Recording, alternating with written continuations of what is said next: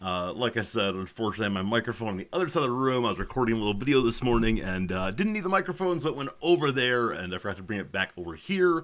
Nonetheless, I hope things are going well for you. Welcome in. It's a Wednesday morning stream. 2 class days remain. The semester is counting down in a hurry. Oh my goodness. Soon enough will be all of the grading possible. So much grading so quickly. But that's good. That's the rhythm. It keeps us well focused, etc. Some quick hellos first. How's it going, Unnamed Comet? Jim, good to see you as always. Hello, Rog. What's up, Pepper? Hello to you, George. Plays Twitch. Hello, Mandoodly9. Welcome in. Fluke, welcome. Time for the best stream on Twitch. No pressure resorty. I am just some guy making some jokes and hanging out, but I appreciate that you'd say something nice about us. That's very cool. How's it going? Western is on fire. What's good, Jerry Moore? Yarwer says, good morning, Tokyo. Good evening, somewhere in Europe, I think. Sorry. I guess I say where I'm from much more often than you say where you're from. Nonetheless, hello, Europeans. What's good, Shepherd? What's good today, History Teacher Steve? Hello, Jolina, Jolie. Welcome, one and all. It's just nice hanging out with you as we begin today's stream. Today's a teaching day, like I said, heading towards the end. Today's the real last real content day. On Friday, we have a kind of a general conversation on this and that. Next Monday, we have all the farewells, and then, and a final exam, and gosh, that's it. So, looking forward to the holidays, I guess. We don't have any real plans yet. We'll probably try to bounce out of here for a while, maybe head down to the little island of Shikoku, where Noms is from. I think we have to decide whether we want to take a train down that way, whether we want to take a barge or fly. I, of course, want to take the barge because, goodness gracious, that said, I believe there is a special... what is it, like old school steam locomotive that goes from somewhere south of here down to the island. I'm not sure exactly, but I look forward to that for sure. I feel like my semester just started. Yeah, it has been 13, 14 weeks. We are on an accelerated calendar here. Instead of doing 16 weeks, we do the 14 or 15. I don't know why exactly we do that differently here than in the US, but it's a thing. And so we meet a little longer each class day. In the US, I tend to teach 50-minute classes. Here I teach an hour-long class, so that extra 10 minutes distributes throughout the semester and allegedly counts as another week. I have no idea. But yeah, I hope we have a chance to go down to the island of Shikoku. So I'll take pictures, of course. It is a much less built-up area than Tokyo. It is an island that has the art island, so-called. You may have seen these. It's a attempt to revivify a kind of rural area that is based on, having beautiful islands for people to tour. Unfortunately, leading to tourism as being the primary source of income in that area. Also, Japan really is turning into a tourist paradise. For economic reasons rather than a great desire on everyone's part, but there we go. Van Buchanan, welcome in. Farewells then for the Christmas month, no people leaving. Mandoodly, I only teach from what, August through December, and then January through May. These are separate terms, and so I have different students from semester to semester. Some do come along for more resorty 101, 102, etc. But yeah, it's just goodbye to this class. So the students have been together, building a little community for 14 weeks, working on making sure they feel comfortable together, and it's goodbye to this class, this course, these students in this configuration. A couple of them are heading back to the US. A couple of them are study abroad students who have enjoyed their time here and now go away. But yeah, this is the semesterly experience of I don't know. I have the same professor, colleagues. I have the same staff that assist me, the same door guard. But the students rotate out. It's kind of how it goes. Turnip, welcome in. What is good today? Good to see you as always. Big news from yesterday. I went and had a doctor's appointment. Ongoing conversation about the state of my nose, and I gotta say it was a primarily dissatisfying little experience yesterday. Because I began by saying, "Hey, my wife Yeah, my wife has a concern that I breathe through my mouth throughout the day more than the average person. And he said, fine. Unfortunately, we were doing the Japanese doctor thing, which is I had a very, very small window at the beginning of our first meeting when I could tell him everything that was going on with me. And I only said I'm having trouble sleeping at night or breathing at night. And so now we're not getting off that train. My issue is poor quality sleep. However, he had the results of my yes, sleep test, my at-home sleep test, and unfortunately, or fortunately, your choice, everything is good. I apparently do not have diagnosable sleep apnea. Apparently, I have 25% of my sleep as dreaming, 25% of my sleep as deep sleep. Everything is fine. Apparently, on the grand scale of auction throughout the night, I had one brief moment of things getting a little weird when I slept on my back, but I almost never do that. And he said, yeah, there are no real problems here. It's not clear to me why you are not breathing well at night. So he asked me to try to sleep on my left side because the sleep monitor showed that I mostly sleep on my right side, had a little bit of prone, a little bit of supine, and so he wants me to try to sleep on my left side and report back. And so I have a meeting with him in a month. And at that meeting, I'll say I'm sleeping just fine, and that will be the end of my time with him, I suspect. Now, if I go in and say, look, buddy, I've got a problem with my nose. Do you want to do surgery or do I have to go doctor shopping? That's not going to be great. But, with that said, fine. I'm glad to report that apparently the state of Resorty is such that the doctor thinks there are no problems. And so I probably should say, okay, there are no problems. But I feel it. I feel the strange difference in my face. I do not have a good sense of smell. I do not breathe through my nose normally, and now I'm self-conscious about it because I want to know what could be better. What could I develop into? What could I develop into if only I got the surgery? But there you go. That's the conclusion of the annual State of the Septum address. It's true. Gotta do the shopping first. It's true. Like I said, though, Japanese medicine is not patient-centric in any meaningful way. So when describing my list of how I slept, the doctor said, "Oh, it looks like you had trouble falling asleep and then woke up for very brief moments twice." And I said, "Oh, I don't remember that." And he said, "We'll come to your comments later." And he continued his monologue of interpreting the chart. And so, yeah, like I said, you have a very, very tiny window where you can shape your case for him, after which you're just along for the ride. So, yeah, that said, I mean, as I mentioned previously, it is world-class care as far as medical outcomes. It is...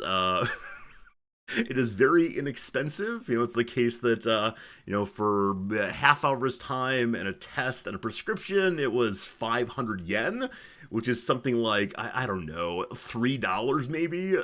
So I can't complain at all, right? It is the case that the medical system is really quite good at not...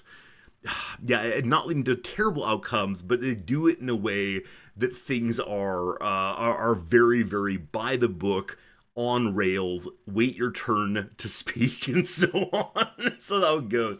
Sleep testers are difficult in your experience. Gotta comment. I mean, I'm fine. If it ends up being exactly this way forever, I'm fine. But yeah, as Dogbrace says, man, I sure like to have a sense of smell. Because my wife talks about such subtle tastes in food. And oh, don't you smell this lovely thing? Or inside of a store. And the answer is always no. And she gets so confused. The smell is overwhelming her to the point that she wants to put on a mask and hide from it. And for me, it's just dirt to dirt to dirt. This is life. So I don't know. It's a strange thing, and brings to mind, of course, the way in which many of us experience the world in many different ways, and we can't be overly normative about this. But yeah, occasionally it's as if someone said, "Hey, I have the sense of glip glorp. Do you have glip glorp?" I don't know. Which is why I like incredibly spicy food, because it's really the only thing I can taste effectively. Anyway, that's my story. It was fine. He asked me to schedule an appointment in a month, and I said, yeah, absolutely sure that I'd be able to, to meet you in a month or so. And he said, good, I'll put you on 2 p.m. a month from now. I said, fine, etc., etc. And it was only when I was leaving the office that I realized that 1 month from November 25th is December 25th, and so I most certainly scheduled for the afternoon of Christmas Day. I don't think noms would be terribly happy with that one, even though here in Japan it's just a normal day. And so I went back inside and changed it to a day later because, yeah, I didn't have the heart to come home and say, hey, honey, remember all those Christmas traditions we have? How about one more? Going to the doctor. Could a surgery fix your sense of smell? So, Eka, apparently there is some evidence, or some people have the experience of, after having their nose rejiggered, as the phrase has it, they'll get their sense of smell at least somewhat better. I don't know how any of this works, but I've seen at least anecdotal reports on the Reddits, and I think I've seen it mentioned in other places too. Did I lose my sense of smell or ever have it? So, I remember when I was very young being overwhelmed by the smell of the laundry detergent aisle at the grocery store and really not liking going in there, to the point that I think it may have given me the feeling of a headache coming on. So I remember this really, really, really clearly. And there's a particular smell of my grandparents' bedroom that I remember really, really well also. But other than that, and again, they're overwhelmingly strong smells, so it may have been the same sense of smell all the way through. I have no idea. Sorry to tell you a story that ends with I just don't know, but I just don't know, unfortunately. How's it going, Grulion? Dogberry, you had your nasal spray 40 years ago, killed your sense of smell.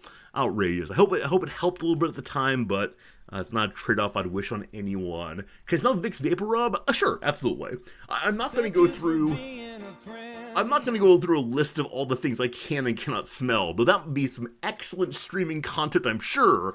But no, very strong smells we're fine with. It's just the subtlety. And like I said, I want to be able to enjoy food with my wife and have a conversation with her about things she cares about, because I think she really appreciates the subtle flavors of Japanese food, especially. Traditional Japanese food is not overwhelming in flavor, and I just can't, and that makes me sad. The end. Hello, Heischel! Thank you for the generous resubscription. Almost 2 years.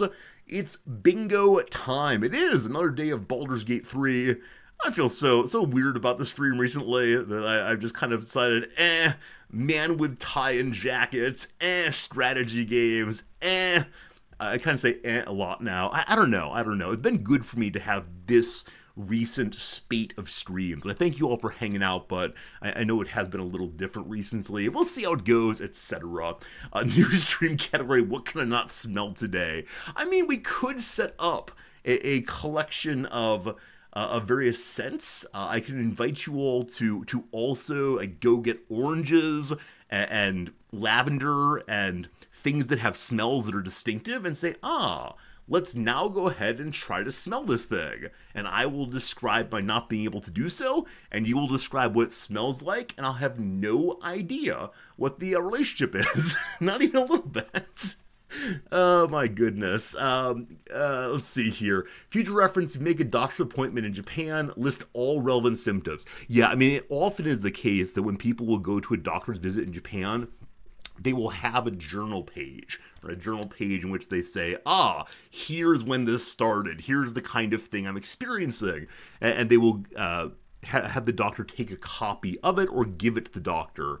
I just didn't think about that at all, not even a little bit, because I didn't think he would ask these kinds of questions. I thought instead he would just poke inside and say yes or no.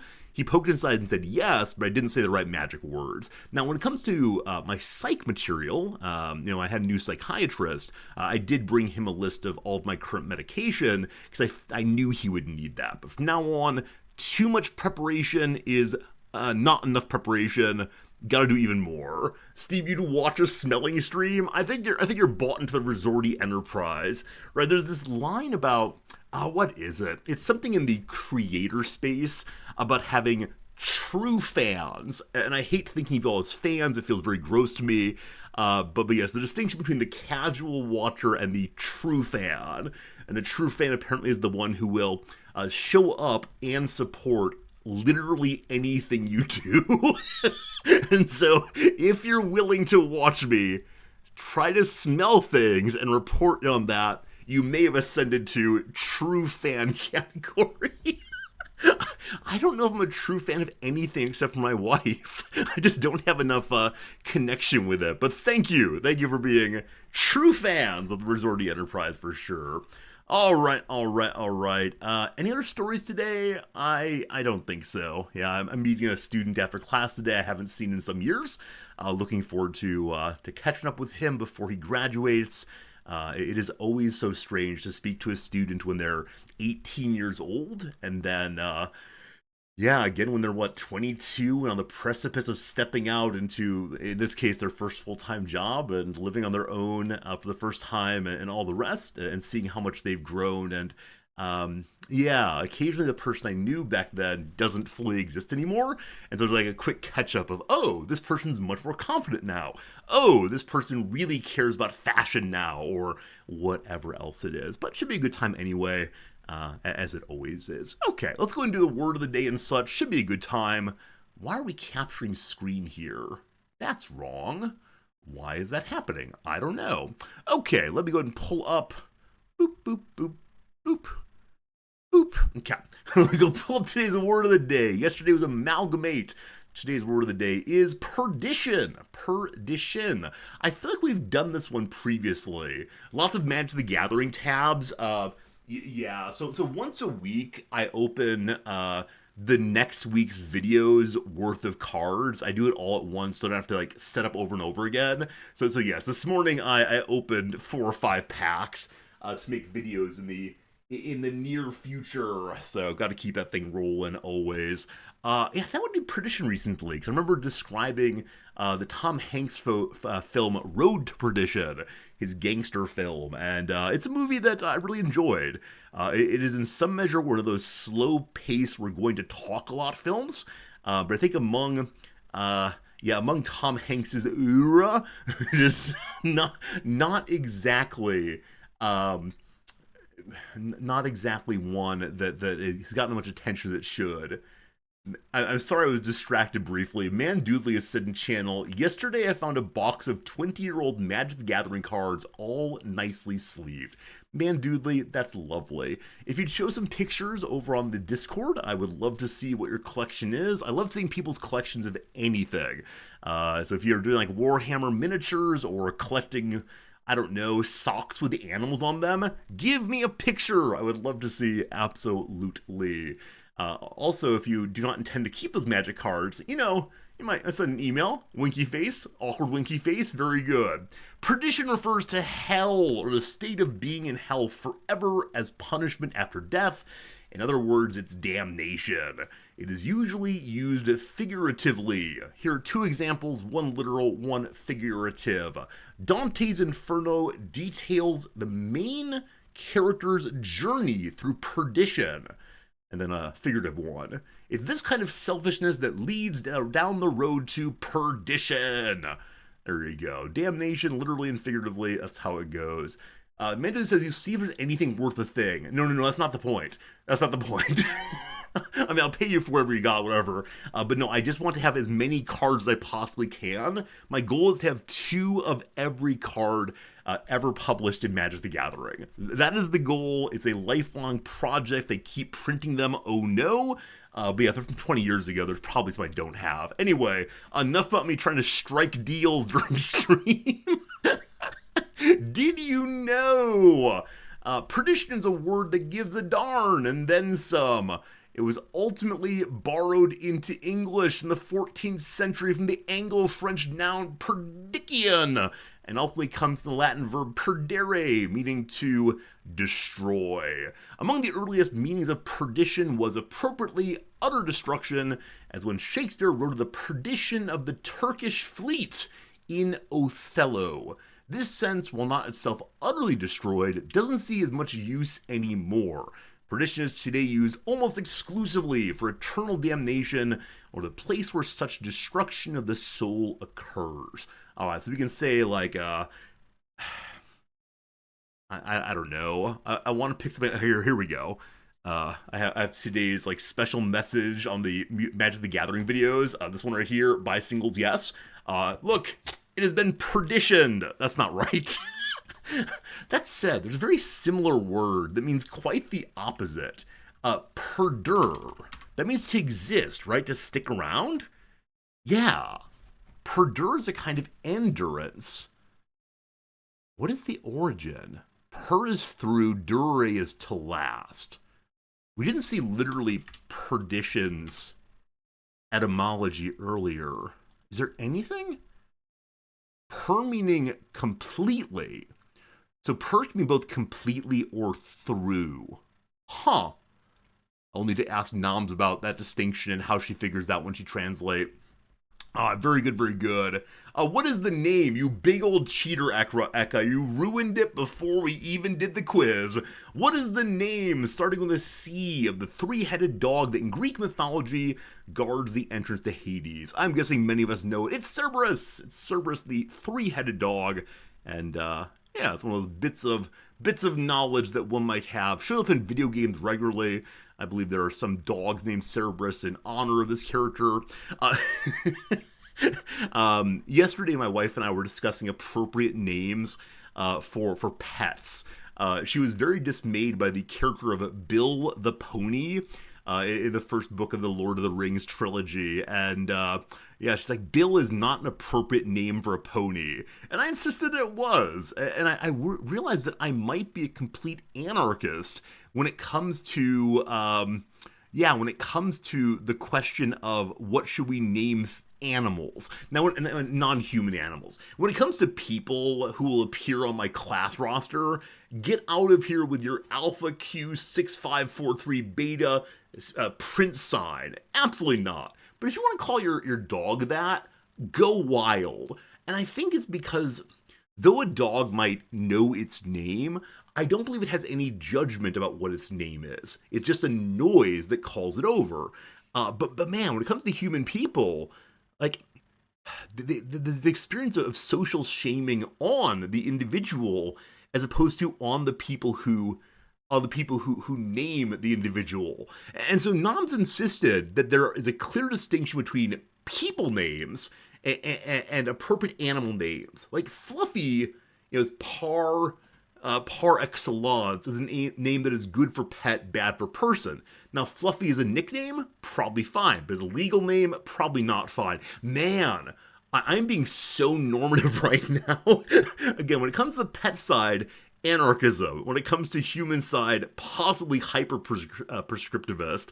There is a line. Like, obviously, I'm fine with novelty in names, right? Because obviously, many of the names that we treat as normal today were abnormal at one point. But yeah, there's probably some shifting line. And of course, obviously, I am the marker of all good things here. I decide what are appropriate names. I mean, here in Japan, there is someone in the bureaucracy who makes this decision. They probably have lots of rules about how they do it, but in Japan, you are not allowed to make certain names. They have to fit within a certain character set, etc. Recently, some people tried to get around this. Here's an example. This is not going to be perfect, but we'll go ahead and show you how it might work. Okay, that's not going to work, actually. Let's see here. Tanaka. Okay. So Tanaka is a super common name. It is two characters. This is okay, let's make it bigger. I think the AM has said this, but I'll tell you anyway. Oh boy, too big. What have I done? All right, back up, back up. Yeah. So this character here means middle. You'll see that in the name of China, Middle Kingdom there. And then this little thing, which is for boxes, looking like a window, is rice field. As I said before, there are two classes of family names in Japan. One is the location. This is the majority of us. We are of a certain piece of land or a place, and then also there's a pile of proper names that do not refer to a place but to a person. These are the names that were held by the upper class. Anyway, Tanaka, super common name. We look at it, we say Tanaka. There are other ways to read these within a certain character set. And I'm not going to go into those right now, but Tanaka is the common reading. Some people were pulling some shenanigans, putting on the birth certificate the name Tanaka, for example, which is not a personal name. And say, okay, my child's name is Tanaka in writing, but you read that as Bob. Because Japanese characters have multiple readings that you are unable to sort out unless you know them already. So you write the character and Bob. So this was allowed for about 5 years, but is now disallowed. If you give a character a kanji name, it must be a standard reading of the kanji, because novelty is disallowed here. Now, this is nonsense. Let me tell you the next nonsense part now. I have a friend who claims that they have a friend who has named their child Ichi, which is, again, standard reading of a standard kanji here. It means literally one, like one of something, etc., like counting, ichi ni, etc. The reason that this parent claims that they have done this is so that on the entrance exams to high schools and colleges, their student can make the line of their name as a single stroke so that they have more time to work on the exam than people who have more complex names. For example, a very common woman name here in Japan is Yasuko. Yasuko. You'll notice it requires a pile of lines. Now, people can write their own name fairly quickly, but if you've named your child one, it is literally the one stroke there. I don't know if I want to believe this story is true. The fellow who told us this does not have a reputation for fabrication. I've largely believed everything he's ever said. But can you imagine the insanity, the pure insanity of naming your child in order that they have more time to complete an exam that determines what school they get into? Now, I realize school placement is a mark of so much distinction or failure in Japanese society and reflects so poorly the parents, etc. But crazy, crazy. Do people use stamps in Japan? Yeah, so-called hanko. Hanko. There it is. This is the official seal. Official seal here. You put it in ink and then you stamp it on things. And yeah, it is the case you do that for formal documents largely. In the past 15 years or so, Japan has moved more and more in the direction of signatures, so just writing out one's name. But yeah, the thought is that you should have a unique presentation of your name in order that it makes things more official. And the importance that you have in the society determines the size of your honko. So let me see if I can find, like, a corporation is more important. Yeah, so the third one here, you will see it's likely the case that the middle small one is someone's personal name, like I, Bob, approve this. The second one is a departmental one, we approve this, and the biggest one is the corporate one. We as an entity approve this. Now, is it the case that the imperial one is shown? This is a former emperor's one. It is the size of a human fist or even larger. And if you want to see a good presentation of that, I want to show you a certain magic card. The Imperial Seal card. There it is right there. From the Three Kingdoms. Yeah, the giant seal. And so yeah, these are used for official signings. Increasingly, they're not treated as being especially what's the point? Not especially secure anymore, because now it is possible to replicate. Earlier in history, there was a class of special woodcutters who would do this work, but these days it's done much more commonly. Yeah, but the Hanko is what you're talking about. We actually don't have a Hanko for our family, or Noms has one for her like formal role at the university, but that's not her personal name; it's her title name. But we don't have one for our family or personal names here, and yeah, if ever we end up buying property, we'll need one then. That's the only time these days that people are required to use the Hanko. But again, it's mostly for traditional reasons as opposed to to legal reasons. Who decides the size of your seal? It's customary. I don't know if there's like a regulating body. But yeah, the sense is like personal names are this size, and if you say I want one the size of the emperor, I mean, number one, my Japanese students do not report to me the desire for malfeasance that so many of my American students do. Like, my American students hear about this kind of thing and immediately say, who's gonna stop me from getting a giant one? I want a giant one. And I'll say to my Japanese students, have you ever thought about getting a different size of Hanko? And they'll say, no, of course not. You just get the one you're supposed to get, no problem. And so I don't know if this is like the insider versus outsider conception of what's appropriate. Or I don't know, like, is there a cultural value of not just messing with stuff for the sake of messing with stuff? I don't know enough, but I've talked previously about how, one of the habits of Japanese elementary and middle schools is that students are responsible for cleaning up the classroom. There is not a janitorial staff. The students clean up the classroom, the teachers clean up the hallways, etc. And my American students say, I just wouldn't do that. I'm not going to be a janitor. Go hire someone. And again, this is like a child's role. And so I say to my Japanese students, did you ever even consider not doing this thing? And no, they say it's just what you do. It's not a big deal. Someone's got to clean. It may as well be us. So here we see the stories of enculturation, cultural values, and so on. But I do wonder if I can get more of an outsider's perspective of the U.S., would I be able to identify parts of our cultures that we just go along with as opposed to not wanting to mess with? I think traditional church ceremonies probably play this role. People who believe that important things happen when a religious figure moves their body in certain ways or says certain words don't want to mess with that, of course.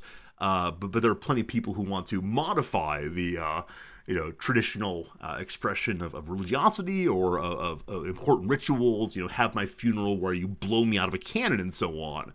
But yeah, I wish I could have more of a disconnected conception of the U.S. just to better understand myself and where I'm from and so on. But yep. Hanko size, I don't know. Maybe there is an official Hanko size body. Who determines Hanko size?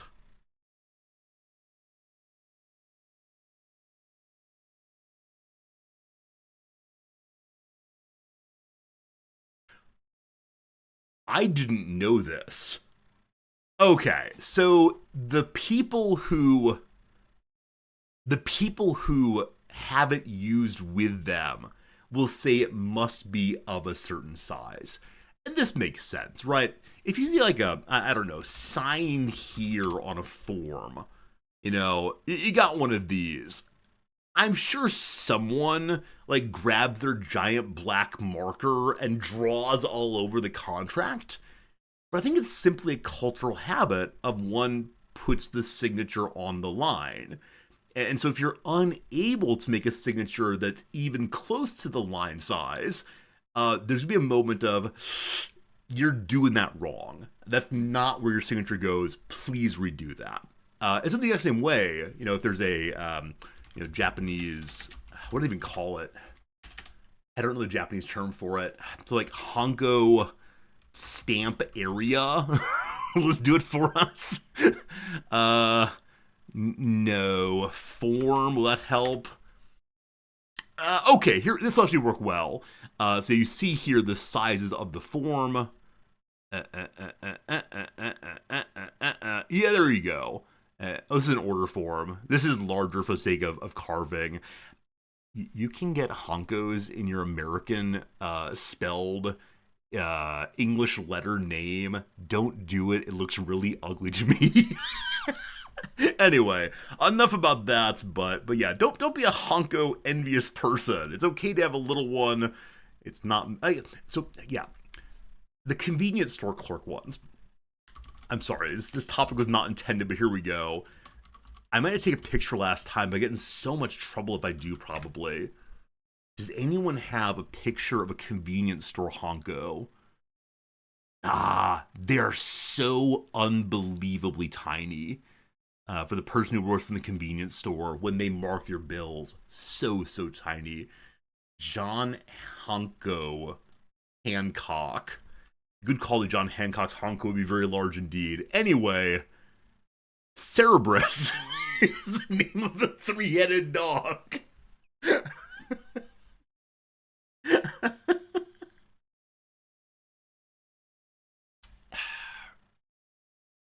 I don't know how we got to where we were, but there you go. Good job learning about Cerberus all the way. You wouldn't care about size, but something unique. Yeah, that's just not a Japanese value when it comes to dealing with the bureaucracy. Sure, on weekends, people dress up in crazy colors and do fun stuff, but yeah, when it comes to bureaucracy, the thought, I want to do a cool thing, is saying, I want to have my paperwork not processed. I think that's how it goes. Good seeing Infinite Drek. I have no idea how we got the Honkos from here, but we had a good time anyway. Drek, it's good seeing you. All right, to the thrice. Here we go. Number 1 in the UK, Mr. Clean Products go by what even shorter name? Oh, UKians! Congratulations on the free points today. I have no idea. I know that Mr. Clean is bald and strong. Let's call it strong. The shorter part, though, like I wonder, is it like? I apologize. Like Mighty Midget or Little Leprechaun. I don't know. I have no idea. We're calling it strong. No good. Those pre-made designs in a binder at the tattoo shop go by what F name? Well, I have no idea. I mean, I think it's often called like a folio, isn't it? A presentation of an artist's work, a folio. But I can't imagine folio rhymes with polio being a cleaning product. Yeah, I have no idea. I'm just not a tattoo guy, unfortunately. I'm putting folio in, it's definitely wrong. Okay, somehow it wasn't until the 1970s that most consumer cameras included what thing that illuminates the photo subject? Flash.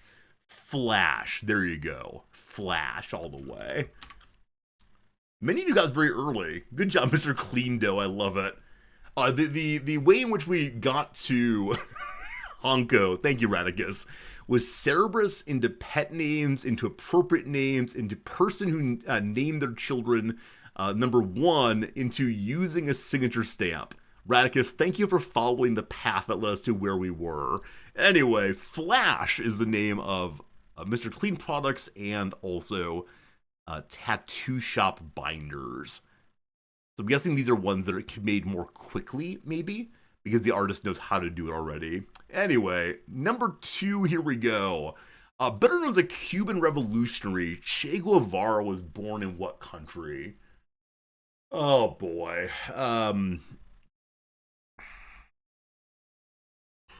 Okay, Paraguay comes to mind first. Uruguay comes to mind. Venezuela comes to mind. I have no idea. I have no idea. I wish I'd watched the Motorcycle Diaries or read more about Shea. I know him about some of his later life writing, but I have no idea. I thought Paraguay first. We're going Paraguay. Rough. The tango was invented by dancers in Uruguay and what adjacent country on the Rio de la Plata? Why have we not played Victoria recently?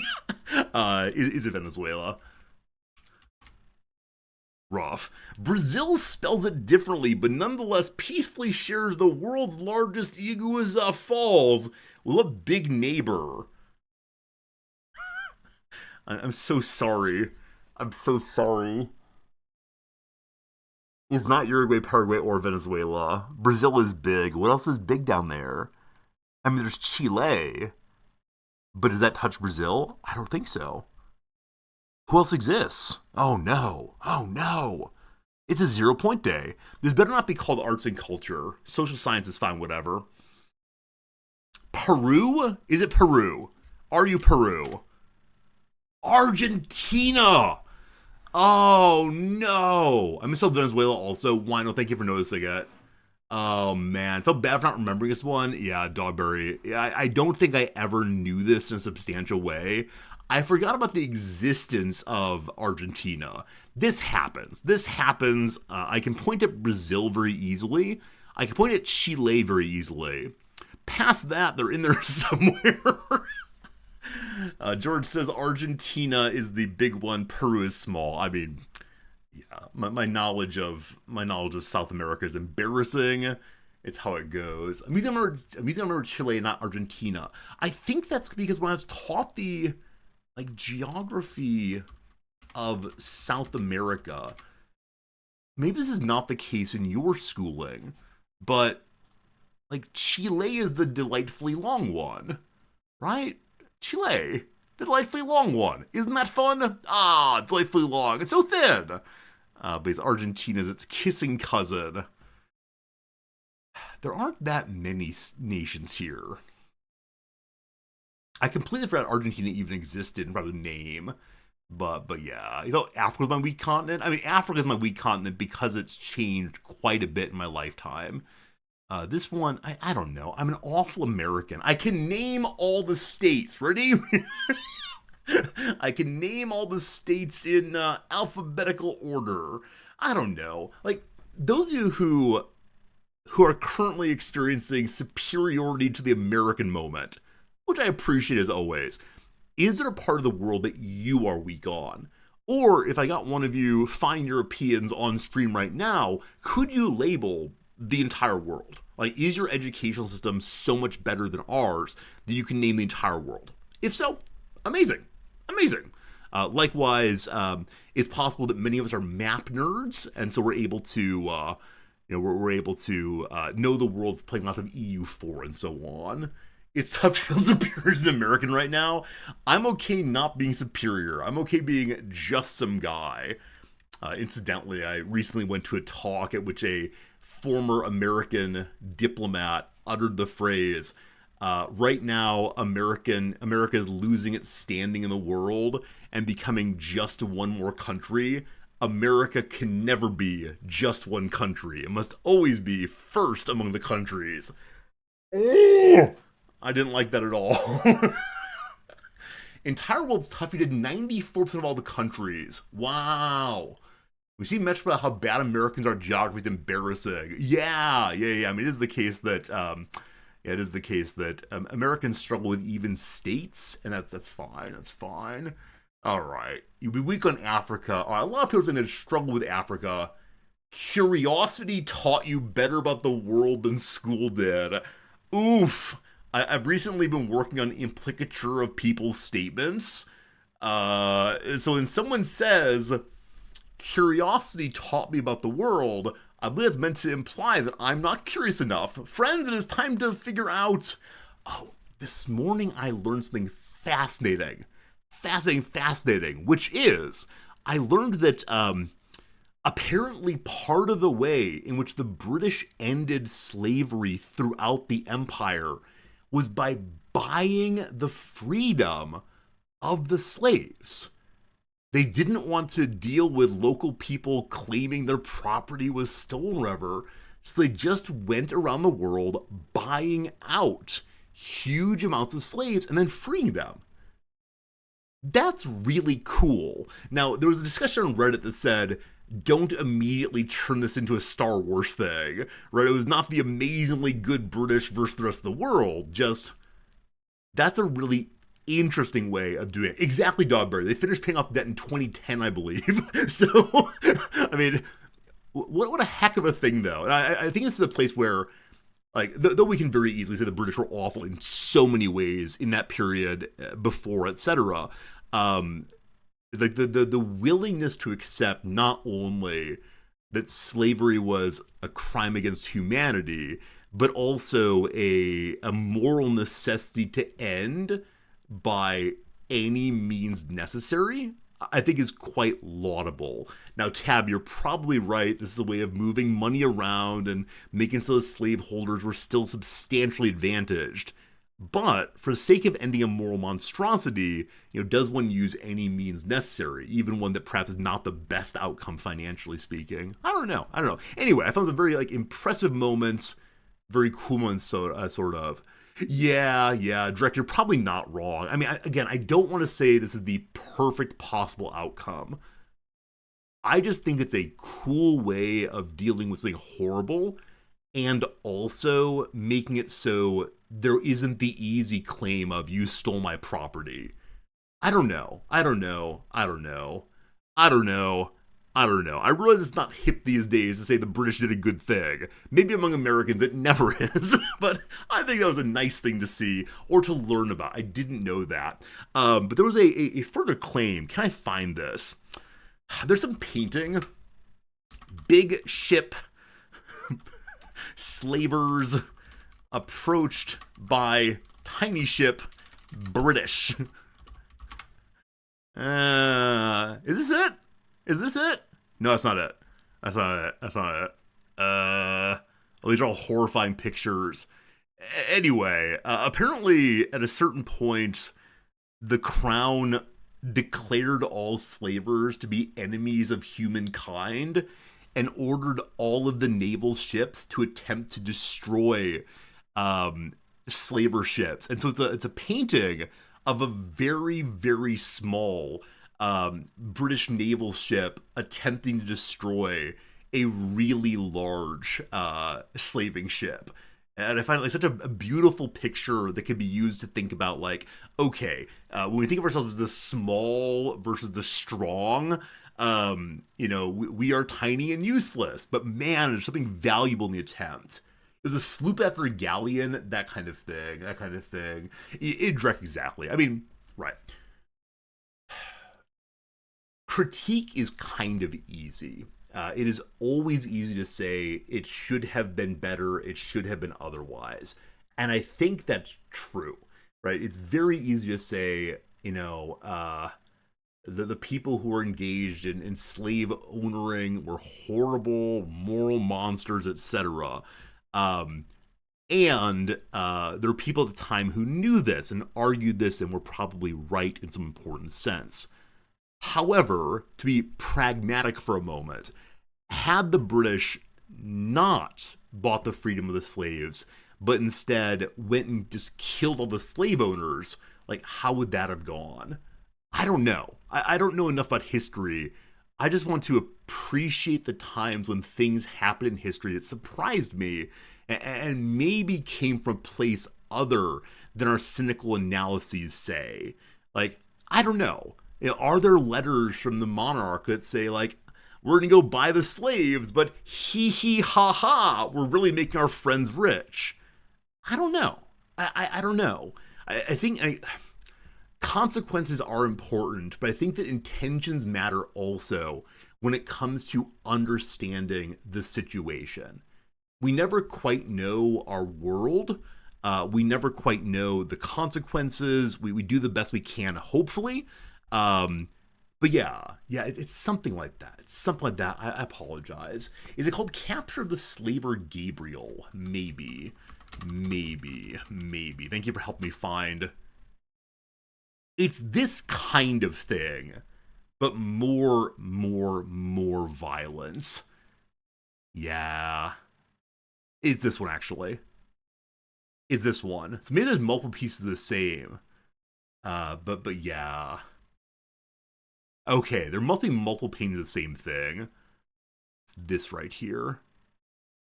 Captured a slaver Borodora. And yeah, you see the British attempting to invade a slaver from a much smaller ship, and doing what they can to stop the, I guess, Americans in this case, from doing their awful work. And yeah, the order that went out was that regardless of flag being flown, if you could establish that they are a slaver, they must be destroyed. And that's the kind of thing we okay, never mind. I say we never hear about that kind of thing these days, but possibly Venezuela, etc., etc. That's enough about that. Okay, back to Thrace.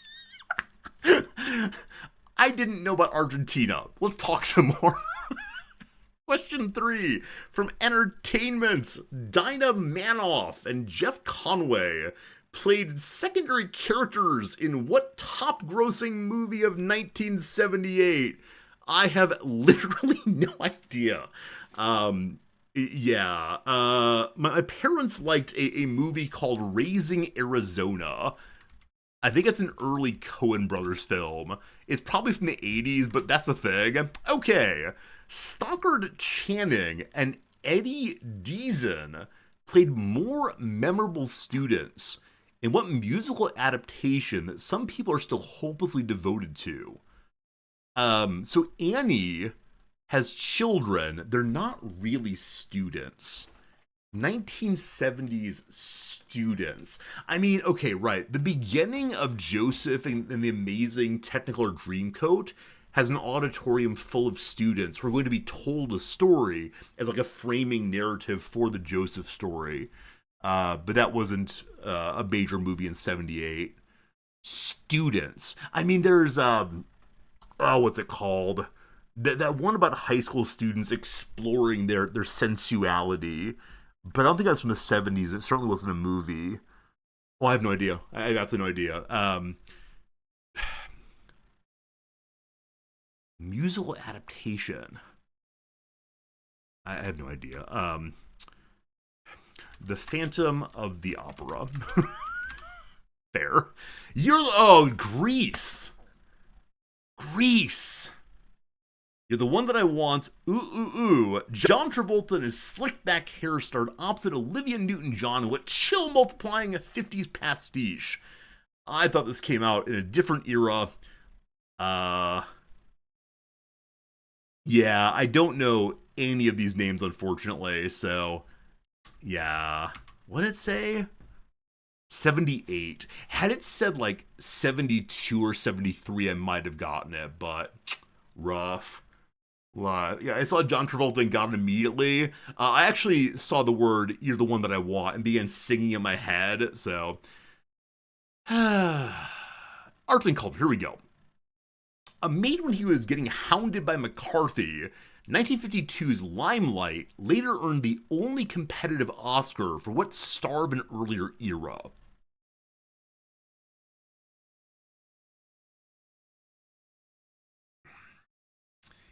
Charlie Chaplin won a Lifetime Achievement Oscar when he was quite old in the 70s or 80s. It's a very, very strange award presentation to give.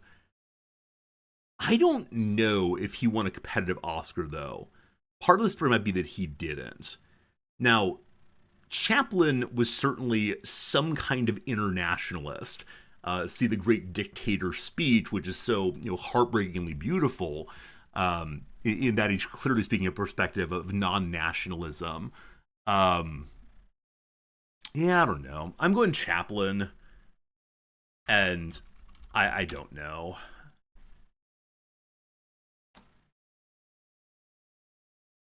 Wow. Wow. Arts and culture score to the top.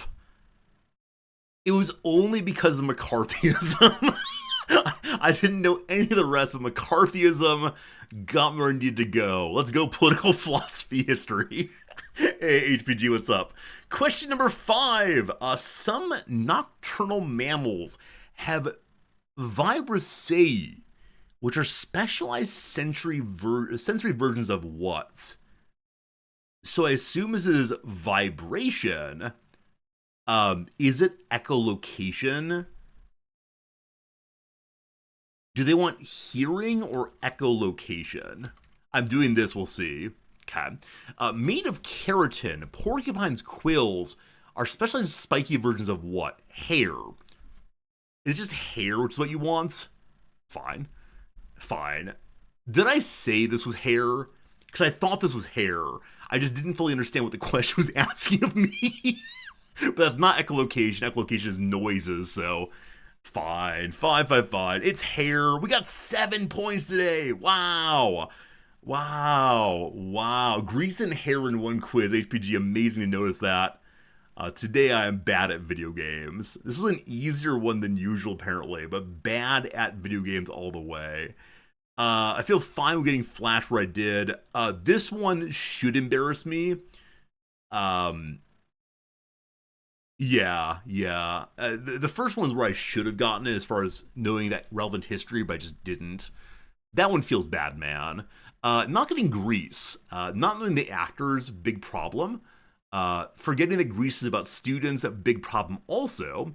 Charlie Chaplin, we're proud of ourselves for that one. And then Hair, most people got there. So yeah, Argentina is one that really sunk me, obviously, but Grease was somewhat questionable in its lack of knowledge for me, or whatever I was going to say. I got distracted. Hopelessly devoted. Oh, it is. Hopelessly devoted to you. Very good, very good. All right, it's done. Time for the redactyl. Friends, I hope you want to play with me. I hope you want to have a good time guessing some letters, some words, some ideas to discover what this 2-word Wikipedia page is. Good luck, Godspeed. Give me some words. Let's see what we can do. Modern is word 1 from Shadow Avatar 11. Modern. 7 Ds that way. None of those. Soviets. No Soviets. State. 3 states. Lowercase state that time. Is it a yellow thing? 4 yellows. How about science? None of those. How about philosophy? I'll spell it correctly for you, my friend. How about field? 3 fields. He. There are 13 he's somewhere. Is it Argentina? Please stop. No Argentina. Is it cannon? 5 cannons. Let's go in R. We got 7 R's for your R, S, T, L, and E. You gotta type in each one at a time. Alphabet, maybe. 2 alphabets. Is it linguistics? None of those. United. We have none of those. Matter. Unfortunately, it does not matter today. Phonetic. There are no phonetic things. Romania. None of those. Author. 2 of those. Annie. 3 Annies. Nice job. The word bassoon. Today's the day. No bassoons. Physical. We have 1 of those. Cooking. We have none of those, unfortunately. The word note, there's none. Grammar is none also.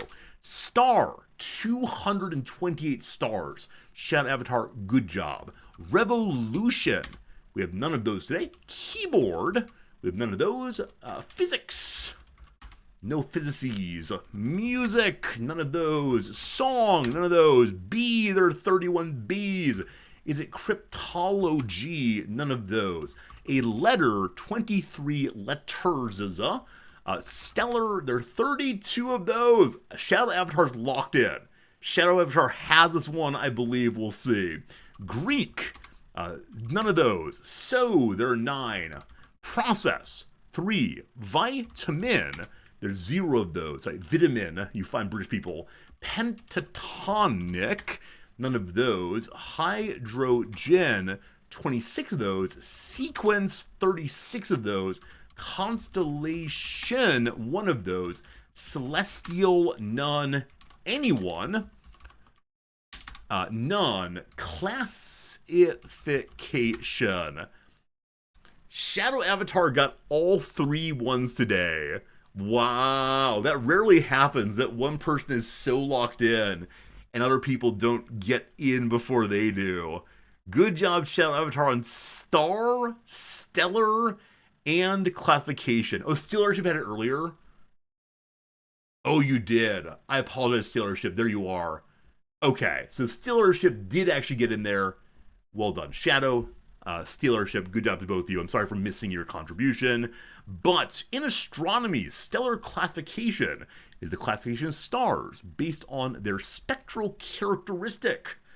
Electromagnetic radiation from the star is analyzed by splitting it with a prism of diffraction, prism or diffraction grating into an element.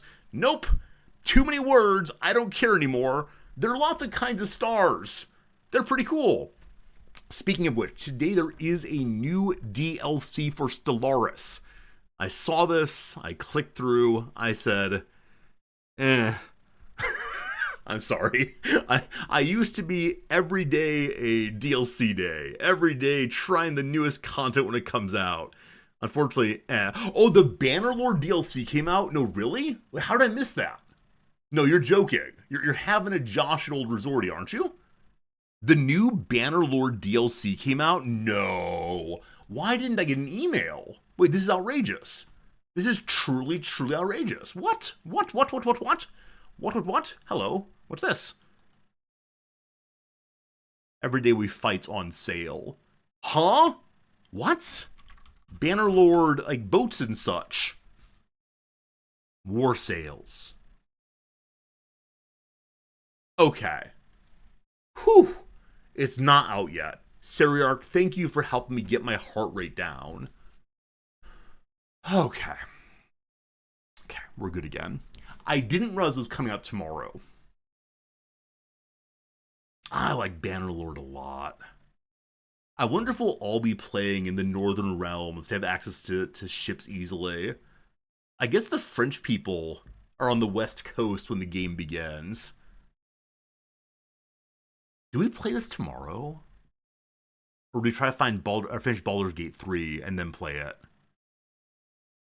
Oh man, the storytelling possibilities in Bannerlord are so, so good.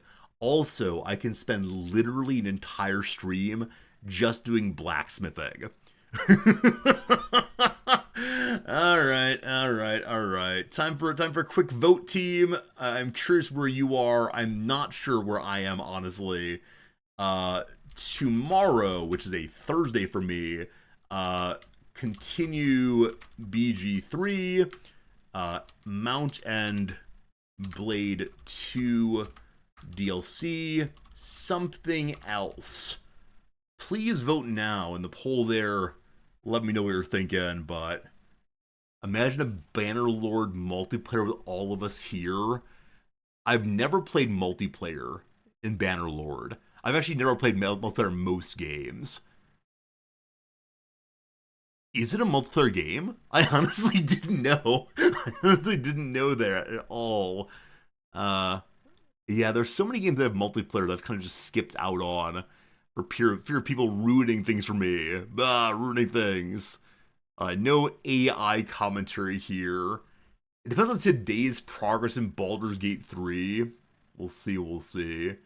Alright, you all are largely evenly split between BG3, Mountain Blade. There are two of you who want no part in this.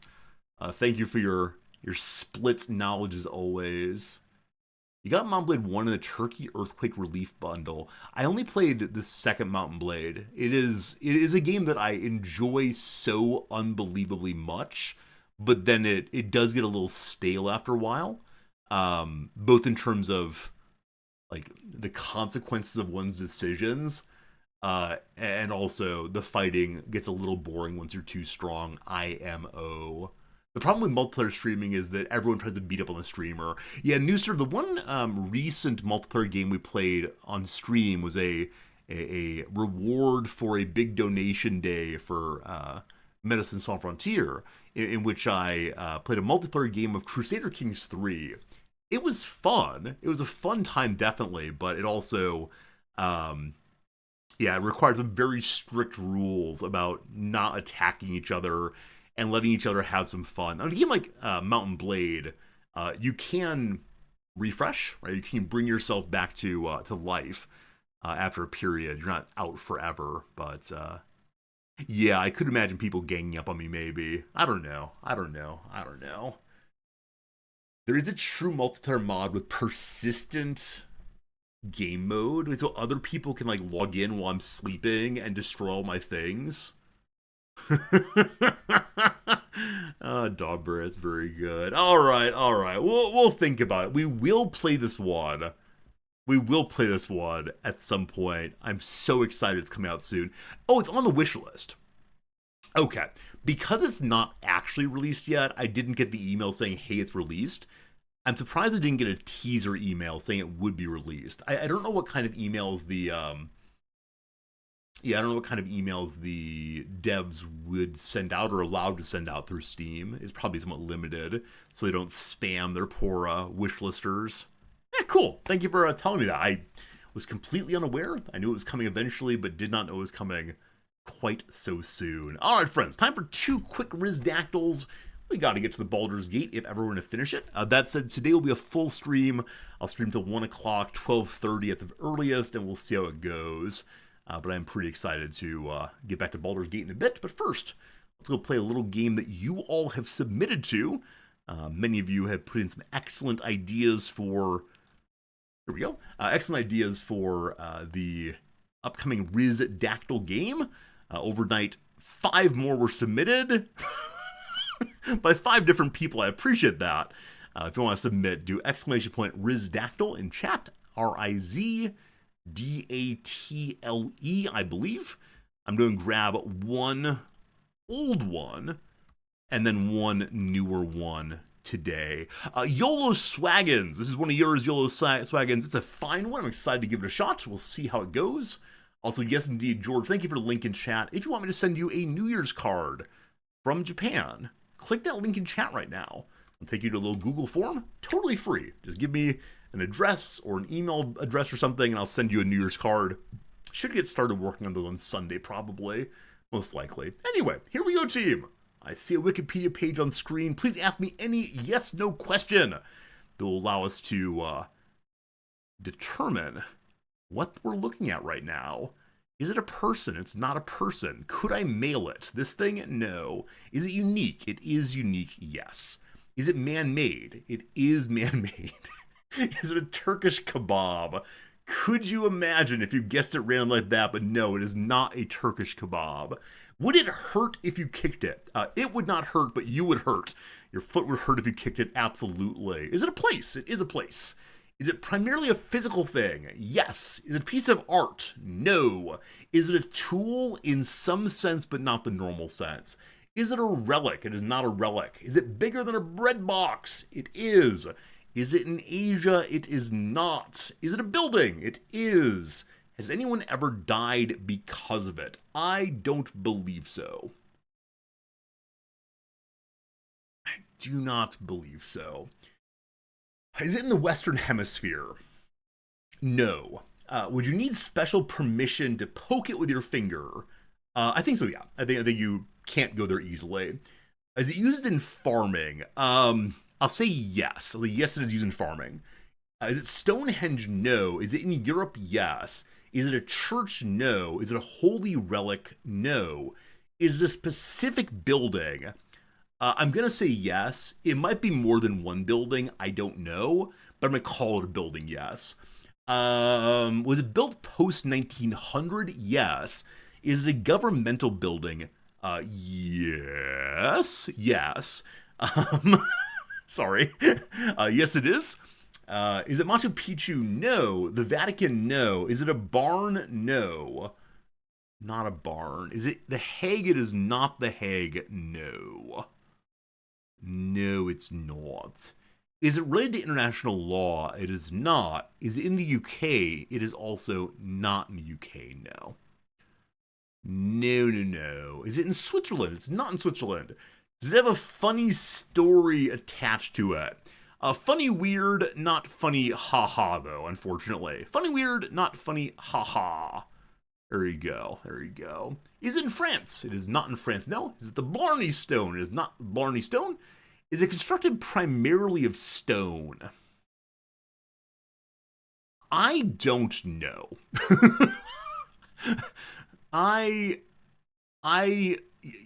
Yes. Maybe I would say yes. Yes, it is primarily made of stone. There you go. Is it still standing? Yes. Is it Swedish? No. Is it in Russia? No. Is it Scandinavian? I think so. One moment. This always happens. Yes, it's in Scandinavia. Good. Is it Gothic? It is not Gothic, no. Unfortunately not. Is it taller than 10-story building? I believe the answer is no. Yeah, it is not taller than 10 stories. Would it dissolve in an acid rain? Um, Over a long enough period of time, I believe the answer is yes, but shortly, no. There you go.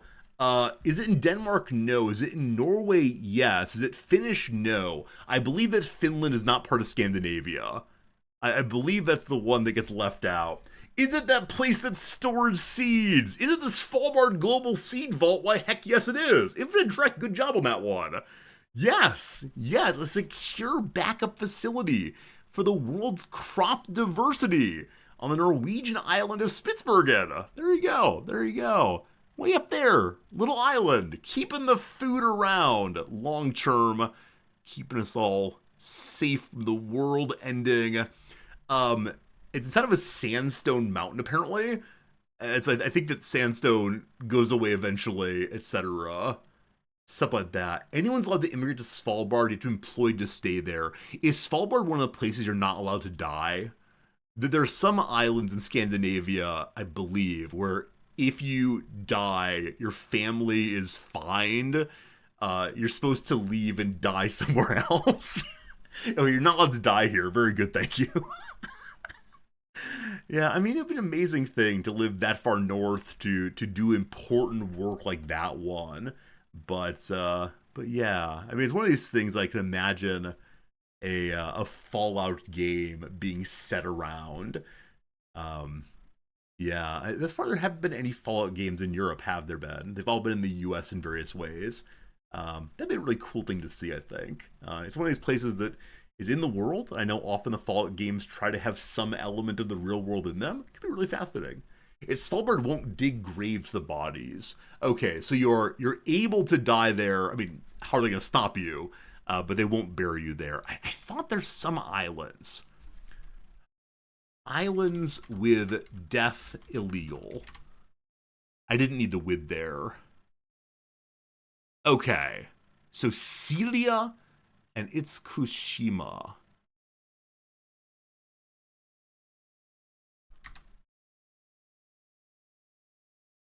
Huh. Huh. Where's this? Okay. So my wife is from this island. I mean, while we're down there, we could stop over and say hello. I suppose so. Why is it not legal to die here? And craziness. Craziness. Shrine Island. Long-term sacred site. Okay, nothing on death there. Die? Nothing. Anyway, fine. Whatever. Hey, good seeing you, Brickhead Ed. You know you can't die there. May as well go die there. Let me show how to flout convention. Earlier we said that Americans very much want to get a bigger honko than the Emperor. Perhaps in case the Americans want to die there just to show that they can break the rules. That is fascinating, Westerns on Fire. I know about this, but yeah. I'm going to do one that was just submitted today. Many of you have submitted ones the past few days that all look amazing, but yeah, a few of these are very, very, very obscure, very difficult to do, or just weird, frankly. But yeah, time for us to do one more today. This one was submitted by Western on Fire. Love it. We'll see how this one goes. There may be a possibility of not getting it. That said, good luck. I have a new Wikipedia page on my screen. I wish you the best of luck. Hey gamers, how's it going? A soul coughing song. I don't know what that is. Is it an abstract concept? No. Could you die there? No. Is it fictional? No. Is it a Bosnian Savapi? I don't know what that is, but I'm going to say no. Is it a person? It's not a person. No. Is it man-made? It is man-made in the way that you don't like. Is it political? It's non-political. Is it unique? No. I'm gonna say it's not unique. Not unique. No. Is it a war? It's not a war. Can you eat it? You cannot eat it. No. Is it a person? It's not a person. No. Would it be related with Manhattan? Not to the best of my knowledge, no. Is it a problem? Hey, Vex, it's good seeing you. Vex, thank you for that 500 bits. I really appreciate that, my friend. When I next buy my wife sushi, I will think of you. Thank you for the 500 bits. Very kind to you. Is it a problem? I'm going to say yeah, it is a problem. This is a problem, Nooster. I like it. Again, Vex, thank you for your kindness. Super kind to you. Why is it launching a hype train? Please stop launching a hype train at every opportunity. Is it part of a person like an organ? It is not an organ. Is it concerning? Yes. Is it climate change? No. Is it an element? No. No, it's not. Is it related to pollution? It's not related to pollution. No. No. Is it a disease? It's not a disease, but ... Is that correct? Let me make sure I remember how the words work.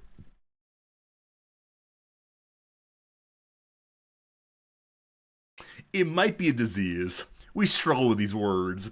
Is it extinction? No. Is it a cancer? No. Is it AI? No. Is it related to war? No. Is it an organ? No. Does it have a known solution? No. Is it related to computer science? No. Is it a cult? No. Is it a disorder? Yes. Is it ceramorphosis? It's not mind flare syndrome. No. It's non-fictional. Watch out. The mind flares might get you. They're under your bed. Possibly.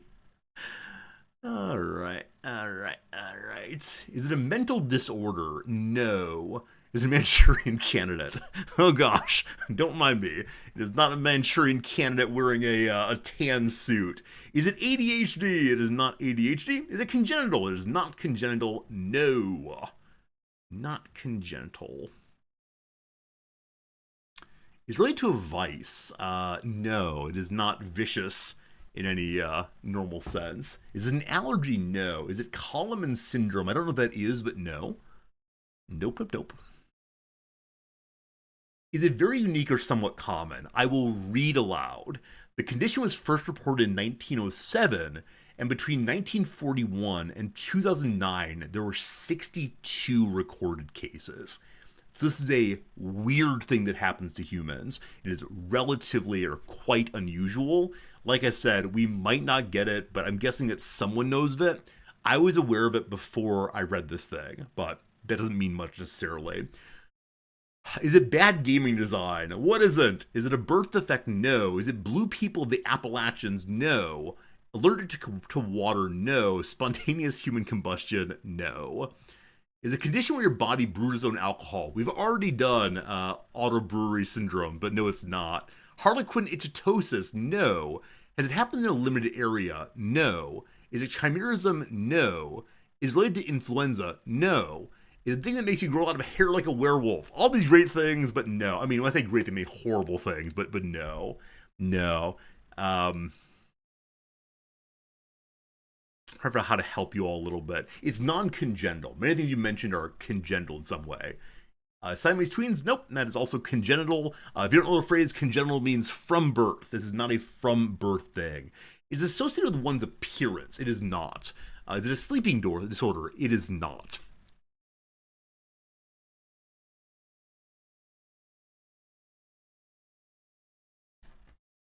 Is it fatal? No. Locked-in syndrome? No. Again, horrifying. Brain-eating amoebas? No. Nor brain-eating worms, certainly. Does it happen to a specific group or seemingly random? Happens to a specific group. Not population, not age, is not one of the normal demographic groups. Is it color blindness? Nope. Much less rare than that. Vampirism. Don't think it's real. Stockholm Syndrome. Oh, you asked before a comment? You're always welcome to ask twice. I just miss things. It is not Stockholm Syndrome. Non-congenital has affected 62 people in the last 100 years. That's the claim. Those 62 recorded cases. One never knows. Is it on the House TV show? That is fascinating. I doubt it. But let's see. House. No.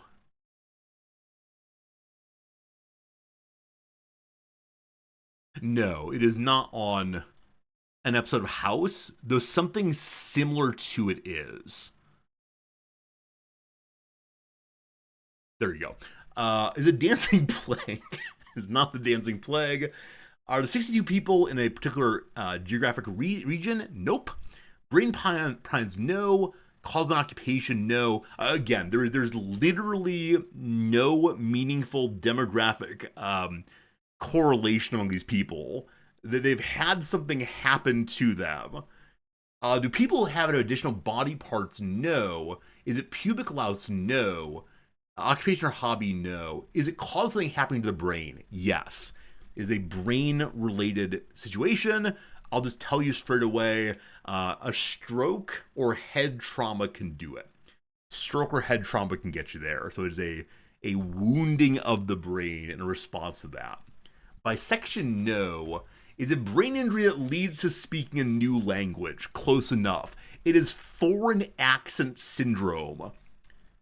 Patients are perceived to develop speech patterns that are perceived as a foreign accent, different from their native accent, without having acquired it from the perceived accent's place of origin.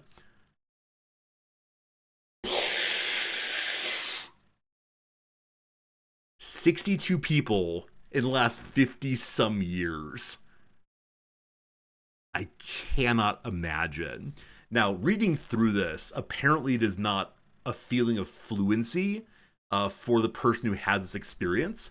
They feel themselves speaking in a disordered way, but from the outside, it sounds like they're just talking in a foreign accent. It's one of these really strange interior-exterior conceptions. So there you go. Was there a guy who gained Swedish and moved there? I don't know about that. Yeah, but fascinating. So it's not clear what happens. Maybe the brain is harmed. Maybe it's psychiatric. So it could be a mental illness that comes after the wound. But there you go, team. Super interesting, again, on the relationship between the habit of the speaker and the habit of the listener. More common in women, apparently. Yeah, but again, from strokes are being hit in the head, so yeah, fascinating. Look forward to you reading about it all the way. Okay. Does it apply to accents of a single language? So the references here are only in English. I wonder if it's been found in other languages as well. I assume it would be things other than only English-speaking people. First described in French, then Czechoslovak, Norway. All right, so these things do happen in places other than English-speaking nations. But, yeah, fascinating, this stuff. There may be treatment for it. Mastery of musical skills.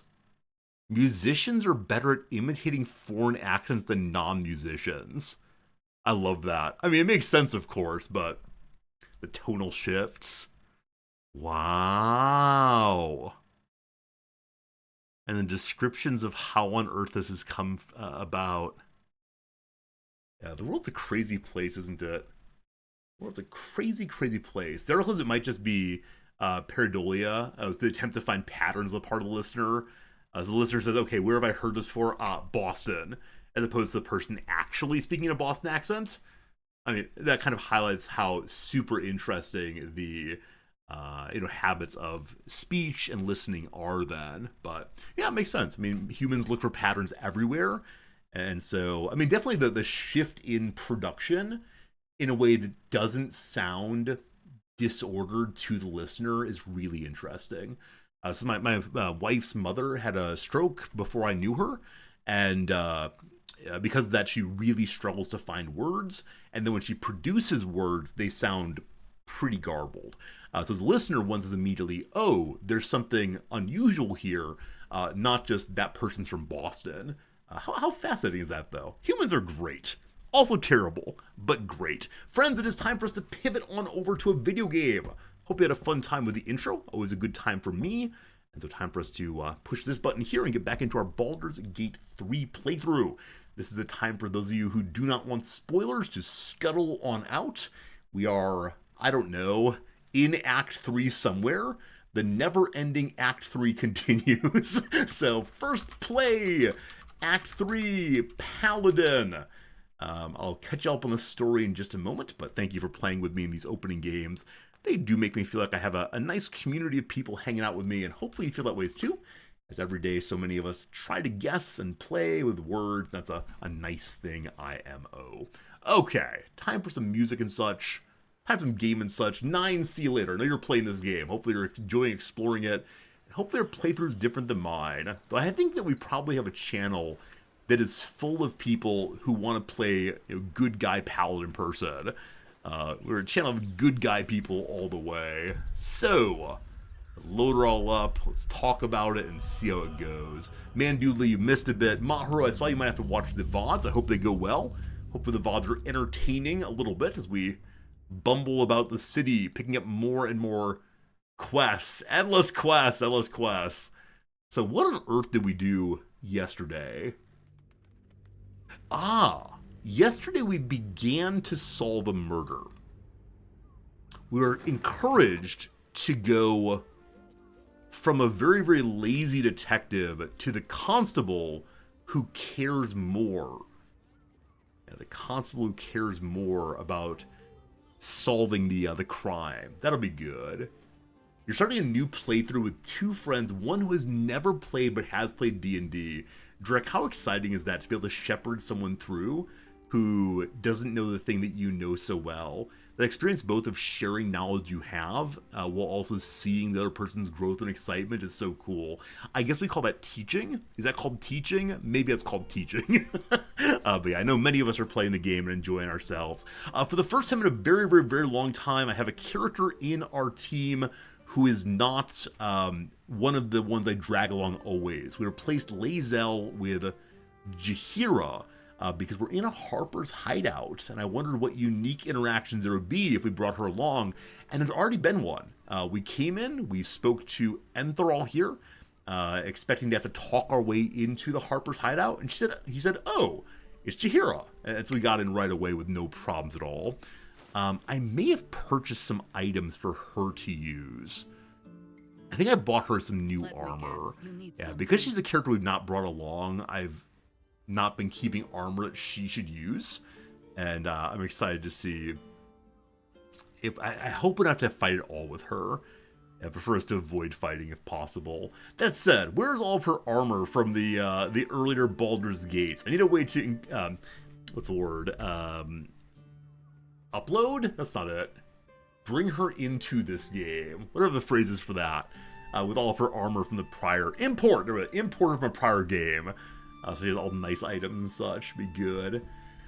Infinite Drek, when it comes to you playing... I guess for any of you, if you play this game multiplayer with someone who has never played it before while you know the general story, to what degree do you let them guide the playthrough? Because you know, of course, some of the outcomes already. Do you discuss before the playthrough starts, like, what kind of play we're going to go for? Like, is your character evil, etc.? Or in the moment, do you let them make the choices? Because you're able to know, ooh, that might be a very, very bad choice, but here we go. For example, the first-time player might refuse to work with the Emperor. Anyway, Jaheira's along for the ride. Yeah, I think we didn't buy much here. A lot of the items that Enthrall had are ones that benefited like sneaky folks, I think. Something like that. You do some background planning, trying to roleplay and team building. Up to them, some folks are nervous though. Yeah. I definitely get that. I definitely get the sense of why. Yeah, I think playing with other people is already difficult enough for me. Playing nicely, sharing are things I didn't learn back in kindergarten, apparently. But once I played the game through myself, I'm then totally fine playing with others. I think for a first playthrough, I'd really struggle. A stuffed bear. The bear's limbs look like they were broken to fit in this pose. Its eyes sad and lifeless. That's not even minimally heroic. That feels very, very, very sad. Also, I want to wear it as a costume. I know this is not one of those, game names are eluding me today. What's that game in which, like, you play as, like, a big boss of some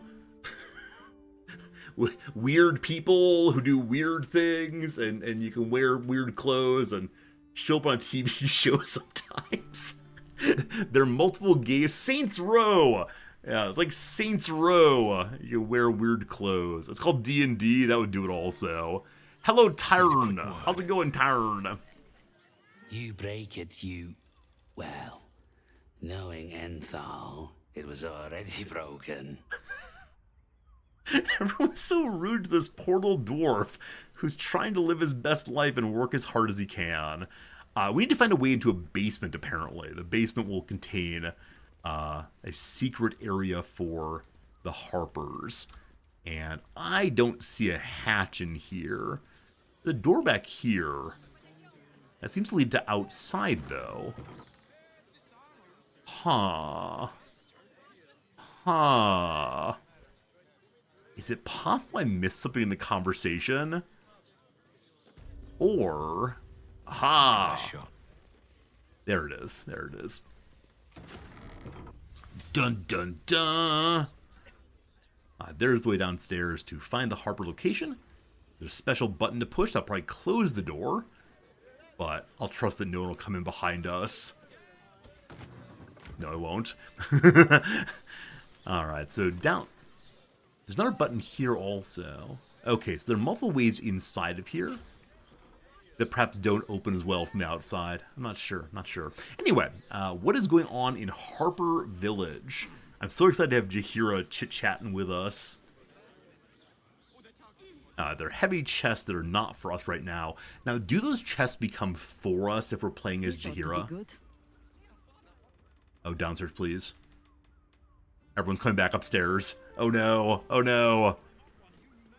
Sir, yes, they still do not belong to Jaheira, unfortunately. Yeah, I think that who things belong to is independent of the character on whom one is playing. Hi, here we go. May Seluna's tears shine on this meeting. A very formal greeting, Geraldus.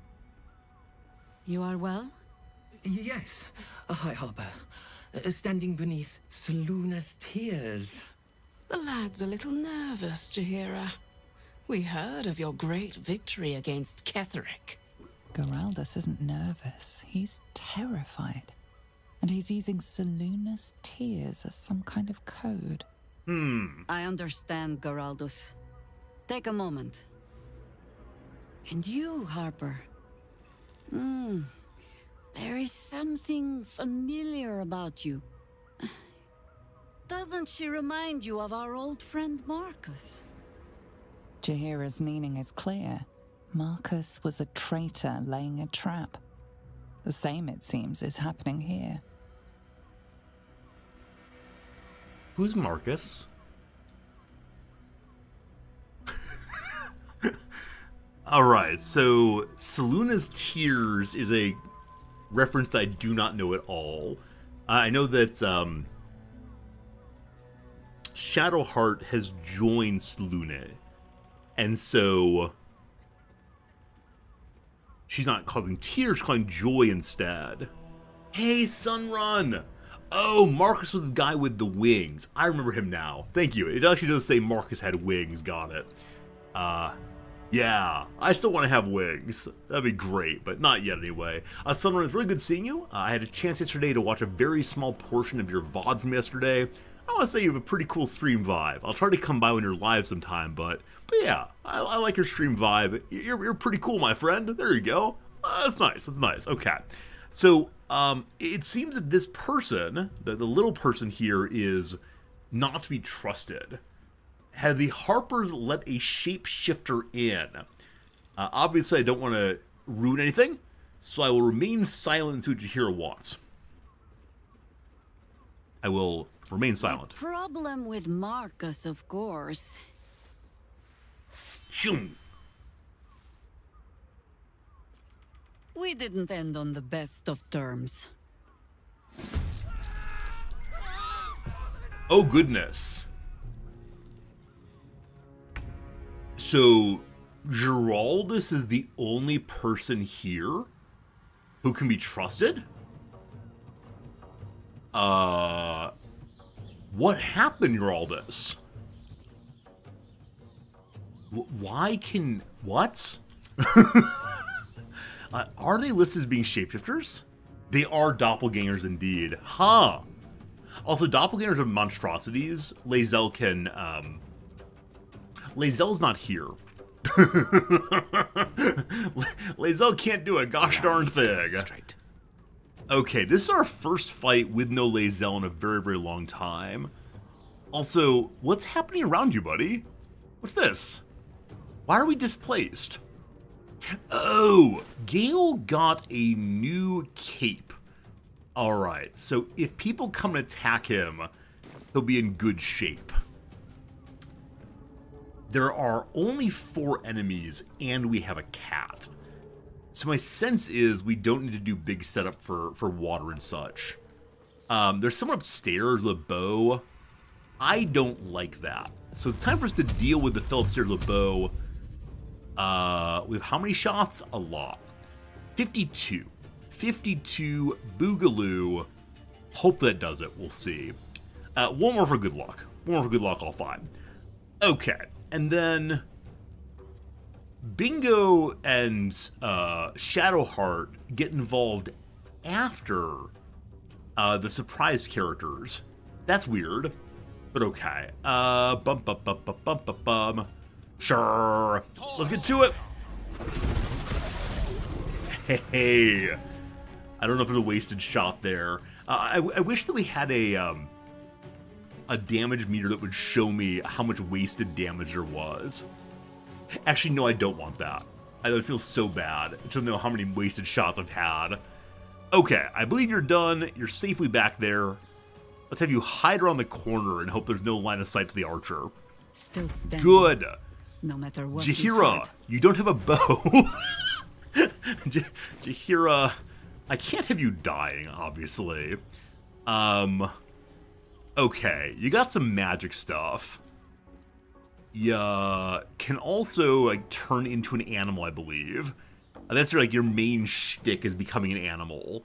I was told that your panther form is the distinctive one she uses. Now, becoming an owlbear would be hilarious, but here we go. Panther power! There we go. And what can panthers do? Literally nothing this turn. Okay, so panther, the world calls and you shall anther. You know that one? Yeah, okay, good. So big hops. I want to get her next to this character, if possible. Let us Pretty see. good. Ha! Ha! Alright, and so next turn, she's going to deal with this fellow. Now, she doesn't have attractive armor. And so, if they all turn on her, we may have a Digihero, we'll see. Aight. Good job, everyone. Here comes Geraldus. 2-shot, a critical miss, you fool. He's taking the high ground. He is hiding behind a case, fine. Okay, so the characters who are surprised don't get a turn. I guess this is where their initiative rolls would have gone. Bad puns, you're home here. I should say that Panther line is fully stolen from, oh boy. Friends, I'm losing my mind. There used to be a very clever person who knew a lot of things in here, and now there's just me. What's his name? The fellow who writes all the animal poems. His name is very fun. It's not Ansel Adams. What's his name? Oh no! You must be my mind. Okay, we have a kitty cat. The kitty cat can meow to draw a character closer. The kitty cat can hide and do a very basic claw for 2 damage. So, if the kitty cat comes forward and meows in a place that is out of line of sight, let's see what happens. Okay, so this Harper is now focused on the cat, but with no line of sight. I apologize. Must be done. Wrong screen. Oh boy, where's the screen? Okay. Panther, Anther, Poet. Ogden Nash. Ogden Nash, so to remember, it's Ogden Nash. You enjoyed the cat picture there? This is Cat Fritz and my foot, unfortunately. That's what it looks like down below where the territory is. Isn't Ogden Nash fun to say? I think it is. Anyway, no more looking at my feet, thank you. Okay, so, cat, good turn. Okay, there are 2 characters standing together, so we could definitely go do some Spirit Guardian nonsense. That does feel excessive, frankly. There are 3 left. 1, 2, 3. Yeah. It feels like we're a little overly strong for this. But let's just do a level 3. Lovely. Okay. That didn't do as much damage as I thought it would. But that's okay. We can now misstep somewhere else and damage somebody else, which I always find very, very funny to do, but that is fine. The only way out Okay, is through. bingo, bango. We have a charge ability. Push enemy off balance. Sure. Whee! Okay. Divine Smite. So not a lot of damage that time, unfortunately. We have to do 3 damage. So I believe it's the case that Chelvin will die at the start of their turn because of Shadowheart. So, we're going to head over this direction. More smiting, more good. I thought that smiting had a higher level. It's only level 1. Should I be using other abilities that have a higher level than 1? For example, we have concentrations. I should be using the concentrations. Is there a Baldur's Gate 3 spoiler discussion on the Discord? No, there's not. I can't use Divine Smite at higher levels. Why is it only showing level 1, though? I remember it used to ask what level do I want, but now it's only level 1. I must fix that if I can. So Mandoodly, is there any mod here right now? I have a way of solving the problem. Is there a mod right here, right now, my friends? If so, I want Mandoodly to ask their question about the run that might be a spoiler. Get an answer from someone, and then if it is a spoiler, if the mod would kindly purge the message, I'd appreciate it. But there may be no mods here, we'll see. I just selected where you asked you what level you want to use. I mean, I think when the attack happened, it just showed level 1. It didn't show 2 and 3. Check reactions in the spellbook. Reactions in the spellbook.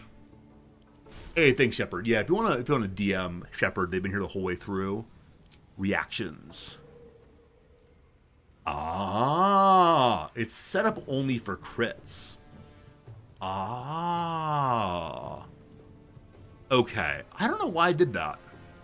Regardless, let's ask all the way through. Is that true? No, if we crit, just go wild. If we crit, more power, more good if you can. Now, I wonder if I start on level 1, then go for level 3. I don't know. Oh, it defaults that way? I've never turned it on? Oh, okay. You can watch and find it out. Okay, I mean, if your question is, gosh, where's Karlach? Man, what happened to, that Asterion? Gosh, Will's missing. I mean, unfortunately, my game is tremendously buggy, and these characters just never spawn for me in this playthrough. It's been actually really frustrating to have to play a game so unbelievably broken, etc., etc. Alright, Jaheira, it's time to do what you do. Pounce. Oh, I should have jumped this way instead. That's an action, though. Do we have a bonus action on her? Big jump will do it. Well, anyway. Pounce does 526 damage, knocking prone also. Jugular Strike. Bonus damage if the character's already knocked down. Well, fine. How embarrassing. Are you embarrassed, Jaheira? You really should be. She definitely missed the jump there. Cross land, I appreciate you. Alright, we're never speaking that again. Oh, Jaheira. Dear sweet Jaheira, what happened there? Question resolved. Is it, am I bad at playing my characters? The answer is yes. Yes, I am. Okay. So, 3 and 8. I cast Shadowheart's ability at, what's it called? At level 3. So I don't know if she'll do 8 damage. So let me help on that one time. And then all in on not Jaheira. Hello? I don't want to shoot Jaheira. There we go. Oh, I cast lower level, didn't I? I meant to go higher level on that one. Well, that's how it goes. Ah! No, wrong character! Graldus, you fool! You fool! What are you doing? Alright, last character. Lights Jaheira. Oh, immune to fire damage. Jaheira's getting rocked in there. Can I have Kitty Cat get the kill? Don't get lit on fire, please. Not enough movement, unfortunately. Can I have Bingo throw the cat?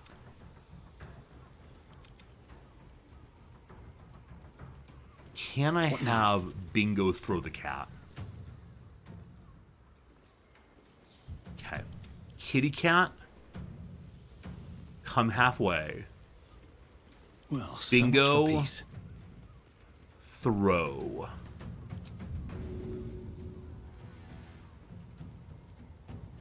Am I throwing the cat or throwing at the cat? Throw.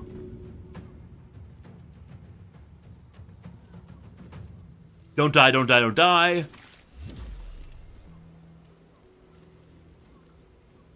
Don't cats land on their feet? I want to submit a bug report.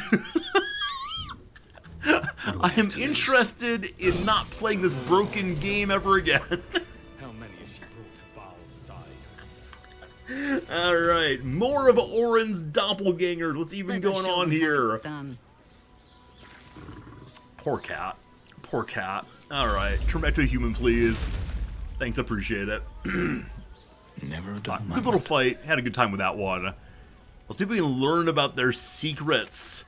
And then ask the fellow who's actually an elf here what on earth they were doing to allow pseudo-harpers to take over. Cats on their feet are normal gravity, not when thrown. Fritz! Fritz, where are you? Good boy. I got treats, good boy.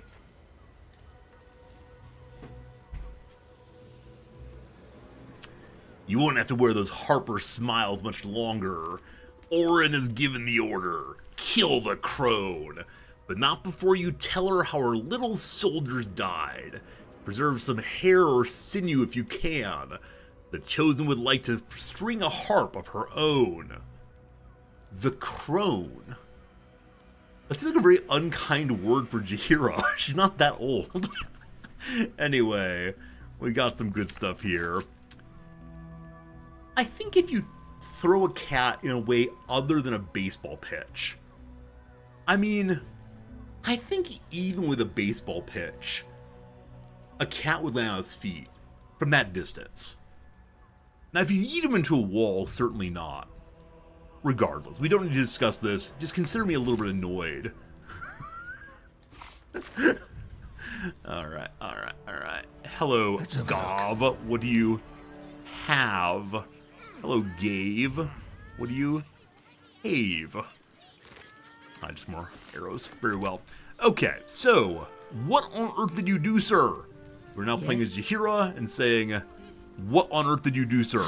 Report Something it! to say.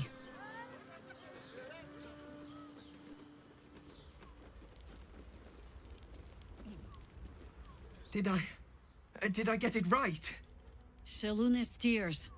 It is said no false face can stand beneath their light. An old code, Harper. But yes, you got it right. Now I need your report. We had eyes on suspected cultists in the city, like you asked. We thought we were tracking them, but They were tracking you instead. Evidently. Doppelgangers. everything seemed fine until your latest orders. Until we started to search for the Rashomon. They struck the same night. I woke to one of them strangling Chelvin, while smiling at me out of her face. I do not expect you to die for me. But to risk Entharl, any citizen who might have wandered in, there is always a choice. And the Harper must be able to make the hard ones. Perhaps this isn't the life for you after all, Geraldus. No, Jaheira! Hi, Harper! Please! I'm still a Harper. I want to help! This work isn't for everyone, boy, and there is no shame in that. Go home to your mother and leave the task to us. What Yes, went hi, wrong? Harper. Just Jaheira to you now. Go on. I have all the help I need. And some explaining to do, it seems. Wait, what did the kid do wrong?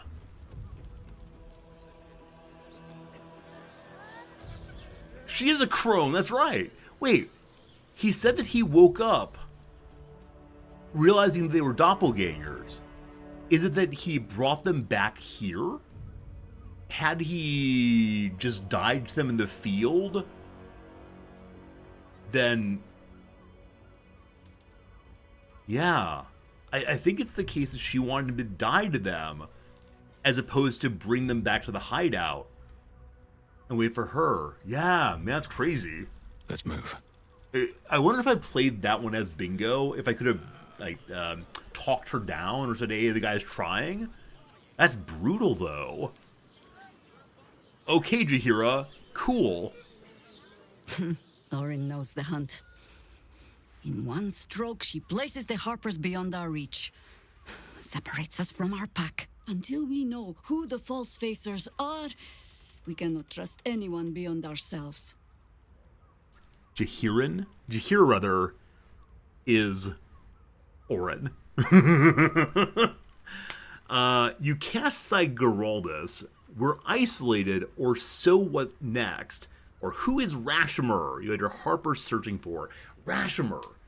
That name feels like a familiar wizard name. At the very, very start of the game, we met some adventurers who said there was a wizard in Baldur's Gate who wanted the relic that ended up being Dame Aelin. Dame Aelin. Dame A-Lady. A plus yes. I wonder if that's him. Anyway, you threw away Geraldus! A kindness, I hope. My missteps have cost enough lives. I have not been overly generous with the truth. I came here to learn of the Chosen. True enough. But I set my Harper searching for someone else, too. Tell me, what do you know of a man named Minsk of Rashomon? The name is as familiar as Jaheira's own.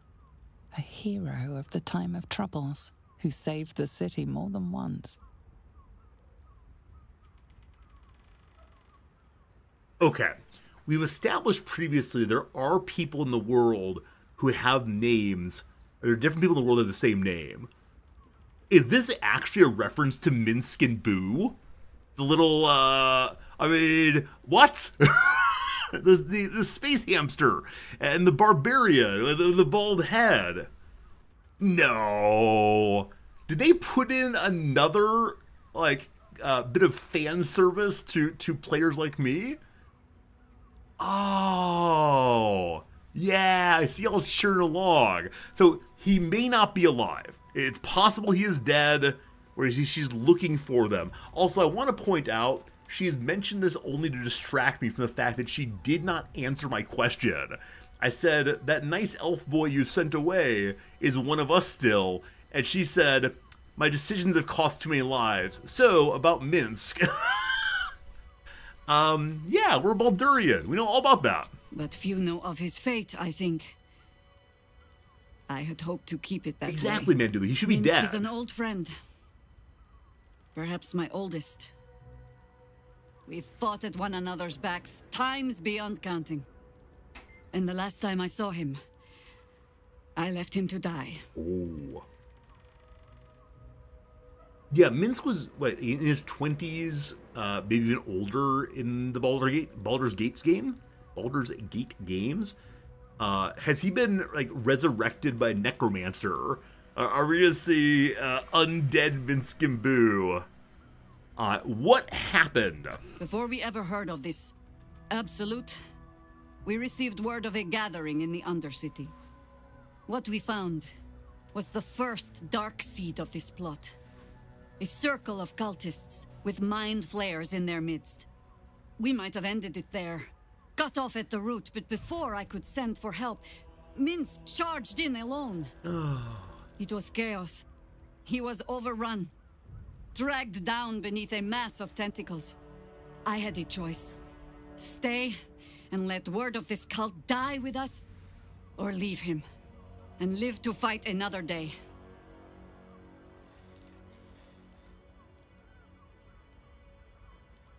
Are we gonna find Minsk, the mind flayer? Is he like have a little space hamster on his shoulder still? This story though. Cruel choice to have to make. You got what you deserve, no. So you left him as shamey. Here you are, you made the right choice, don't second guess yourself. I mean, her claim that the mission is bigger than any one of us, I definitely support. I think we've also just stumbled into her personal story. So I think I'm going to need to use her more in order to, discover what on earth she's been up to. And if Minsk actually exists in the world. Or maybe we'll find his body. Now, how long ago was that? Wait. She's been fighting against this cult unsuccessfully since Minsk's lifetime. He's got to be an old man. Like, maybe he's like a pale imitation of what he used to be. I don't know. Crazy. Anyway, horrible choice to have to make. The world takes much from those who presume to defend it. But sometimes, you get to take it back. So don't be sorry, because I mean to use you, if you're willing. Infection, indoctrination, eradication. That has been the fate of everyone the cult has captured so far, but it has not been yours. With your help, perhaps it need not be Minsk's either. Am I gonna have to jam a parasite into his head to keep him alive? Oh, it'd be a horrible choice. Let's find him. Is this more important to stop the Chosen? I got a lot of jobs, but we'll try our best. As simply as that? For no other reason than that I asked? Perhaps you two will get along. Number one, the good guy points meet Resorty. without the means to find him. Without the Harpers, we shall have to find another path. I'll have a better idea of what that is once we're through the gates. Seems I need to reacquaint myself with this damned city. So the Undercity is inside of Baldur's Gate proper. We're gonna have to continue moving to the heart of this thing. It's been 124 years since Baldur's Gate 2. How on earth is Minsk still alive? It seems like insanity. We'll see. I was going to poke around here, see what fun Harper items there might be. If anything, heavy chest in the corner. What you got? Things for us to sell, certainly. We're in Act 3, so everything's gotten kind of pricey for us, unfortunately. No one owns this chest now. I don't know what happened to cause that. Alright, the Scroll of Seeming. That's worth some decent money. So yeah, we're trying to take anything that is not nailed down in order to ensure that we're in good shape to buy, I don't know, whatever comes in the future that might be useful. Nothing that way. Fine. Surveillance notes upstairs. Those seem like they might be important. We can learn about what the cult has been up to, perhaps. Alright, right here. The city's Harpers appear to operate independently, each separate cell feeding into a ranking member who oversees the larger network. It's an effective method, distributing their efforts and ensuring that each unit is safeguarded against the infiltration of the others. But once already compromised, the structure is their greatest weakness, with no individual Harper being able to tell where contamination began and how far it spread. When they scramble to rebuild themselves, we carry on with the Chosen's work. Oh boy, is it the case that the Harpers have all been infected? That would be a little heartbreaking. I have a tremendous amount of food. It might be worth figuring out what food's most expensive and selling some. Also, what a strange little prison this is that someone's broken out of. Huh. Okay, over here's a chest as well. I missed some wine on the table. I gotta find that for sure. Elixir of Sea Invisibility. Luckily, Gil already has that spell, but still. I feel like I must have missed something in here. This is a secret hideout. It must have more interesting things in it than just... Yeah. Like, where are the Harper surveillance notes? Maybe they realized they were invaded and burned everything. Also, it's just a hideout, so maybe I shouldn't get overly excited about what it might contain. A little more food. What are the sacks we find? Some clothes. Even Hello, the Gale. venerable Harpers are compromised by the Absolute's poison. A grim turn of events, but one we must take in our stride. Cool. I'm trying to decide, like, if we go and fight some cultists and some mind flayers and so on, I think I might want to trade out Gale for Lae'zel. I don't know. I mean, Lae'zel is born to fight against mind flayers, and so I really want her in there. Her crazy damage can't be stopped. But Gale also does quite a bit of damage. We can't reach his crate. May I pull it? No. I refuse to enlarge to get that. But let's go have a little hop here. I'm gonna say there's nothing inside of that. If it's the world's greatest item, What's I'm okay having here? missed it. A little bit of armor. Yeah, why are there no weapons here? Huh. I guess I'll ask, am I missing something major inside of that area? Like, is there something big that I missed in the Harper's safe house? I think I must have. Nope, missed nothing? Alright. I should speak up. Just a safe house after all. If your lot have cracked another bloody cask, They're dead, Entharl. Doppelgangers were using them as bait. Seems they snared more than they could skin in you. Did Geraldus survive? Alive. But he'll need some time to recover. I'll tuck the boy up tight till he's ready to get back to harpering. What will you do? Continue the hunt. Aye. Silly question, I suppose. I wonder where the elf went. He said he's going to take care of the elf. We told the elf to go home to his mother. Maybe it's a double insult. Maybe his mother is dead, possibly. Maybe we'll find him. Alright, maybe we now sell things to you. What do you need? Trade if you would. I need to do a better job of marking things for trade. Also, we still have this engraved Harper pin. I hope I can show it to Jaheira at some point. And she gets all excited that we've been holding on to something that belonged to one of her people. and probably kill them ourselves. Whoops. Whoops. We don't need rags, I don't believe. All right, a little bit of cash. I thank you for your transaction. Very, very good. Bless you. Short Father. Who's the Short Father team? I'm assuming it's a dwarven god of some sort. We know about the gnome gods. The one of inventing and the one of machines or something. That's right, we know things. Upstairs, there's an alchemy store. I don't believe I'll buy anything here. Let's check and see what kind of storylines we got. Your name is Stylenhorst? Stylenhorst. Stop. Inhale through the nose. Hold. Exhale slowly through the mouth. Now you've just sampled some of Baldur's Gate's finest incense. Delicious, no? We've been tricked. We've been tricked. This is like, if you might not know about this store, but in the US there's a store called Jimmy John's, and it's a sandwich store where they bake their own bread locally, and the signs outside say free smells. It is quite good smelling, the bread baking. Glorious heady top notes. I smell better. Incense or what do you have for sale? I will cop with the man. I enjoyed the smell. Aren't they just? You clearly have excellent taste. What can I do for you, sir? I don't know.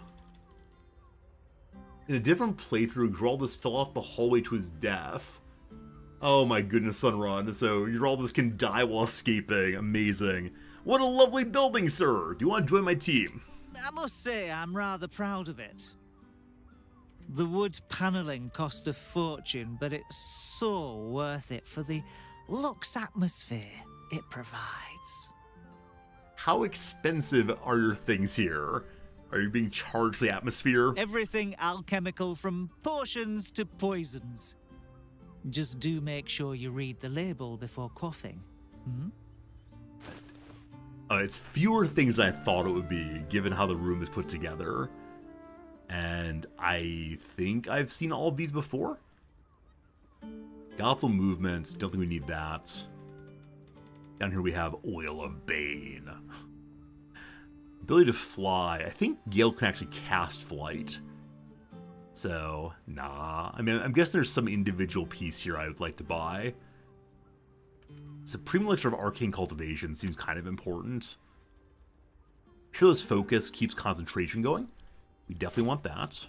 For Shadow Heart. We're now giving back all of the money we just got a bit ago. It's probably sensible to buy our way through all of these. And they're not that expensive, of course. And yet. Bloodlust we use on Lae'zel. Okay, that's fine. Thanks for the trade. I don't think I have anything to sell to you. Here's some shoes. You want some shoes, man? Glorious, glorious shoes. Alright, alright. We're not allowed to look at the bottle rack directly. Only by talking through it with him. Whoa! Man, this place really does have a great aesthetic. I would be delighted and embarrassed to go to a place like this. If they would leave me alone to look at things and smell, I'd be all about it. If instead they, like, stood near me and asked me questions regularly, I would not enjoy that. Like, sir, don't you understand blah, blah, blah? I understand nothing, thank you. Just leave me alone, please. Would I appreciate the smell? Probably not. So this room is verboten for right now. Is there a downstairs area on it? Yeah, maybe all the way down there.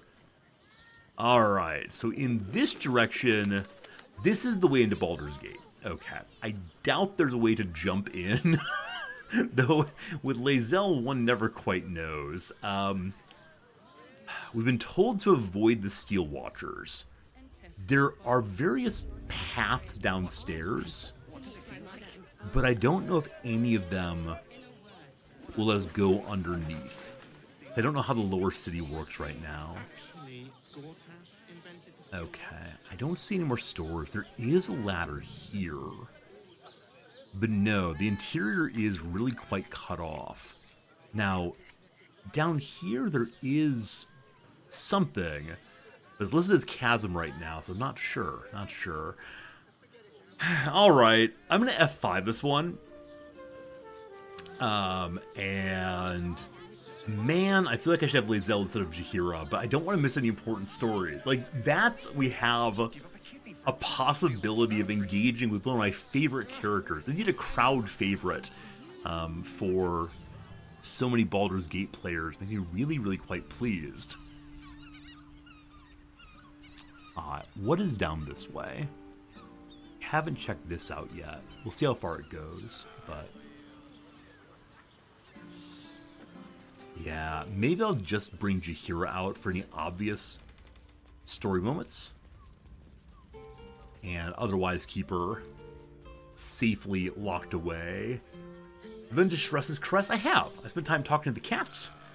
We learned about some underground shenanigans. We also, what else did we do in Shress's Crest? We talked to a detective, and that was great. Unlimited party mod's really helpful. Yeah, I understand that it upsets the game's balance, though. And some people have made mods to make the game harder with larger party, but my first playthrough at least, I've insisted that I'm going to play as only, only default game. And I'll miss things, and that's okay, but alright, time for a quick trade out of our team. Maybe we need a long rest, actually. I used some spells last battle. You have my attention. I don't know if we're going to have to fight here. You know what? We're not going to long rest. I'm just change out to Lae'zel and then go. Yeah, I think it's a fine decision on the part of the devs to have not all quests able to be done on one playthrough. You have to make some decisions, have to leave some things out, have to bring one party and not another. It does encourage additional playthroughs, and I think that's valuable because the playthroughs are importantly different. Now, if it were just you have to do playthroughs to, I don't know, see the smooching scenes, that probably wouldn't be enough for me. But yeah, when it comes to learning about stories and quest lines, I'm more into that for sure. What unresolved quests have as part of the city? I have no idea. Orin be damned. Her bloody fingerprints are all over this city. Are you Orin? Alright. Please join me. Space, and my might is yours. Go away, Jaheira, for now. Good. Our victory is most certain. Okay. Your first playthrough is always special no matter what. Oh, I agree. I think that, like, on the whole, our community has done so well at not spoiling the game for me. On our second day of play, maybe third day, we were still hanging out in the area by the Druid's Grove. Someone came in and put in a really, really long message that apparently spoiled all of the major plot points of the game. One of the mods, I think Fernanthus, caught it before I read any of it. But we had a conversation about why would anyone do that? What a cruel thing to do. And I was very, very lucky that some of you protected me from that. It would have changed my experience so much had I known ahead of time, all of the spoilers in the game. So, yeah, but largely all been very, very cool. And even when you want me to do something else, you've presented it in a way that, you've presented it in a way that made me feel like I was not being backseated. That's how it goes. The smooching parts are worth dedicated playthroughs. Yeah, Skandre, I'll say your name, my friend. I've heard that, unfortunately, some large portions of Shadowheart's backstory requires romancing. And that's too bad, because this playthrough, Bingo's playthrough, is a playthrough of friendship in the group. And man, I think it's a really fun playthrough, but the thought that one wouldn't share one's story with one's friends, one's close friends, it kind of, like, betrays for me the spirit of adventuring, maybe. Would I ever play a second less bingo-y campaign? So Western, yeah. The question would be, do people want to see another playthrough of Baldur's Gate 3? I know for some of you, you'd watch this game over and over again forever. And I appreciate that. And I like this game. But I do wonder/worry if everyone would enjoy that. And so, you know, it's how it goes. I should pursue a romance with Halston in a future playthrough? Maybe. I mean, that's also a thing, right? It's also a thing. There's only so much romance you can do one playthrough, I assume. Now, if every character in our whole team is ready for some, like, polycule, we're all enjoying everything, I'm not quite sure any character to ever play would be ready for that, but I have no idea. I don't have any strong feelings of this other than, you know, these things happen. All right, let's go and leave camp with Lae'zel in hand. There is a polymod indeed. Oh, I love it. I love it. Yeah, I said it could be fun to go back to play a wide variety of RPGs that I've missed throughout the years, but okay, so Lae'zel has Aid and Longstrider on. I guess we haven't long rested since last using her. We do the F5.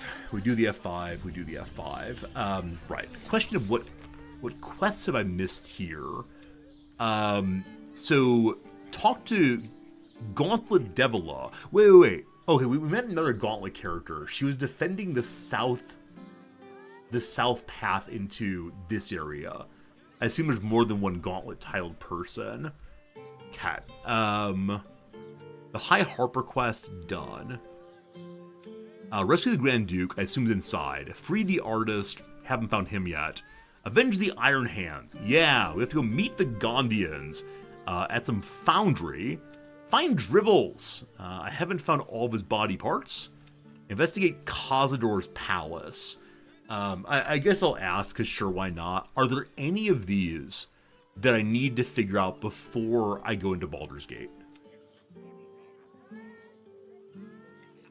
We haven't found the place where the Sharites live. We were told where it is, though. Yeah, it's in the lower city. I believe the lower city inside. Maybe. None of them? Okay, cool. I caught all the ones that I need. I'm sure something like minor that I could have done that I didn't do, but it's been altogether a pretty nice time. All right. I'm kind of suspecting from the way that some of you talked. Oh, you closed Portal back? Okay, possible. I was thinking the way people were talking, it's to be a hard break. Like, if one goes through here, there's no coming back. But, okay. Here we go. Actually, we have an ad break in 5 minutes. You know what? I'm going to go ahead and run the ad break here. I'll do my once a stream AFK break, and we'll see what happens. If we have to fight the 3 of these, ooh-wee.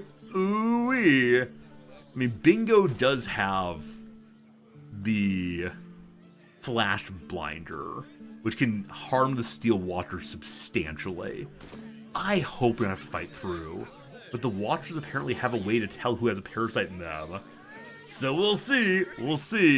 All right. F5 again for good luck. Friends, I'll be back in 3 minutes with, anticipation of possibly a big fight or a big conversation. I hope it's not a fight. All these innocent people who have to keep alive. Goodness. Back in 3. Thanks for hanging out with me. In a while, we'll see. Victory! Haha!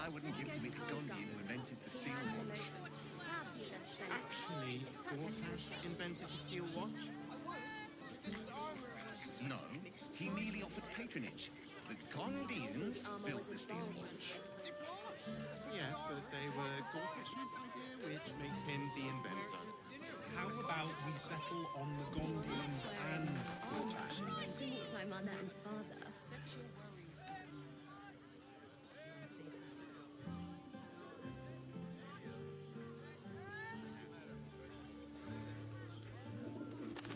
Give up a kidney for a tour of the steel watch foundry. As if any of us would be so fortunate. Imagine darling, seeing your it's watch very power up for the first time. leather-like. My heart flutters at the thought. I'd love to see one of them in a fight. We're shopping for Real a suit. fight. They Dinner crush with everyone. my parents, remember? Darnish. Feat of genius. And the other person with you, they enjoyed it. Let's go to Calm's Gums. She Did you has get the to look at their most gyrometics? fabulous Or their scent. targeting modules? It's perfect for a Let show. the man breathe. That watcher sent him flying. Did you see how far that watcher You threw told me me? the armor was a bargain. Must have been 10 licks. But good arm, it's hard to believe you tried to climb up one, you madman. You are not How else was I wearing supposed to see the armor optics? to meet my mother and father.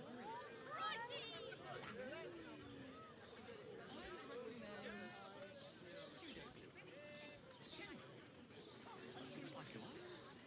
What I wouldn't give to meet the Gondian who invented the steel watch. Actually, Gortash invented the steel watch? Yes, darling, it's very No, leather-like. he merely offered patronage. The Gondians built the steel watch. Well, Yes, but we're they were shopping for a Gortash's suit. idea, which makes Dinner him with the my inventor. parents, How about remember? we settle on the Gondians and Gortash invented them?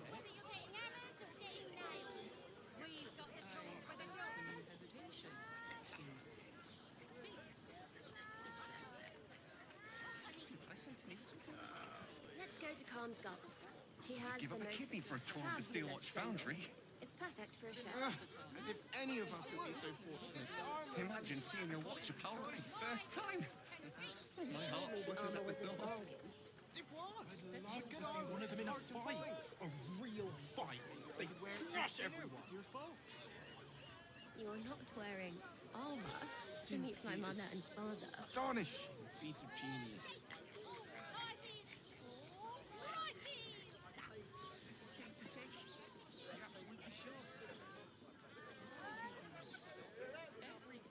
Did you get to look at their gyrometics? Or their targeting modules? Let the man breathe. That watcher sent him Darling, it's flying. very leather-like. Did you see how far that watcher threw me?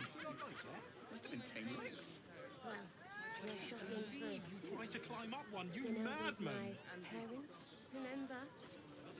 How else was I supposed to see their optics?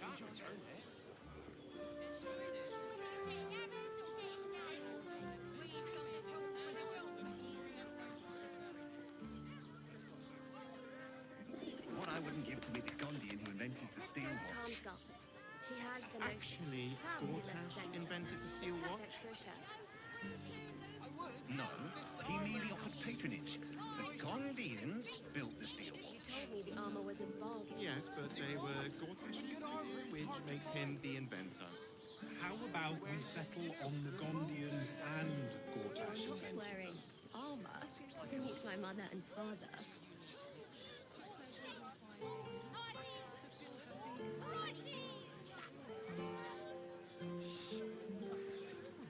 I'd give up a kidney for a tour of the steel watch foundry.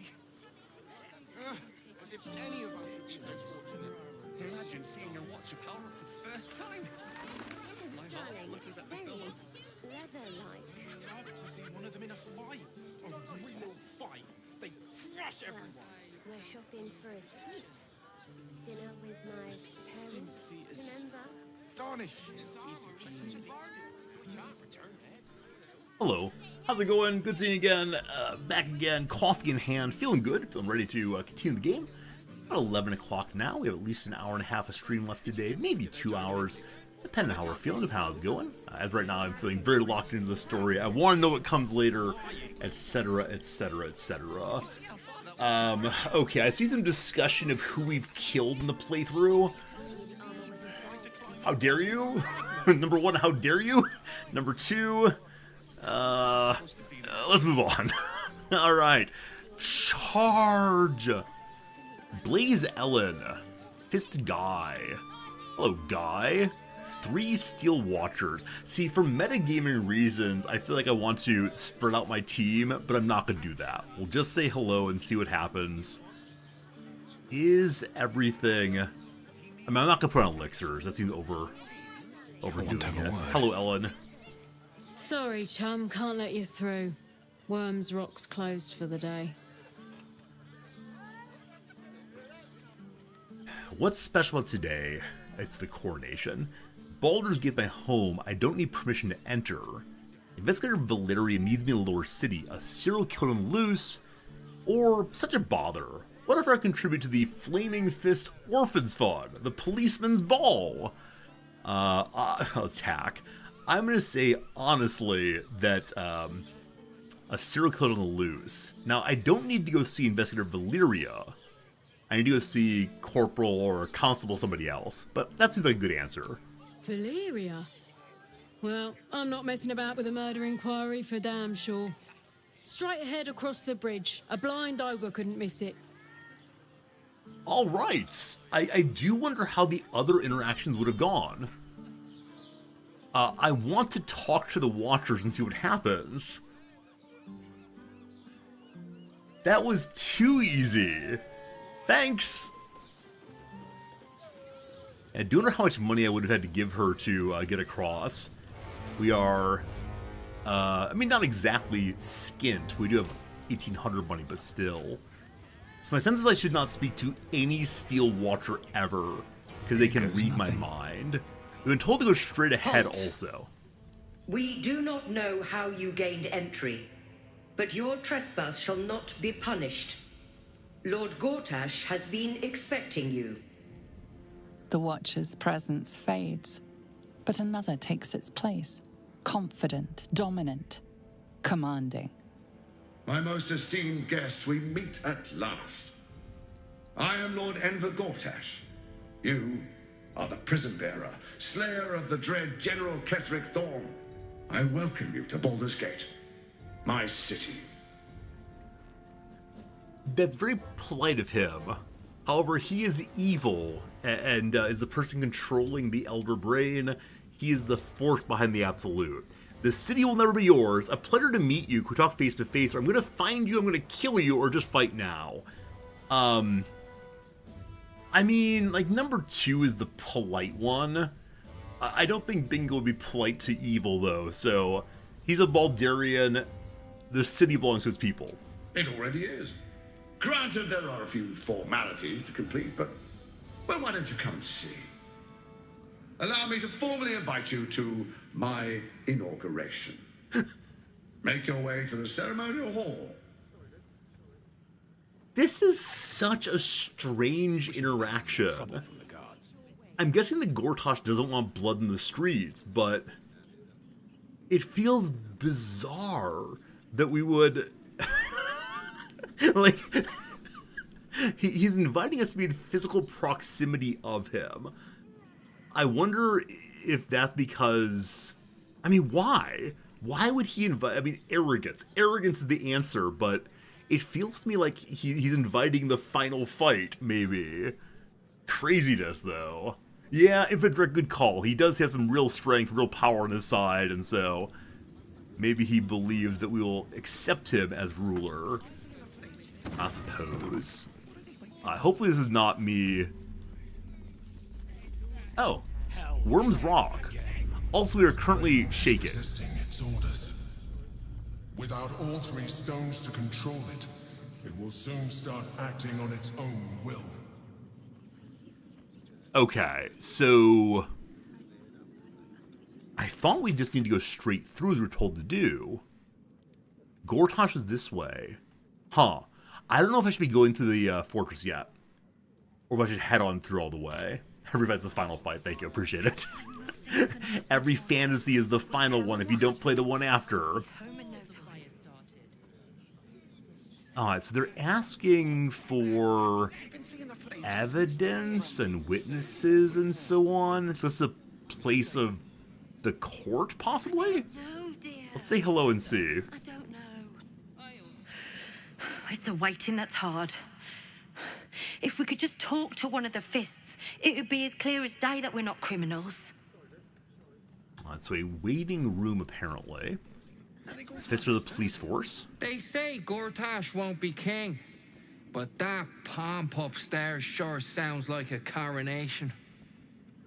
think we said that. Coronation. Who's behind the desk? The desk sergeant. This is the armory, not a bloody open house. Fists only. Now clear off. I'd like to trade with you. What do you say? Trade? Do I look like a shopkeeper? Sort of? This equipment isn't for sale. It belongs to the Flaming Fist. She had a trade button before, I believe. Gortash himself told me to speak with you about my requirements. Were you not informed? You trade with me or start running, or what if I pay for a trading license? Man, we're deep into bribery, so no. What's Bingo's stance on the Mind Flayer character, the Emperor? The very first time we met the Emperor in the Imperial form, we killed him. Bingo's stance on the Mind Flayer is, it is bad, it is to be killed, it's unclean in the world. Bingo is working with the Mind Flayer only for story-based reasons. Bingo believes slavery is bad, okay?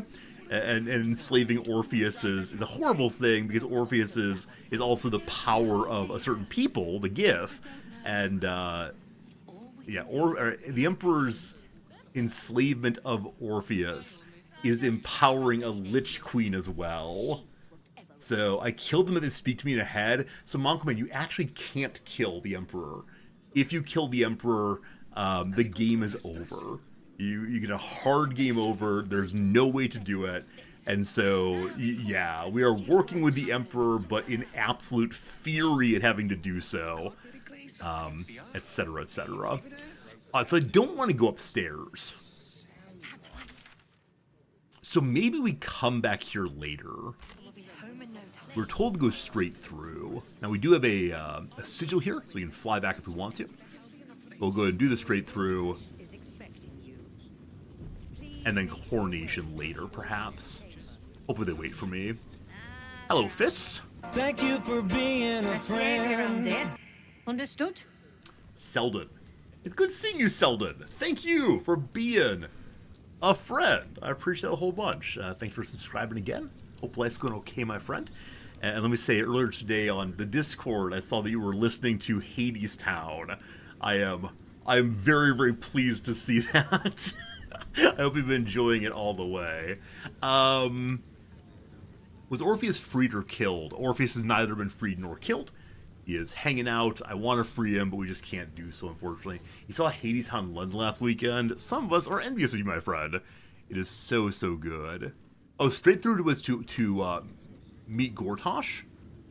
So I was told that Gortash is waiting to be coronated. Coroned. I think it's inside of this building. Right, over this way it's saying there's an audience hall. So straight through is like time to do investigation, I believe. I think. So they're telling me to go to the audience chamber, but I'm disobeying that. Absolutely. Alright, we're in the city of Baldur. Oh, this is the lower city. Okay, so straight through to the lower city. And then, how do we get to the upper city, I wonder? Is it literally above, or... Some of us don't remember how Baldur's Gate's laid out. I want to find my Candlekeep such and so. Oh, it was Candlekeep not in Baldur's Gate? Wait. I don't remember the order of Baldur's Gate 1. Oh, no. Friends. Candlekeep's to the south. Okay. Candlekeep is starting place Baldur's Gate later. I only vaguely remember, unfortunately. Blow off the new Duke. For right now, I'm going to do so. I'll go talk to him after a bit. But I need to go, save the world first from a murderer. Oh! Entering a different region.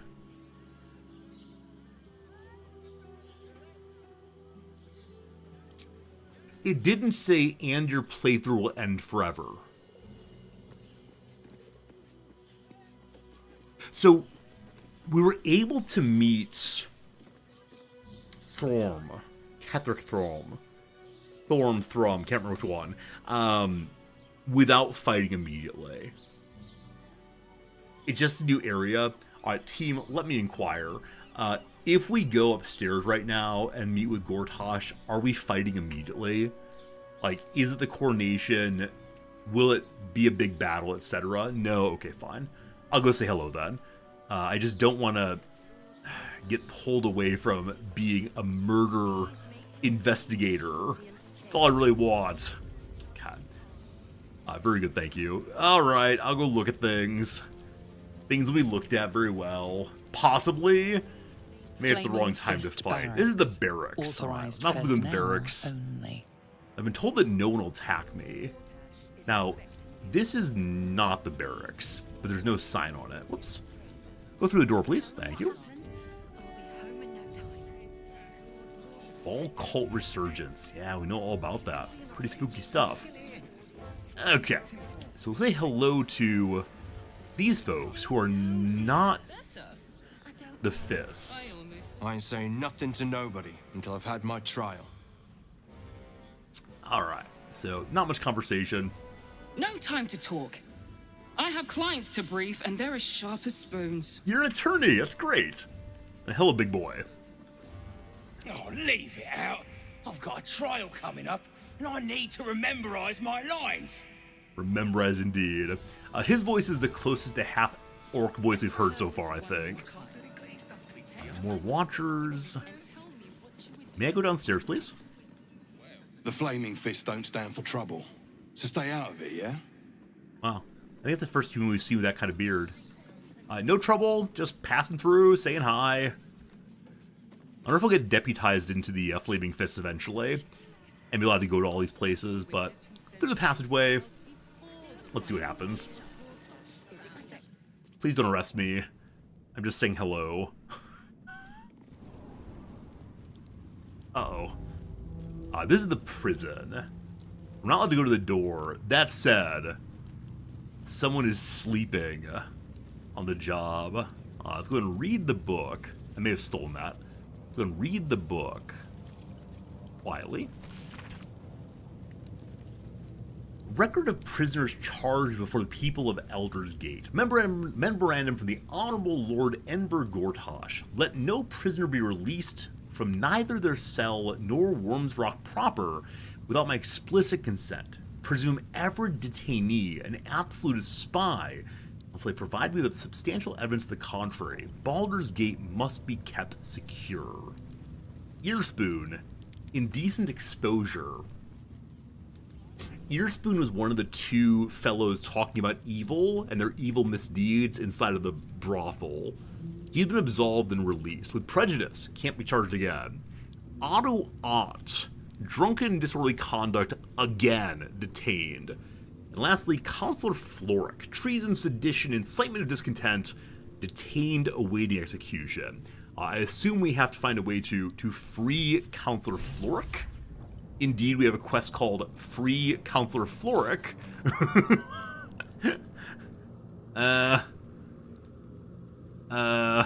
Well, I think we stumbled into a quest accidentally. I don't recall hearing anything about her before. But, sure. We'll free Counselor Floric. I might find a way in there other than just, other than just picking the lock, but lock picking might be necessary. With that said, it is the case that,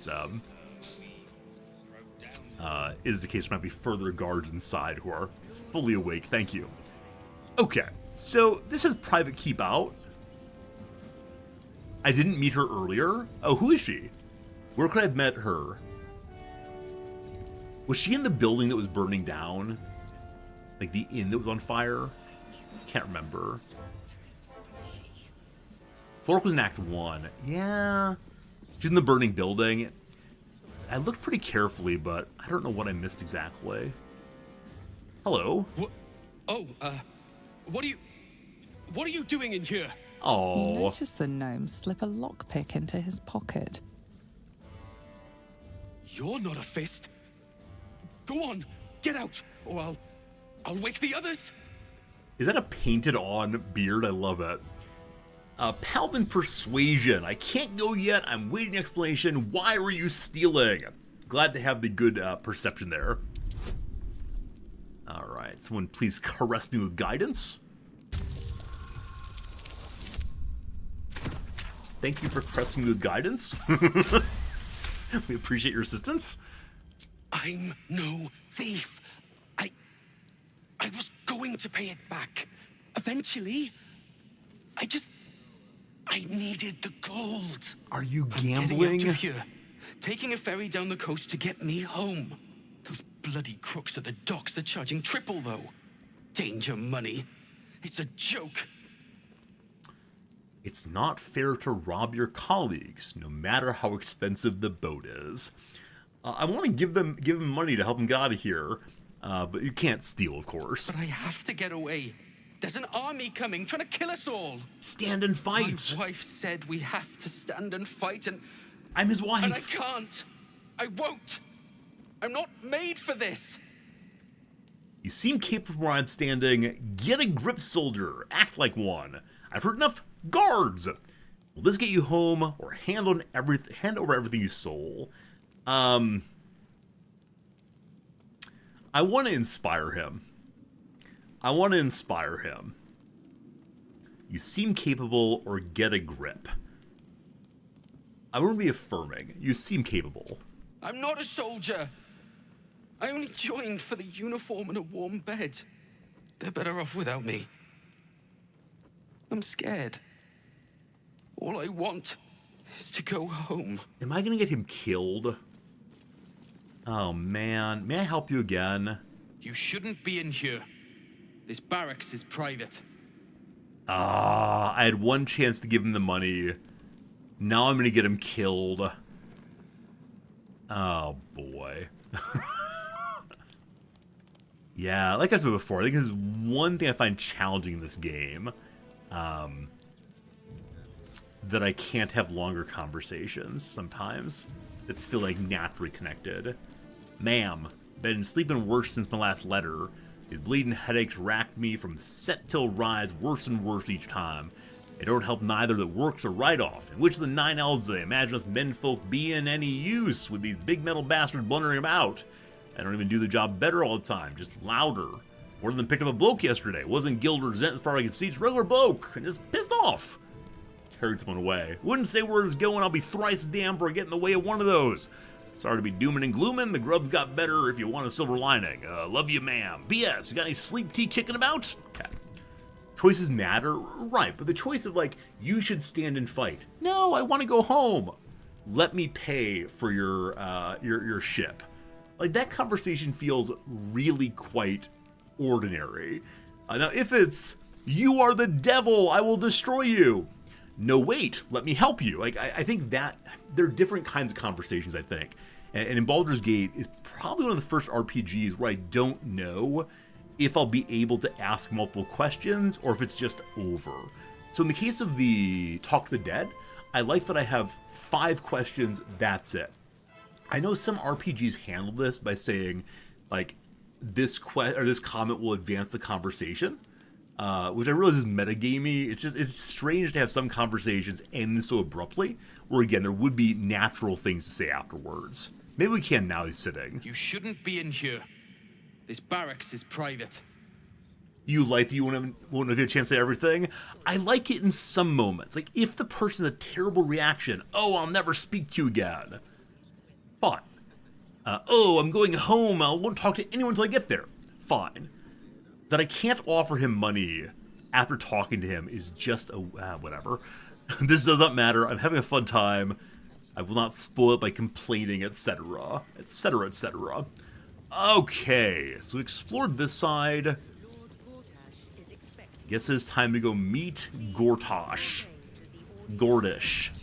Gortash.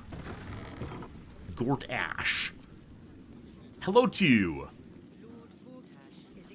Lord Giannath's bodyguard. Okay, so a lot of people here are meant to assist various important muckety mucks. I could reverse pickpocket him and just give him the 300 money and hope it works out. Love the idea. I want to find someone who is the assistant of the counselor who's in the basement. Lady Oberon, great name. Man, who are all these people? There might not be anybody here who's her assistant. Let's see if we can learn about certain folks. Who is Lord Yaneth? Hush. Patriarchs are upstairs. Lord Janeth could call for me at any moment. Cool. I wonder if all of them have a slogan and that's the end of that. Look, I'm all for Gortash, but those clankers, they don't sit right with me. Because they do your job better than you and without complaining. It is unnerving. Imagine where we'd be without them. The city would be overrun. They're all that's keeping this cult at bay. He has a point. They make people feel safe, if nothing else. Ha! You hear this? Tell my friends how safe you feel with those metal giants stamping about. All right, lots of complaining, Yeah, they use the word clankers there to speak ill of a giant robot. I thought that's what people have begun calling the AIs they don't like, clankers. I wonder if it came from this moment right here. If Baldur's Gate 3 has influenced our cultural dismay with beep boop robots taking over the world. Okay, so do we feel safer with greater surveillance and more violence against the criminal elements who, at times are perhaps not actually criminals? I couldn't feel safer. Have you seen how big they are? Number 2, you shouldn't trust them. They'll all turn on you eventually. Number 3, I've seen the Absolute's army. Nowhere is safe, Steel Watcher not. Number 4, I feel safer than some. Steel Watchers don't spit on me for how I look. We've had very few half-orc interactions. This feels like one. I don't like any of these answers, frankly. I mean, I like number 3. We're not really safe right now. But I worry that will frighten the guards as opposed to inspire them to stand up more strongly. Yeah, of them, I like number 3, so here we go. All right. No need to kill the mood. Oh, sorry. Not. You sure can pick 'em. They were in a fun conversation, having some drinks and talking about ideas. I came in and ruined the mood. Rough. I'm sorry, I misunderstood the vibe. I get confused. Master Porter, I've taken the liberty of... Oh, you're not the master. Just as well. Huh. So is Porter a half-orc? A paladin? Please, you mustn't distract me. Huh. Does this person not have sight? I saw a really just interesting discussion of sightedness on the Reddit, as always.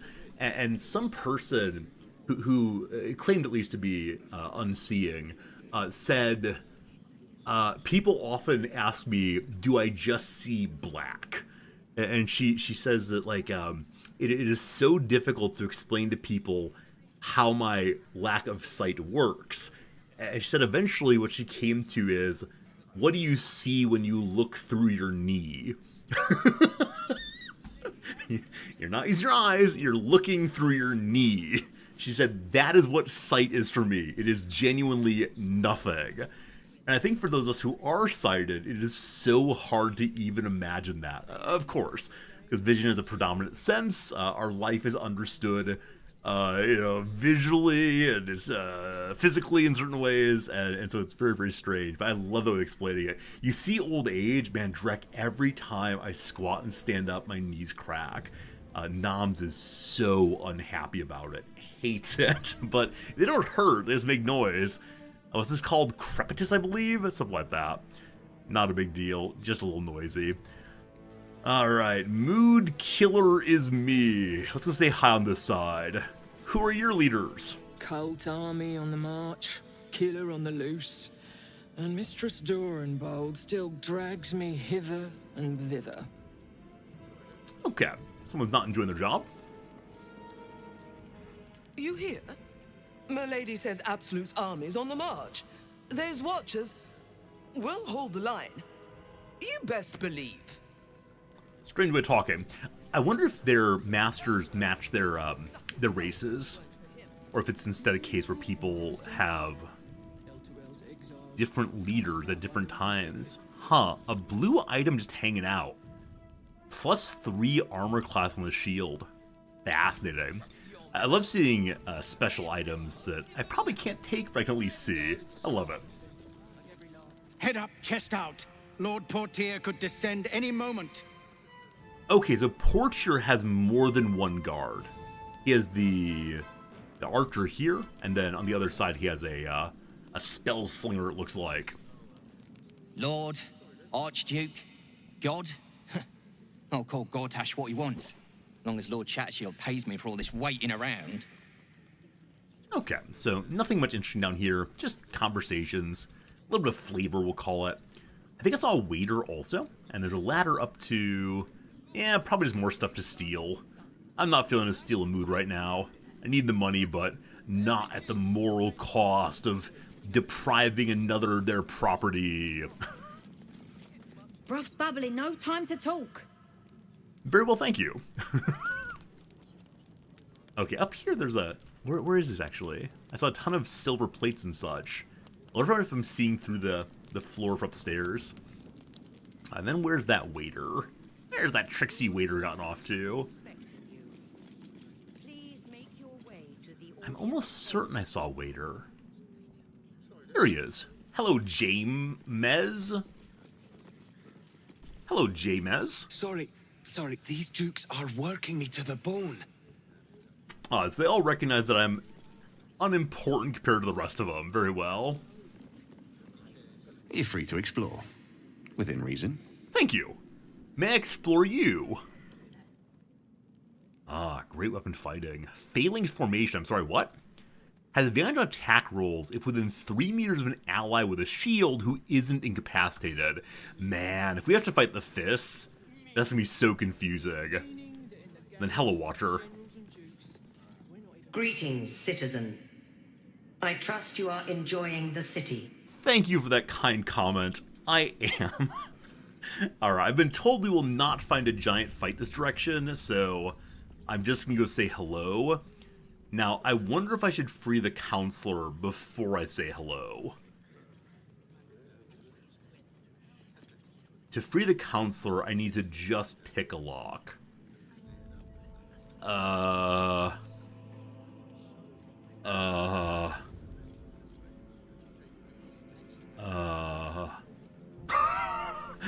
I'm stuck in a moment of indecision. I don't think I want the counselor to run in and shout objection, or who has objections? I do. Like at a wedding, man. Every single time a pastor or priest asks that question, speak now or forever hold your peace. Does anyone have any reason these two people should not be united in holy matrimony? I hold my breath. I know it's just part of the routine.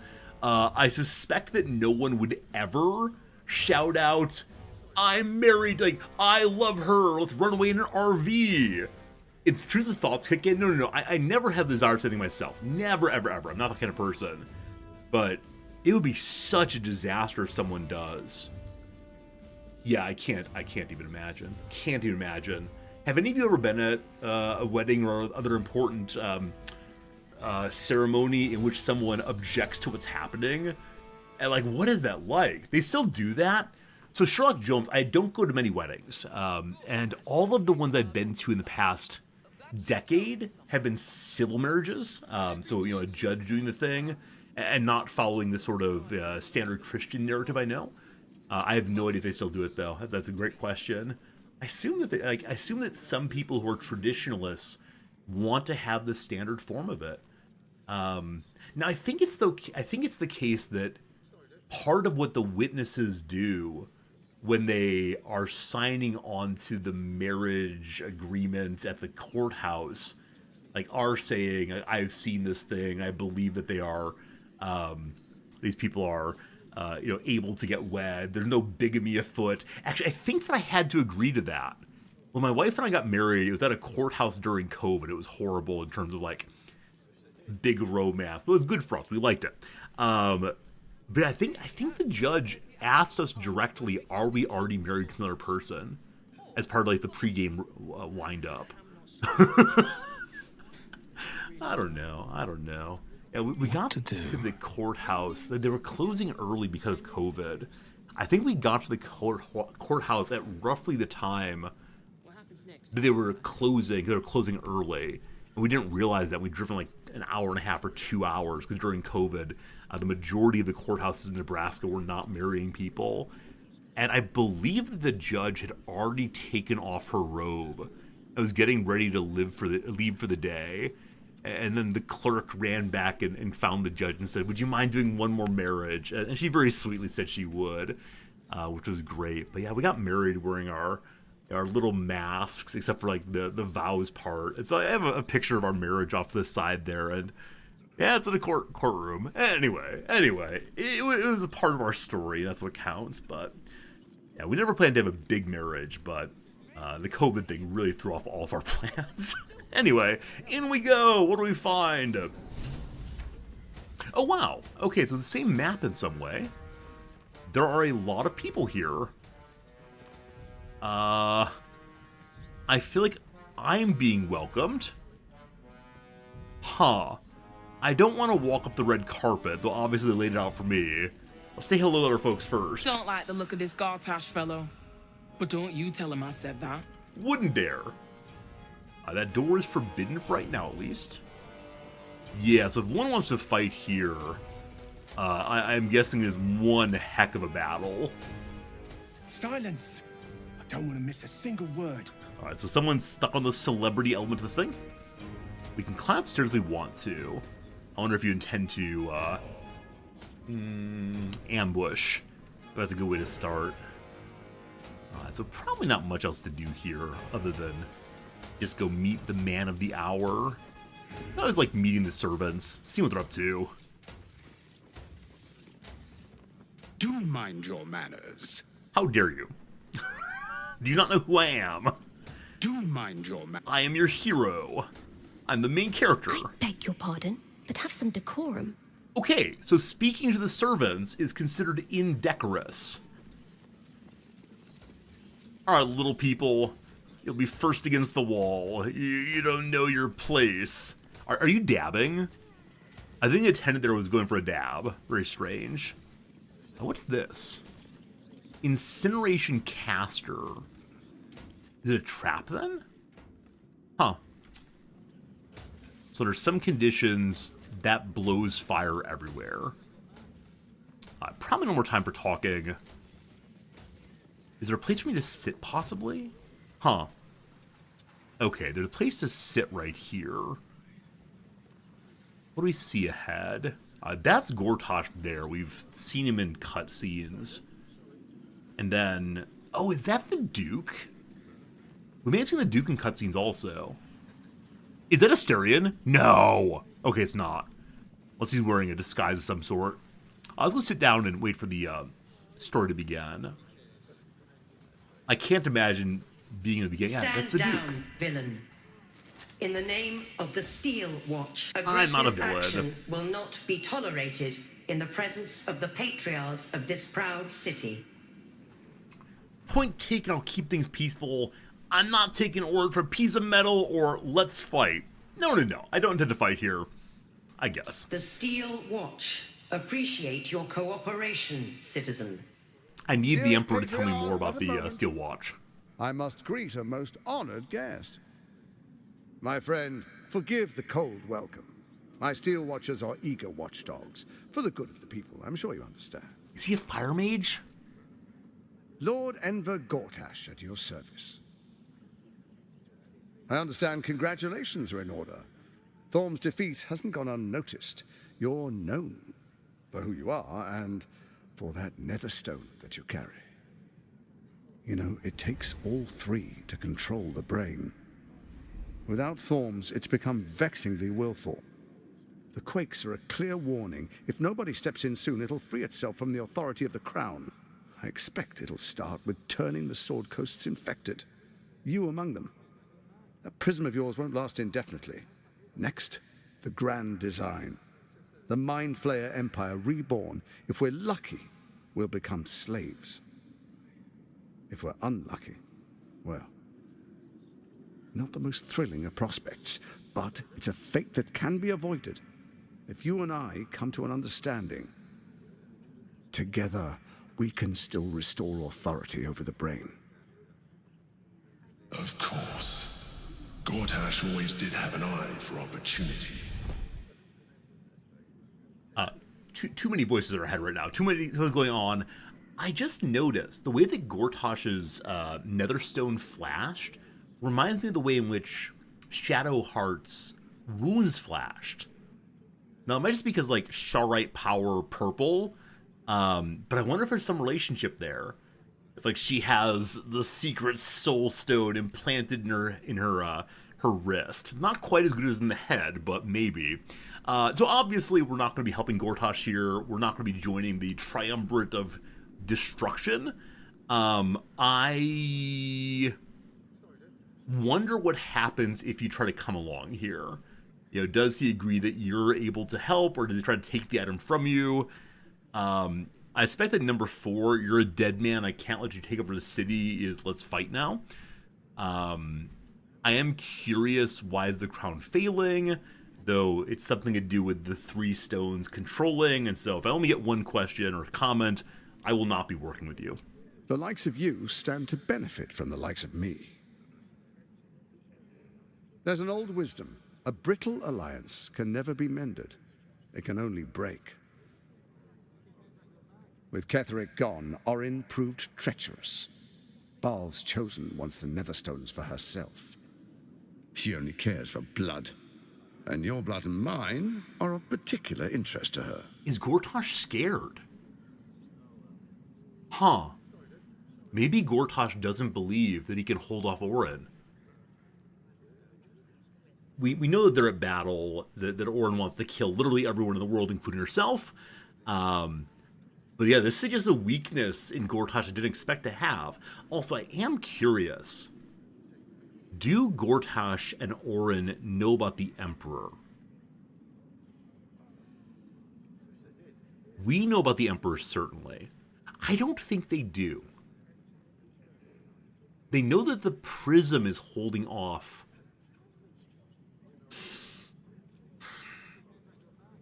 Okay. The Lich Queen of the Gift told us to go into the Prism and kill the Guardian. We went into the Prism and talked to the Guardian instead. I wonder if she was getting at we should go inside and kill the Orpheus instead, the Emperor's slave, or maybe kill both of them. I'm not sure. I don't think that Orin and Gortash know about the Emperor.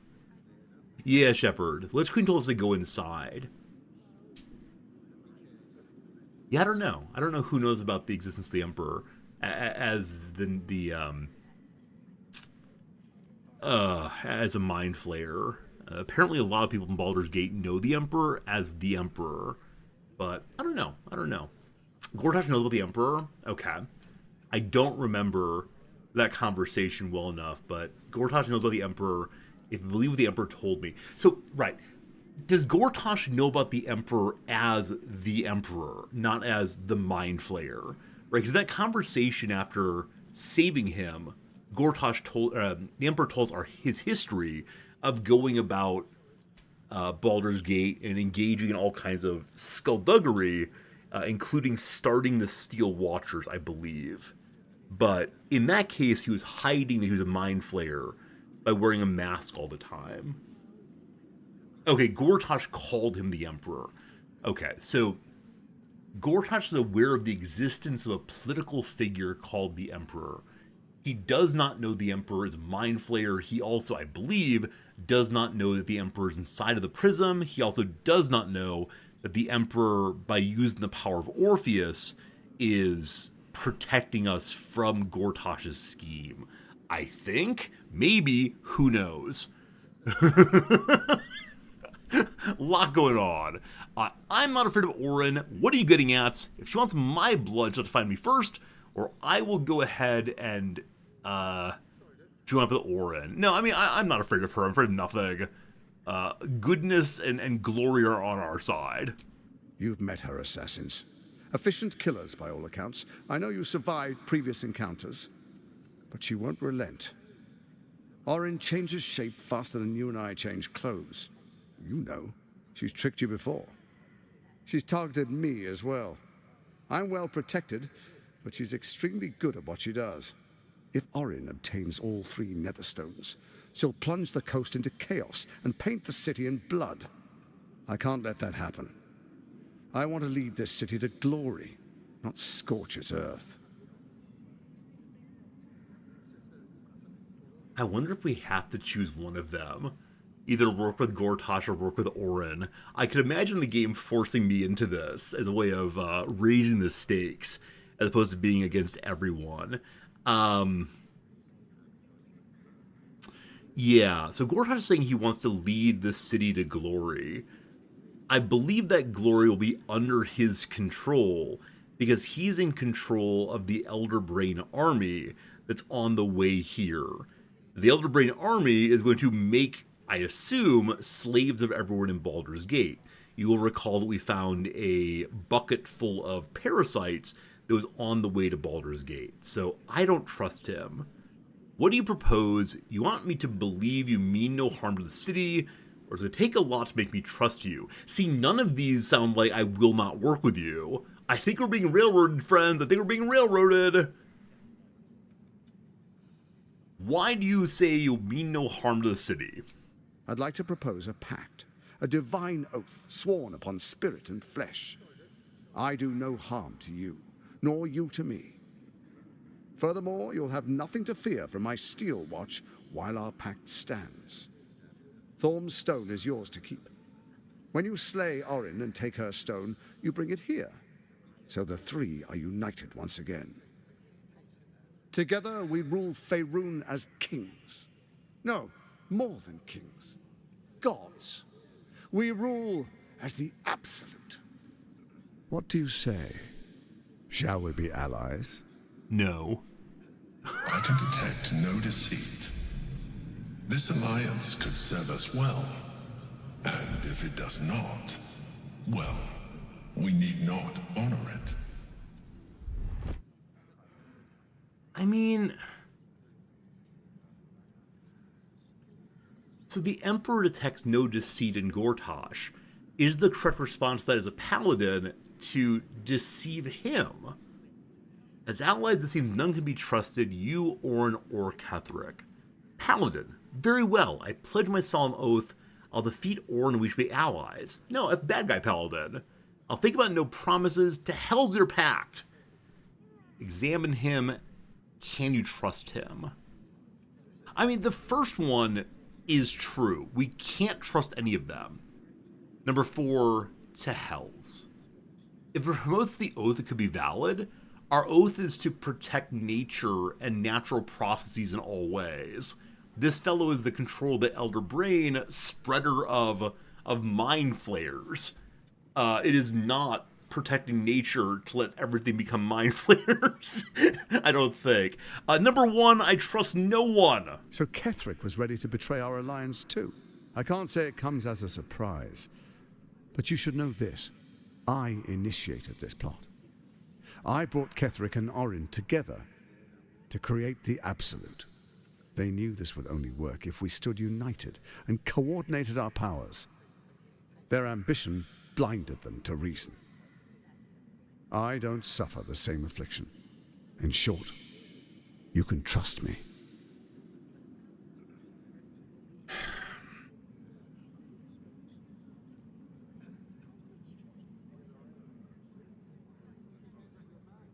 I want to say to hells with your pact, obviously.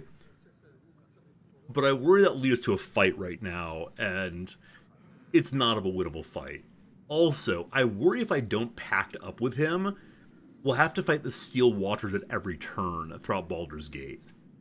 I'm going to go with number 2. Let's give it some thought. After the coronation, we'll talk again. I've got a murder to solve. No promises. Perhaps a demonstration of why you need my help will motivate you to make the right decision. Your camp is compromised. One among you is an imposter, a faceless. Who, I can't say. I'd suggest a thorough investigation. You'll find I speak the truth. What's a faceless team? Doppelganger, hidden among us. Squaw. The faceless in your camp is like a knife at your throat. Remove it quickly, or any alliance between us would be exceedingly short-lived. A doppelganger, thank you. I mean, this means, of course, that the child we let in is a doppelganger. 100% it's the kid with the cute little cat. Unless cats can be doppelganged, who knows? How do I find Orin? What's your plan? Why is the crown failing? No doubt the steel watch can handle Orin, or you're a dead man. I mean, what's your plan anyway, buddy? First, Orin the Red, bloody dagger of Baal, causes panic in the streets through killings in the Absolute's name. Why is he telling me everything? The Absolute's monstrous armies formed by Merkel's general, Ketheric Thorm. In such circumstances, people crave strong leaders. Leaders that bring law, order, and protection. Leaders like me, Bane's unyielding hand, author of justice. You are soon to witness the people of Baldur's Gate granting me complete power over them, all out of fear of the Absolute. Next, we will declare curfew and begin infecting the masses. Our subjects will hear the voice of their absolute God. The faithful will do anything in the name of their God. Is this villain monologuing? I think we're in the direction of villain monologuing. Again, in a room full of people. Now, I wonder if it's the case that all of the dukes and ladies who have assembled here are already controlled by the mind virus, and so are going along with him as the Absolute orders. Yeah, I'm just surprised he's giving us such a lore dump right here. How did you find the artifact? Powerful connections. Let's leave it at that. Not helpful. I've heard enough, may I go away? Soon. First, come and be witness as I make history. The first Archduke of Baldur's Gate. I'm dismayed that we can't stop this. It stops now, I'm taking you out. Man.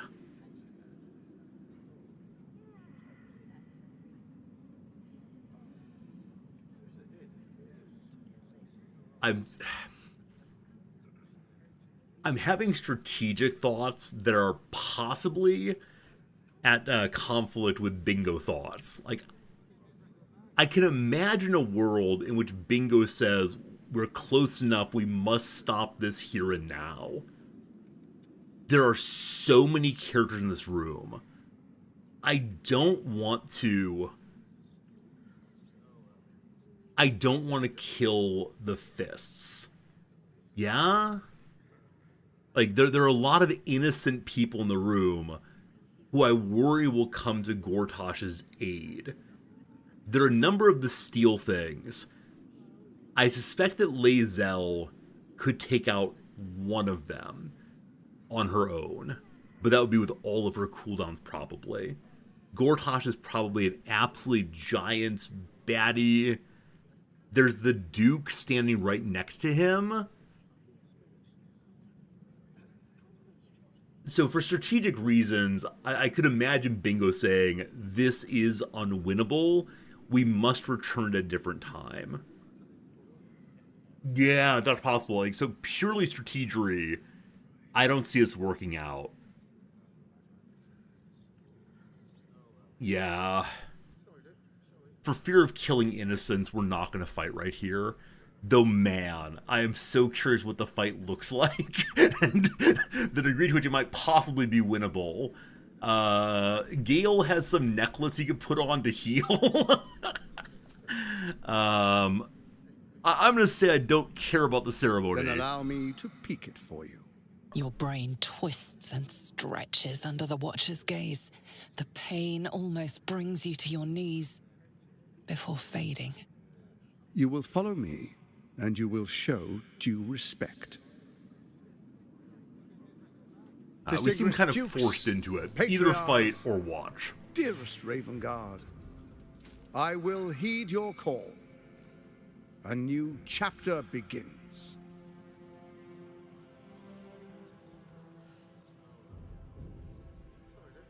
Enver Gortash, swearest thou by Balduran's blade to defend the citizens of Baldur's Gate from enemies within and without. Your sword is right there. I swear. I only need to use Mage Hand. Slice. Mage Hand. Slice. Swearest thou true faith and fealty to the same, by word, deed, and decree, so that none may suffer? I swear. Gathered guests, grant ye consent? Objection. Objection. I'll just stay quiet at this point. We're not gonna break our oath by agreeing to evil. Enver Gortash, the council appoints you Archduke of Baldur's Gate.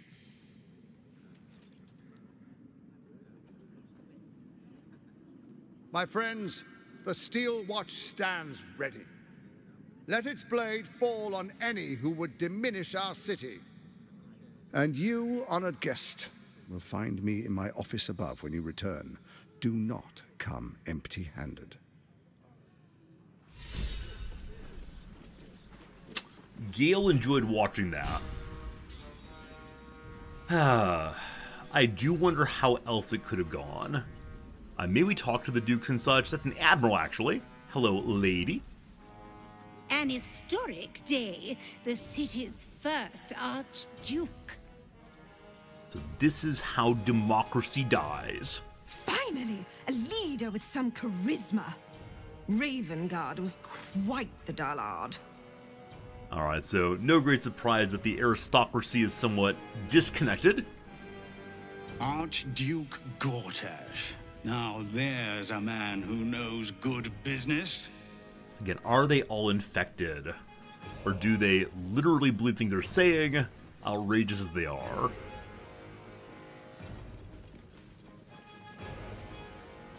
Archduke Gortash, man of the people.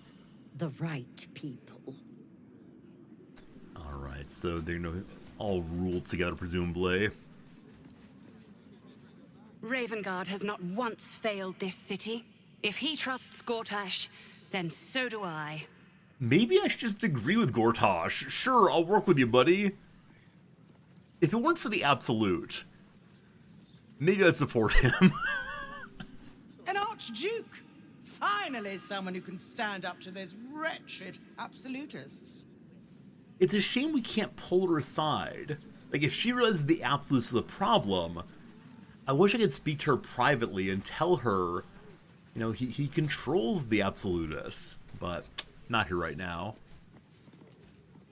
What glory our city, and what glory its future. So this is the fellow with multiple guards, one of whom thought we were him. Hello to you, Duke Older Ravengard. Truest of souls, bathed in her light. There is a fleeting connection. Your parasite communes with his, then falls quiet. Have you come to behold the new dawn? I'm here to help you. Floric sent me. Team, reminder, who is Floric? Indeed, the Absolute bring glory on the city. New dawn, that we call tyranny the Absolute brings to Baldur's Gate. Or by Balduria. By gods, what have they made of the city's great hero? Okay, so I can comment on Ravengard having lost his mind. Number one, though. Floric was in the prison. Oh, so apparently I know things about Floric, even though I don't remember much about Floric. Cool. I'm here to help. Help me? Ah, the Black Widow caught you in her web. Floric chose shadow over light. Her betrayal burned deeper than the fires of Avernus. She's been punished for her lies. Don't let her get to you. The Duke wants to keep Floric's location a secret. Little does he know that you've already found her. I wonder how different that would have been if we had already freed her. I gotta keep talking. What happened to you, boss man? What is a hero? if not an actor for the greater good. The greater good. Faerun suffers in darkness. Tyr has abandoned us. Helm's Eye has strayed. But Baldur's Gate will soon burn bright, a beacon to light the heavens. Gortash and I will ignite the final spark, and that, true soul, is the greatest of goods. Sounds good. So I'm a little surprised. I mean, it's not that I don't... It's not that Florrick didn't tell us the Duke was infected. It's I don't remember. Those of you who are able to remember everything that's happened throughout the different acts, you're an amazing human being. Names just don't stick terribly well, unfortunately. But okay. I think we go free the counselor next. And then, may I go into these areas and say hi? Okay, so lots of people walking around now. Hello, footman. I may speak only to my lord. Terribly sorry. You're speaking to me, you fool! Oh, I know that Shadowheart can disguise herself as different people. I haven't tried that at all yet in the playthrough. Feels like bad kid behavior. But I do sort of wonder if we could disguise ourselves as their lords, what happened then. I'm looking at the people's names here. I don't want to spend all day like talking to them and having them say, "Oh, isn't Gortash great, ma? Isn't he great, ma?" etc. So I don't recognize any names though, so we'll probably just move on with ourselves right now. Now we're told that Gortash's office is above. There's no way it's up these ladders, right? I like the idea of having to climb ladders to go to his office every time. I'm lacking particular character information. Okay. Maybe I'll learn later. Oh no. Got for everyone to get up here. Oh, also, I just remembered that Will lost his kitty cat. I don't know what happened to Will's kitty cat. Will's kitty cat has been banished to a different realm, we'll call it. So, what new kitty cat do you need, beloved Gale? Sure. We've done the crab, we've done the kitty cat. I got a short rest to get it back. Aight. Patched up. Pushing on. Cat, crab, frog, rat, raven, spooter. It's time for the frog. These are terrible animals. I mean, they're great on the one hand, but my goodness, I'm surprised that this is all we get. Also, what's this color? Why are you red? That's not a good disguise. Ribbit, ribbit. Shouldn't have wished to live. All right, Team, an ad break is coming, just so you know. Nothing much to say about that, other than it will only interrupt me walking around and looking at things I expect. Looking ahead. Probably no major storyline advancements, other than possibly, possibly breaking someone out of prison, I guess, and probably getting arrested for having done so, unfortunately. Okay. Did I miss something on this side? No, we poked through it pretty well, I believe. Excellent poking. Prison is down this way. Now, presumably, if I help the counselor out of prison, the Watchers will notice, and that will be a problem. Hopefully the counselor's a druid, or some caster that can make herself very, very small, and we can then put her into our pocket. Okay. So, I don't know if I need to stealth here. That's a tremendous amount of red. So I think it's going to be a place where to fight. I really don't want to fight. Your desire? I can't shadow step through that door.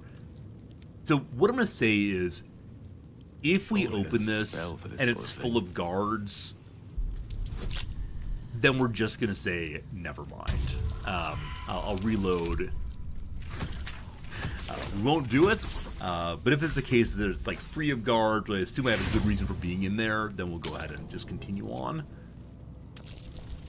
I only have 5 thieves tools left, so I don't want to use too many of them. Come on, Gale! Come on, Gale! I'll go to the thieves tool this time and try to keep it going. Also, I actually have 18 of them, I apologize. It showed 5 here, I have 18 in total, though. And I'm a little surprised that the guard is not waking up as I repeatedly jingle the lock. If only I had a magical way of doing this. I have a way of locking things with magic, but not unlocking things.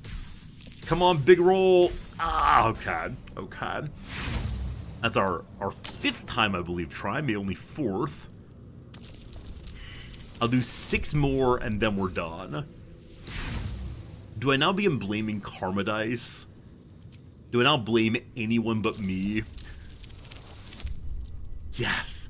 Blaming other people. That is the path to opening the door. Okay. Can't give up now. Like I said, I might immediately reload this. Time to press ahead. Are there genuinely no guards in here? Is everyone busy right now with, Here we go. with the coronation, maybe? Huh. Now, because I can't long rest here, I have some suspicions. Things are gonna get real dicey real quick. Okay.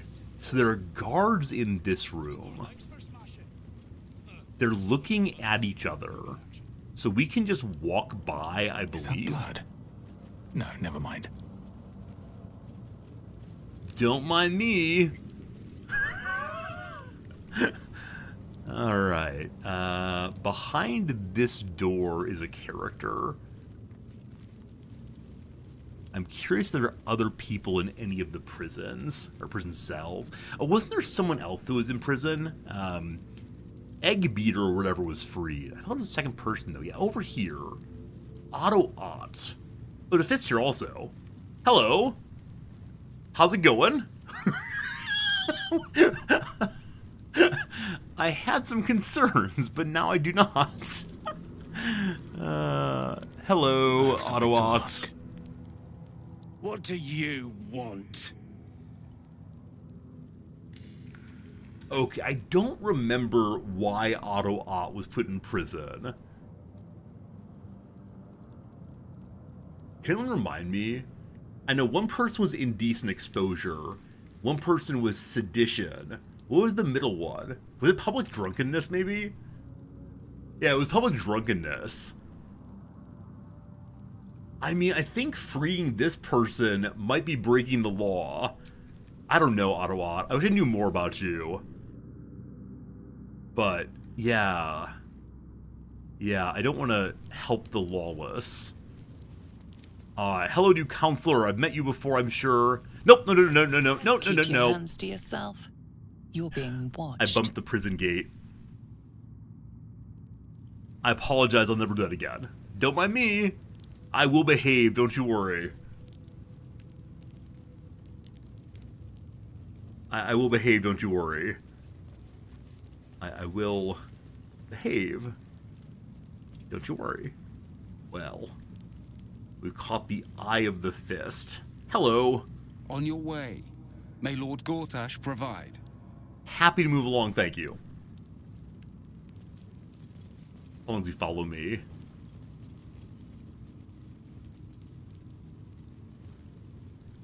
Huh. Yeah, misclicks feel really, really bad. Gotta say. Dude's just standing there.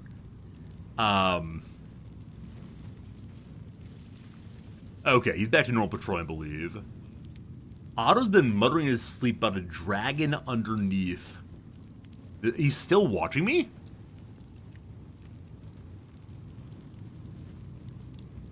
Huh. Huh. May I have to leave the area and come back? Or maybe my misclick there really screwed up everything. Also, I appreciate it lets me walk through a door I shouldn't be walking through.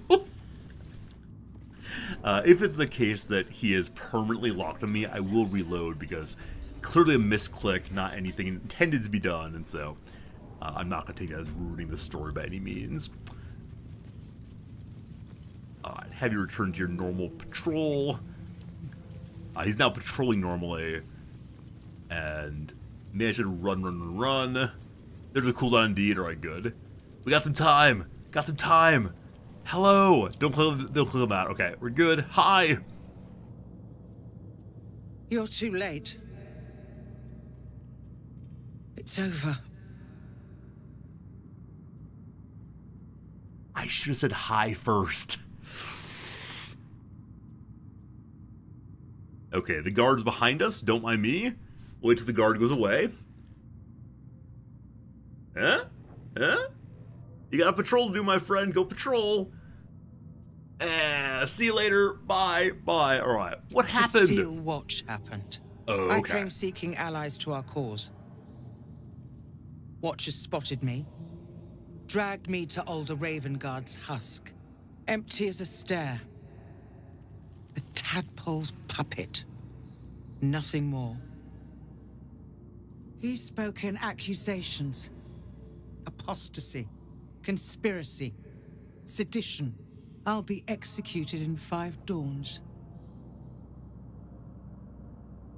I'm breaking you up. Baldur's Gate needs you. Ravengard needs you. Obviously. Time for breakout. Only a 10. No problem. We can do it easily. Come along, counselor. I forget your name every time. Alright, she's gonna believe. How are we gonna get her out of here, though, without the fist freaking out? When the people need a miracle, you cannot wait for the gods to answer. Alder's words. I'd almost forgotten. No more sulking. I know what to do. What's that? Tell me. Secrets. Unlock my cell. Escort me out of Worm's Rock. I'll seek out my connections.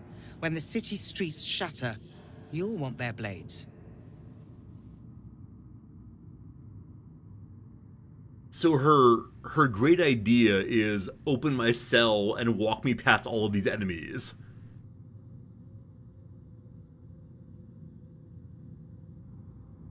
I wonder if it'd be best to do this with just Bingo and try to stealth our way through.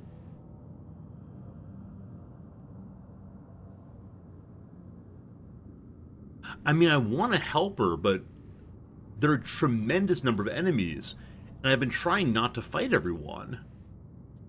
Well, I'll try to help you out. Hurry.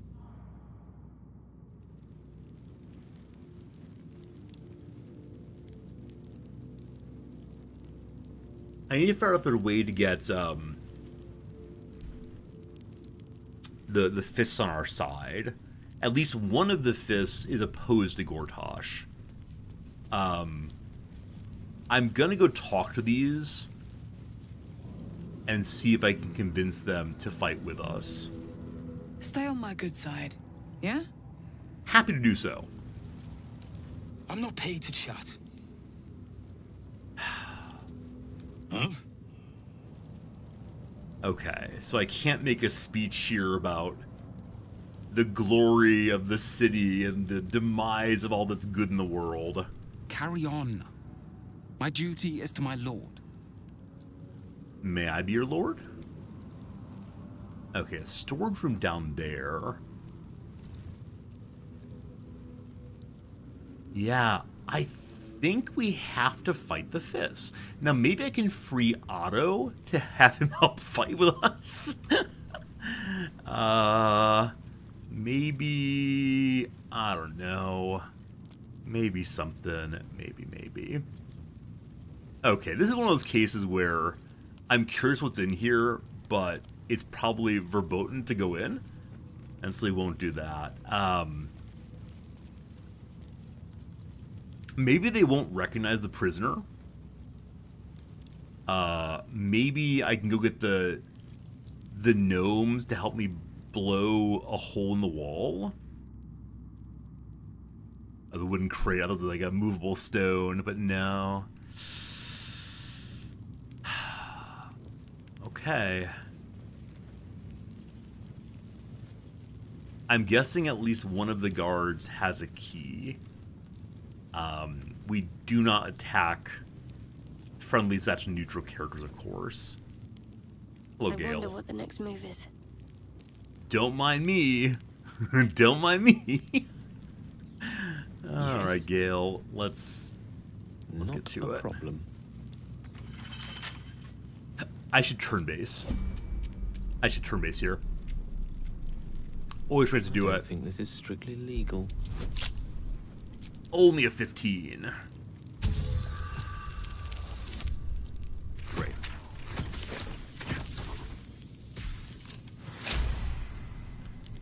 Hopefully we can talk to her immediately. The door's unlocked. Shadowheart, I'd like you to open the door. And then bingo, All's well that ends. go ahead and talk to her. Not as bad as it could have. Keep focused. We can talk once I'm free.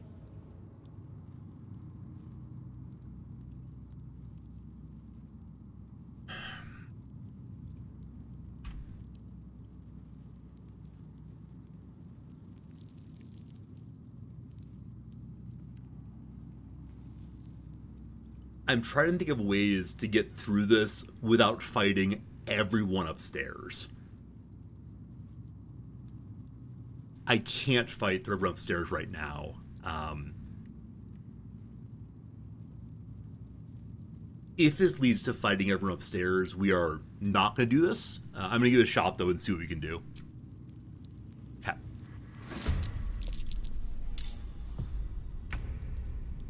Temporarily hostile.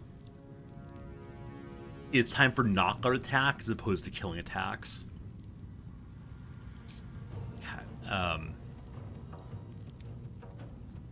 So you can't non-lethal magic, unfortunately. Ooh, the counselor's abilities. Unarmed is a caster. Cool. Oh, cool. I don't like this. I don't like this. I wonder if one of the other rooms has a secret passageway out we could have used.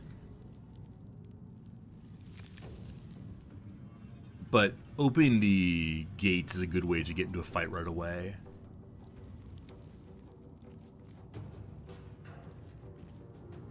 And Otto's afraid. Okay, I'm gonna reload. I want to think about a different way of doing this. It just feels very, very awkward to fight everyone. Maybe I can wait on it and find a member of the Fist who I can talk to and convince to be on side resorty. I'm not just going to just fight through everyone. Again, the upstairs Valley probably can't win. Hey, Brewdog, good seeing you, friend. Keep focused. We can talk once I'm free. Okay, wait here. We'll get you later. I wonder if she'll get attacked from the door open, maybe. Okay. So, I'm curious what happens if I tell Otto I'm going to try to save him. Oh, for Balduran's sake, leave an old man in peace. Once again, I had one chance to tell him I was going to save him. It's all over now.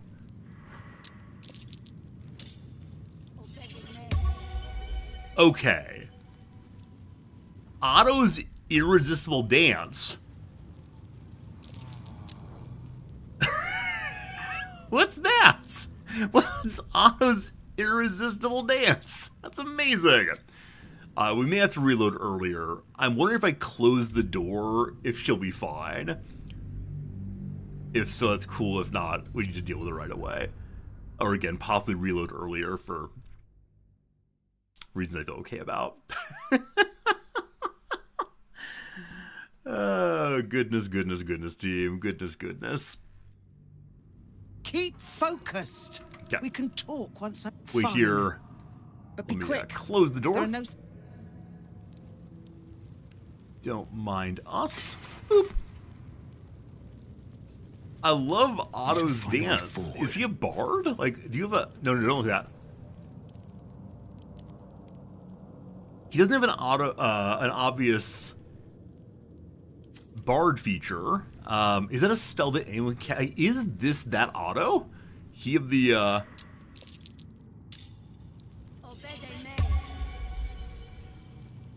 Okay. Unfortunately, they know it's open. Okay. I'm going to reload earlier.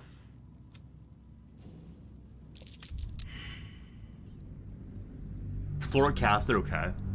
That's too bad. Yeah, too bad I can't actually leave her in there after I've opened the door. But she wants to be free, gosh darn it. She'll stay locked up for right now until I can find something else to do. I like the idea of bringing a secret passage out. There is the storage room. You're still locked, correct? Yes. There is the storage room. Now, if I had to, like, knock out these folks and take her through a different path, that's fine. I don't mind doing that at all. Just upstairs are beasts I can't possibly knock out. Yeah, I mean, there might be perception checks in this room. There's something weird over here. Like, that area is definitely different looking than the rest. So maybe it's a room there or something. But for right now, I guess I'm going to go check out this room and see if there's a secret passageway out. Okay, F5 before this. Quite ready. I don't like that I'm gaining knowledge. I guess gaming knowledge is a good way of saying it also. I should be in turn-based mode.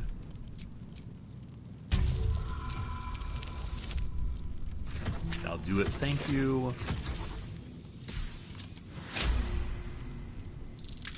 Okay, turn-based please, thank you. Okay, open the door. Inside we find...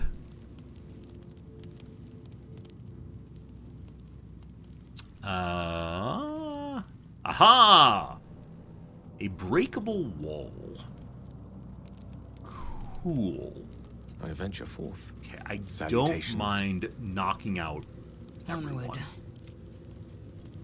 Very well. That seems in line with our morals, such as they are. Seek and you shall find me. Okay, Shadow Art, come on in, then close the door, This please. Okay. Enter mode. Cool. So, what do we discover in here? Some chests and such. I feel very strange that I don't want to steal people's things. However, I do want to break their wall. Is that strange? That might be strange. Possibly. Have a lot on my mind. So Bingo has a Meso for reasons like this. It's a sturdy wall, so it'll do at least 20 damage, I believe. We'll see how this goes. Okay. Bingo, smash. There we go. Please don't go immediately into the guard's room. So it is a secret passageway out. We should go investigate that first. Can't get there. Huh. Hope it's the case that she can make this little jump when it comes to it. Okay, where does this lead to? Worm's Rock. That's outside of the main city, I believe. Okay.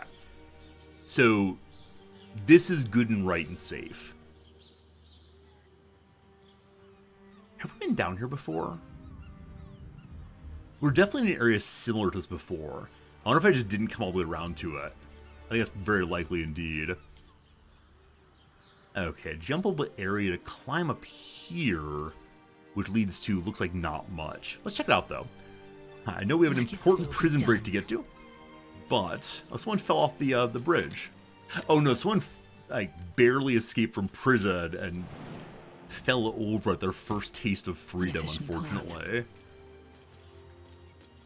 Alright, a little exploration. Possibly I've been here before. Dead end, possibly?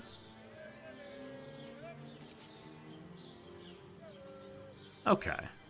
Looks like maybe it's an interesting place to go look. Can I get to here? So it's not a jumpable location, it looks like. Yeah, I think it might be an interesting place to go look, which I don't mind at all. Got my hopes up a little bit, but that's alright. A little bit of falling over, no problem. Oh, she resisted falling prone. She's supposed to lose 4 HP and go prone. No one's stopped me yet. Okay, so it's now time to go knock out characters. Like I said, Gale's going to knock people out very, very awkwardly, which say he cannot do so with magic. So, to put my hands on everything. This might be a case where everyone else goes to knockout mode and Gale just watches. Best be on my way. I'm going to be going this way. Are there other ways to free her without substantial combat? Or is this the way to save her in a safer way than otherwise? There are other ways. Okay. I like this one well enough. I'll go with this one for right now. Now, I'm guessing it is possible to stealth her out.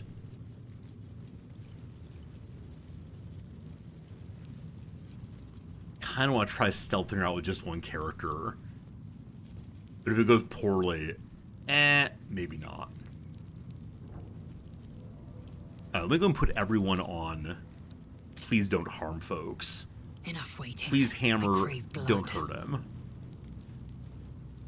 Let's get on with it. Oh, is that a party-wide decision? Huh. That was individual. I can't put the frog on don't kill people. The air is ripe with magic. Unfortunately. That's part of the decision. Cool. Still alive. Gale, get to it. So that's progress. Hopefully this does not permanently lead to the... Don't give me trouble that's now. Bingo. Wrong character. Hopefully does not permanently lead to the Fist hating us. It's only a minor prison break. No one's being killed. It's just a little knockout. A little sleep. Hello, let's get out of here. Keep focused. We can talk once I'm free. So silly. Let's get you to safety. Breathe deep and move. Yeah, I bet you can stealth through here. Right, oh, also now? Otto. I didn't free Otto yet. Well, okay. Otto comes next. Okay, Gale's number one. Not what we need right now. I will ascend. So we're gonna get Lae'zel in there. You are absolutely on thou shalt not kill good. So we take them big hops. Hello. I believe you're just a caster. I'm sorry for this. The extra turn. Oh, extra turn probably been better in this room where there are more of them. Because I could then use my like rollover attacks and so on. Okay. Can we do non-lethal with bows? Must be melee. Well. On the move. I think Lae'zel... I mean, you're not going to kill anyone with a bow right now. Can I do a disarming attack? Which of you has the biggest weapon? 88, 80, 88. Alright, hello, Fissonder. Miss! 88 and miss? Outrageous. One that's your can't turn, always fine. be a gentleman. Floric, you gotta stay alive. You hide in the corner.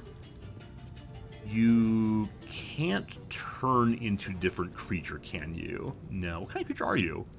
What is your class? An advisor class. It's a non-combat character all the way. You'll stay there. Tempest I will Now, raise. Gale, I'm afraid of using you. So you're gonna go pick this door. And we'll see if Otto wants to join the team. Free in the drunkards! If he asks for a drink, I'll definitely give him one. 100%.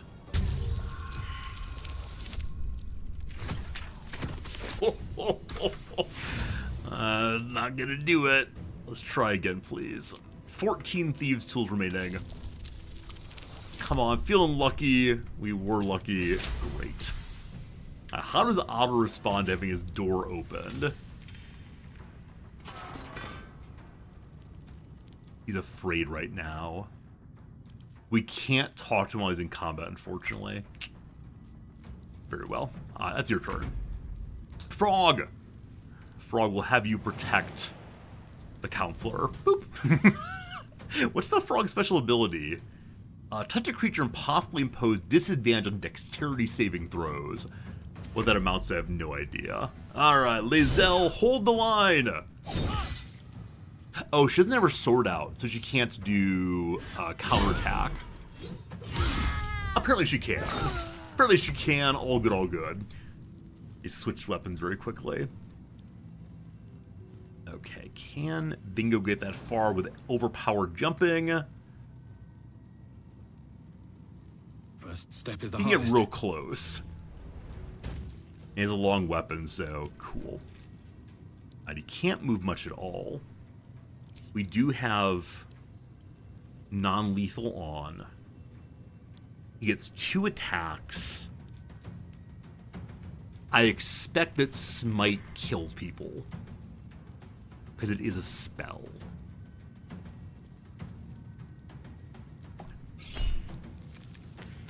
Okay. Execution is a guaranteed critical hit. Double critical hit, knocked out. Good job, you. Good job, you. I don't know how they call that a non-lethal attack, but if you say so, video game, I appreciate your excellent efforts. Oh, goodness. Everyone's out of range barely.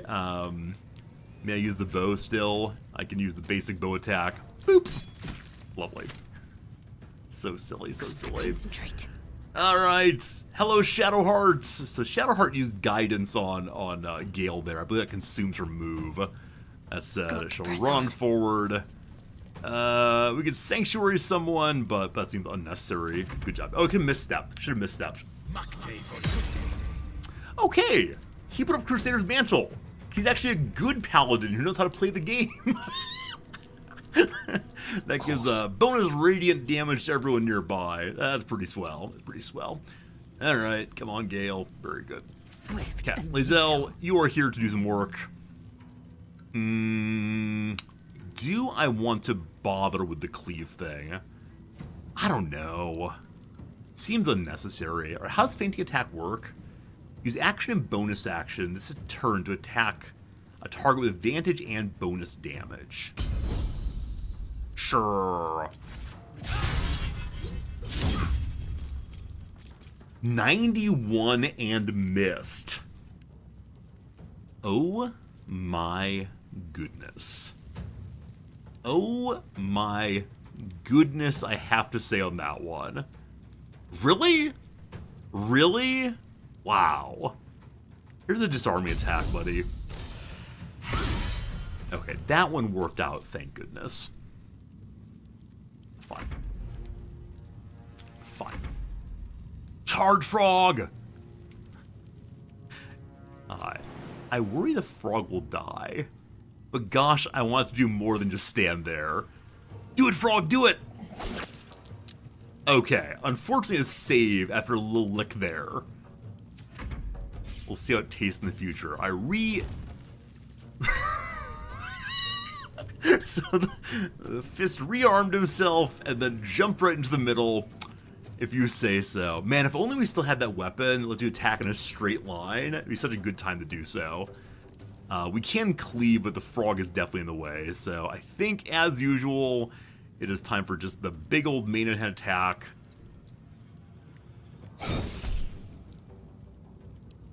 Okay. I need to not kill him. Please don't crit. Thank you. No reaction here. Okay, another one out. One more to go. Stay focused. Shadowheart arrives finally. We can jump in as usual. On I go then. Okay, so guiding bolts. I gotta use these abilities. I gotta use these abilities outside of melee range. I always forget to do them until we're in melee range. Cleric goes boop. Excellent booping, thank you. Well booped all the way. Impero. Command grovel on 4 targets. Command 4 creatures to fall prone their turn. That's amazing. He's upcasted it twice, maybe? So absolutely not. No, I don't think so, Paladin guy. My Paladin guy, literally put his shield away, but he did not. Okay, I want to do some damage, but not all of the damage. So I'll cast level 2 Magic Missile.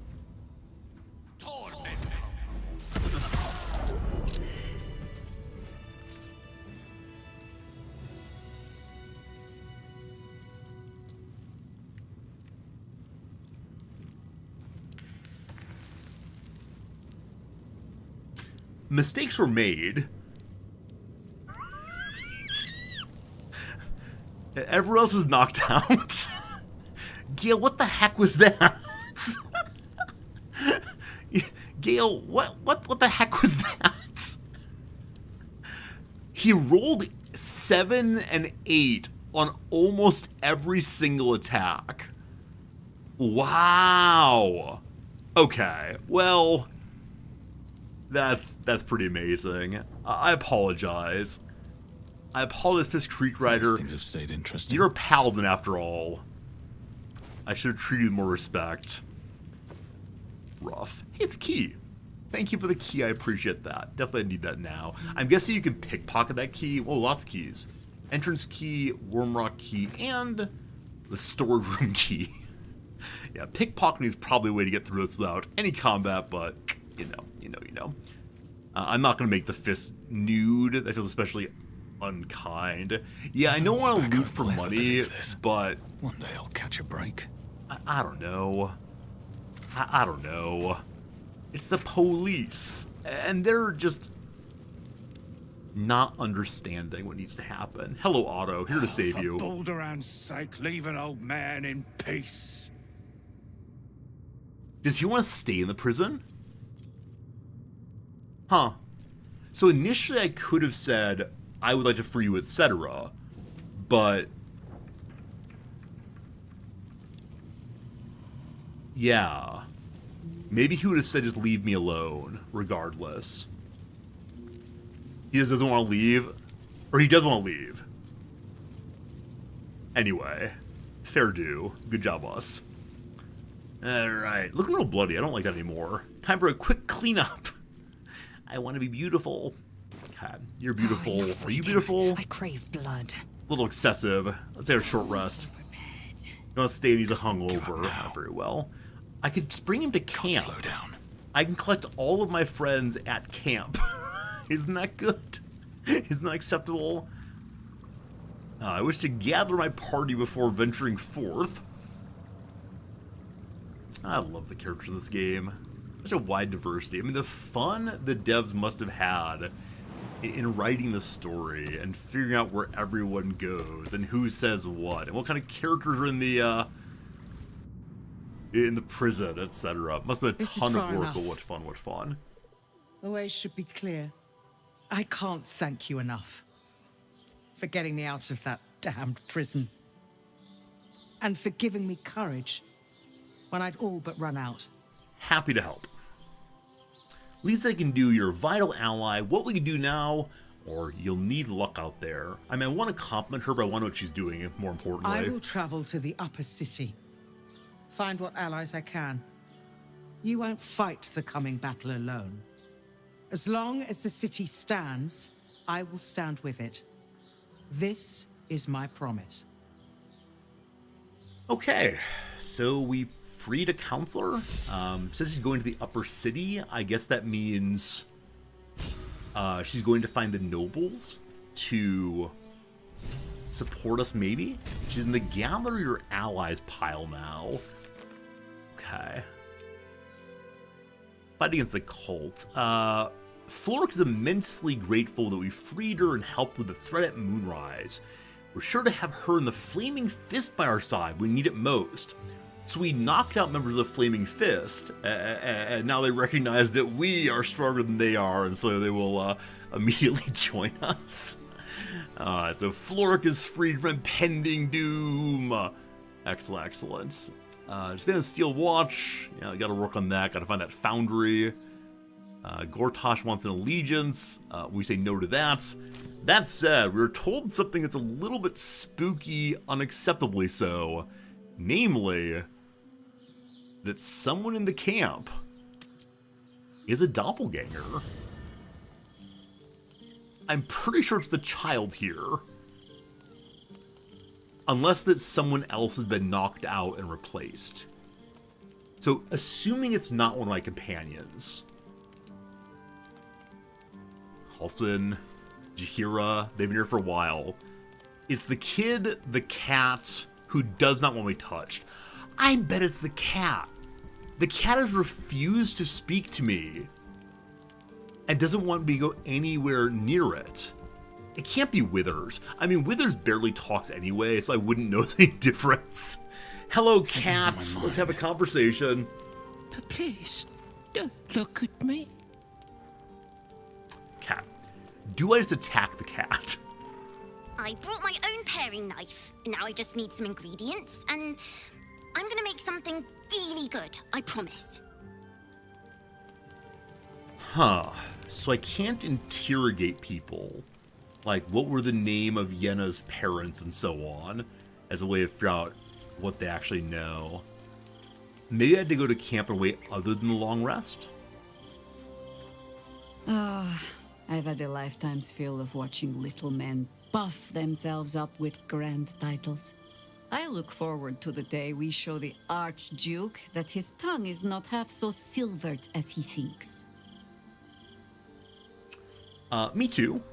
You're not interested in the offer. We can't pick a fight while it's surrounded by a steel guard. I mean, yeah, we're not gonna join them, obviously. He's protected by his steel watch for now. And Orin will have her own defenses, should we choose to play the part of Gortash's bloodhounds. We cannot expect either of the chosen to fall easily. But fall they must, if we're to have all three stones to command the brain. Still, if you see sense in making an alliance, I won't question it. I'll just look forward to the inevitable breaking Gortash spoke of. Check see if her monster type is doppelganger. That feels terrible. That feels a little metagamey, but I guess I could. Maybe we can find Minsk. What of the doppelganger? Are you the doppelganger? It would be irritatingly true to form, would it not? A Harper learns to doubt, to peer through every smile, question every look. Eventually, you find what it is you fear, whether it is there or not. When we cannot know, we can only trust. But then, that is exactly what a traitor in our midst would say. There's also Dame Island. There's also... who else is in there with her? I mean, the cleric...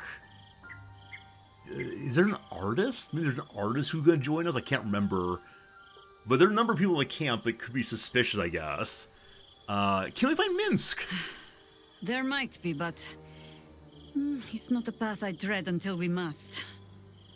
Let it wait until the city proper. Perhaps I'll have had a better idea by then. I think the main way to save Minsk is going to be to rush in on the cult. That's the way we do these things, of course. I do want to get involved in, like, substantial interrogation right now. Hello, Shadowheart, my beloved. An imposter in our ranks. If this is true, it could be anyone. You, me... Well, not me, I know who I am. Perhaps we shouldn't take Gortash's word for granted. But if he speaks the truth, we need to be careful. Orin could have eyes and ears on us right now. Yeah, is Gortash trying to make us all doubt each other? For sure. Halson really wants to talk. We'll get there in a second. Come to bask in the glow of the Moon Maiden's sword? Be most welcome. I've come to accuse you. Okay, can't speak to them about this sort of thing. Hello, Gale. If Gortash is to be believed, then even our camp isn't safe from Orin's influence. You might want to confirm the veracity of his claim, or at least clean up the mess.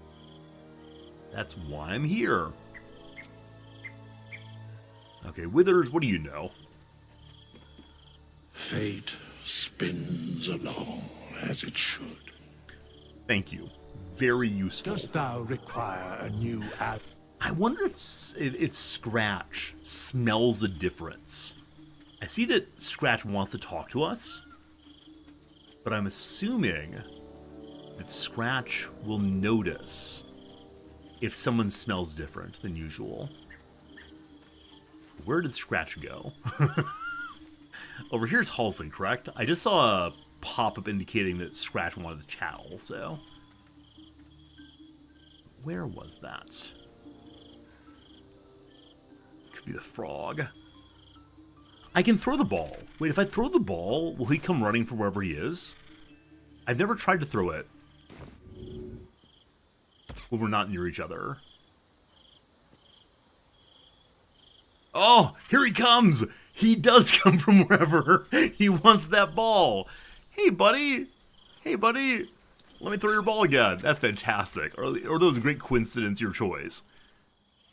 Throw that ball. He does come running. That's fantastic. He doesn't pick up the ball, unfortunately, but he presents himself at least. The dog is unable to speak through the small bag he holds in his mouth. What do you got there, buddy? I don't know. Maybe you can tell me. All I know is I thought of you when I saw it. Probably a item for alchemy. What do you know, buddy?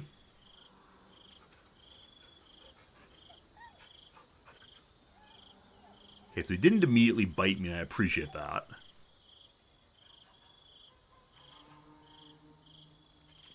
Yeah, so I can't ask him if someone smelled different than usual. Well, Halson, what do you know, brother? I never quite realized how burdened I was until I met you. The threat of the Shadow Curse, the politics of the Grove. I was forgetting who I was. But you lifted the fog. Thank you. You're welcome.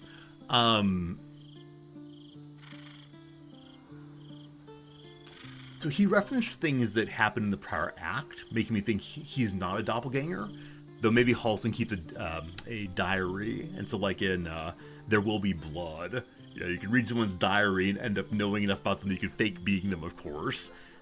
What's beneath the fog? You. I discovered you. I have lived a very long time. I have taken many lovers. My heart does not stir lightly. What? But it does now.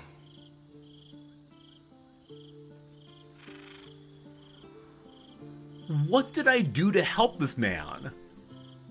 I helped save nature in Act 2. That is literally the only thing I have done to help him. Nothing else. I'm sorry, I'm flat not interested. It's time to hurt someone's feelings. Gotta be honest, though. Truly?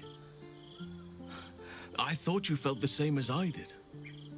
You saw to my needs here in camp with the care of a lover, not a host. But I respect your choice. If that's how you truly feel.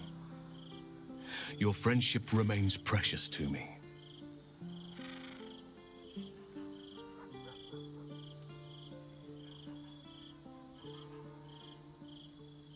At some point in dialogue, I said I care about him. I met his friends. I'm sorry for the confusion. I cared for him as a lover, not a friend, or not as a host. I didn't do anything. There's genuinely nothing I did. You're not wrong, far from it. What does that mean? Does that mean, whoops, surprise, we actually are in love? Arcania says Halson loves everyone who's not a raving murderer. Fair enough. I mean, I'm sorry I don't see it that way. I understand. Okay. And I still cherish friendship's our relationship. Good. Still, I could not have forgiven myself had I not taken the plunge. Better to have tried and failed. Well, I understand when they track to us. I understand that entirely. That's the first explicit come on we've had. Like someone actually seeking us out. I mean, that's not quite true. At the party we had after we freed the tieflings, or helped the tieflings in some way, Gale said, I want to show you a magic trick. And I said, yes, please, because I like magic. And then it turned out he wanted me to come see him in his bed. Euphemisms are confusing. I like magic. Magic's really cool. So, and then I think Shadowheart had a moment where it could have become more romantic, but I don't know. I don't know. There's a speed run to romance Lae'zel in 2 minutes. It's a life, I suppose. It's a life.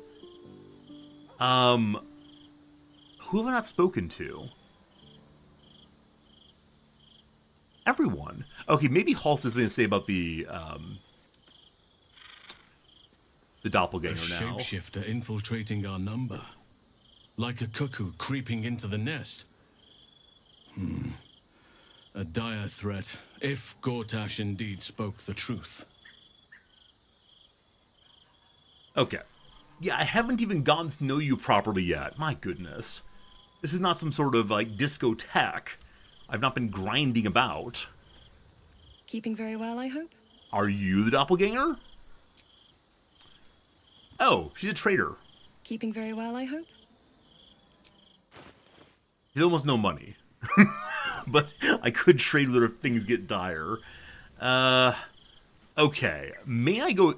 It could be the owlbear? Wait. I didn't say hi to the owlbear yet. Hi, buddy.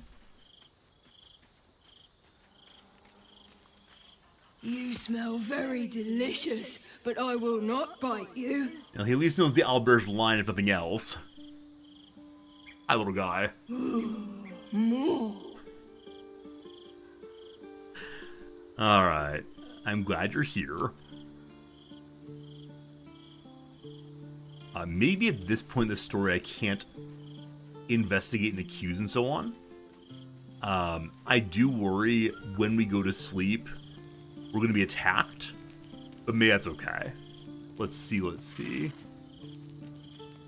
I brought my own paring knife, and now I just need some ingredients, and I'm gonna make something really good, I promise.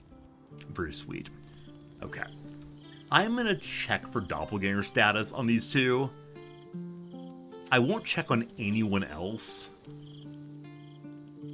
No one's listed as being a doppelganger, at least not the people I suspected, but who knows. Let's go to sleep. Let's get ready for tomorrow. Let's see if anything interesting happens overnight.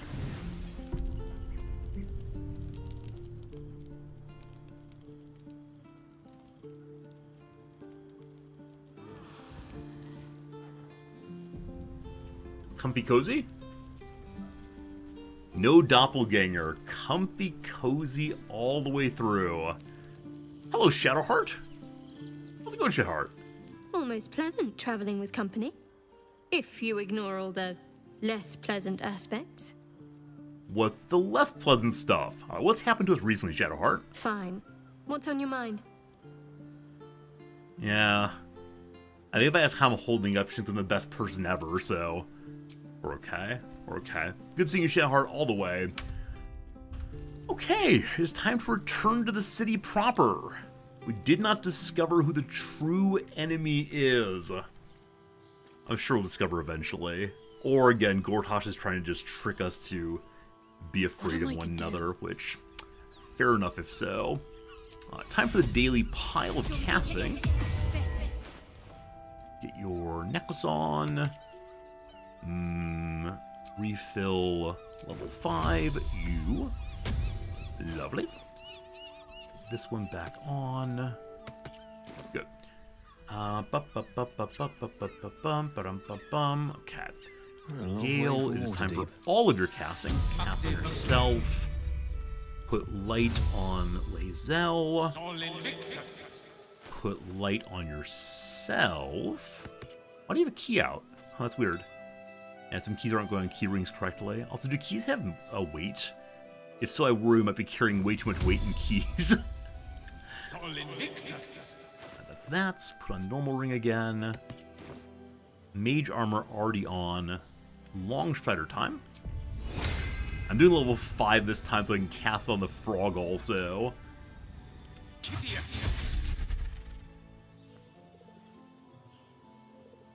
Did I do level 3? Wait, did I do level 1?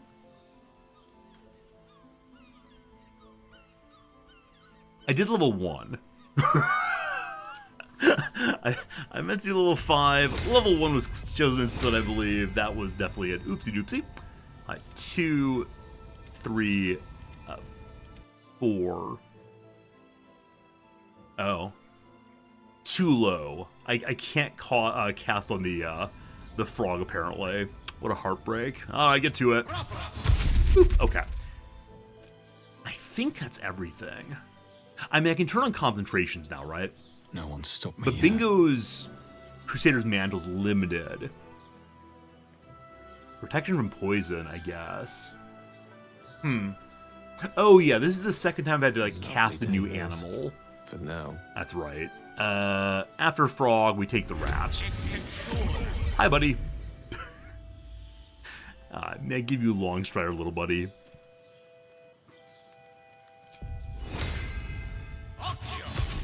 Adorable. Adorable. At least things have stayed interesting. Okay, up we Light go. on my feet. Or I guess we can just, like, speedily teleport somewhere else.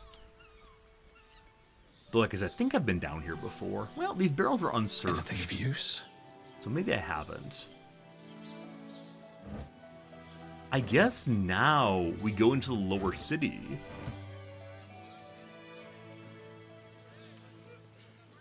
Yeah. Yeah. I guess that'll be the last thing today is transitioning to lower city. We did not find the constable today. What did we do today? I mean, I guess we got through that, guard station. That was definitely a thing. We let Gortash talk us for a very, very long time. That happened. What else do we do? I feel like we haven't got much done today, frankly.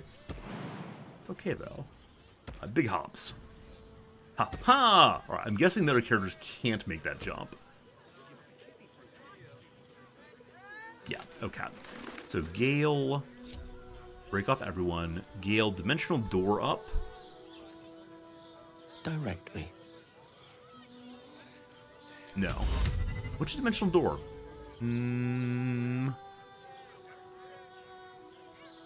I thought we had that equipped. I guess not. God. Maybe because we all do like the mage step thing up. Okay. Wasting the spell slot, all fine. Boop. God. Shadowheart has 2 of them equipped. Hello? A long way to go still. Go. Fantastic. Have a lot on my mind. And, well, in it. Swift as All my right. feet can carry me. So we spent a lot of time in Worm's Rock Fortress. We did free the Counselor. That is a major item completed today. She will now join me whenever I need allies. Man, I hope I'm getting all of the allies. I want to see some like big old Avengers Assemble moments. I doubt I actually am, but hopefully he's got some of them that are pretty cool. Just poking around real quick. I think these are fake buildings. Yeah. All there is the path ahead. Welcome one and all to the lower city.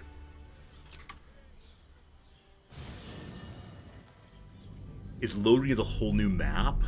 Wait, was that last map all of the like refugee camps and the inner city and the fortress? If so, what a huge map. I can imagine in earlier RPGs, all of them being totally separated. Now, I know there's ways of doing, like, what, instancing or layering or something to make them not all load fully all the time, but crazy, crazy, crazy.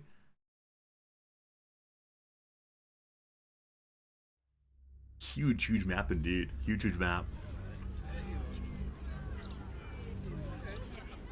So we're now, I guess, in Baldur's Gate proper, having gone past that. Having gone past that, that gate guard. There are refugees inside also.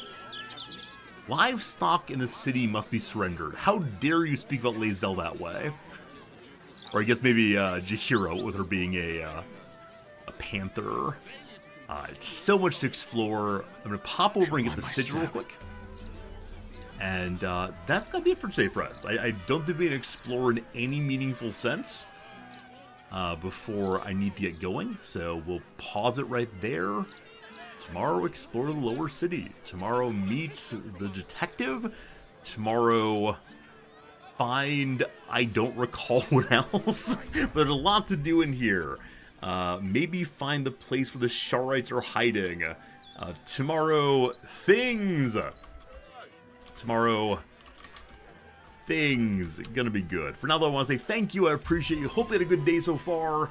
Let's ready host someone who's playing this game. Look at me being community-minded for the first time in quite a while, unfortunately.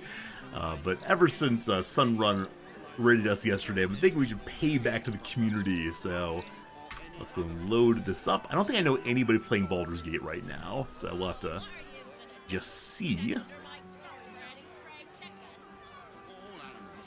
Hey Mom, it's me! I'm on the main screen. Awesome. Sunrun and other people who watch this game, is there anyone in particular you'd encourage me to raid? Or should I kind of choose randomly? And Miss Lazella and Isabel's voice actors playing earlier. That's very cool. Very cool indeed. Look how much Gale there is. Excessive Galedom. Nakedness. Past the point of no return. I'm looking for the phrase first time play, but I don't think it all. Damp Eyes is doing her first honor mode playthrough in Act 2. Sunrun, if you recommend someone, I will go with them. Damp Eyes. We say hello, if they say hello back, we dump you all on them. Twitch integration. Wow. Sunrun! Wait. And then we'll do. Are you in multiple channels simultaneously? What? Please. What? Hello. Okay. Friends, we'll raid if I them. help him up, will he be Let's go ahead and normal? hang out with someone else. Please be nice when you get there. Give him a hello, etc. See you again tomorrow. Should be good. He's fine. He's fine. I told y'all he was alive. What did I Goodbye. say? He's fine. Don't even worry about it. Hey, was already welcome. Hello, welcome. Nothing going on. Nothing to see here. Nothing happened. But welcome. First time honor run. It's going.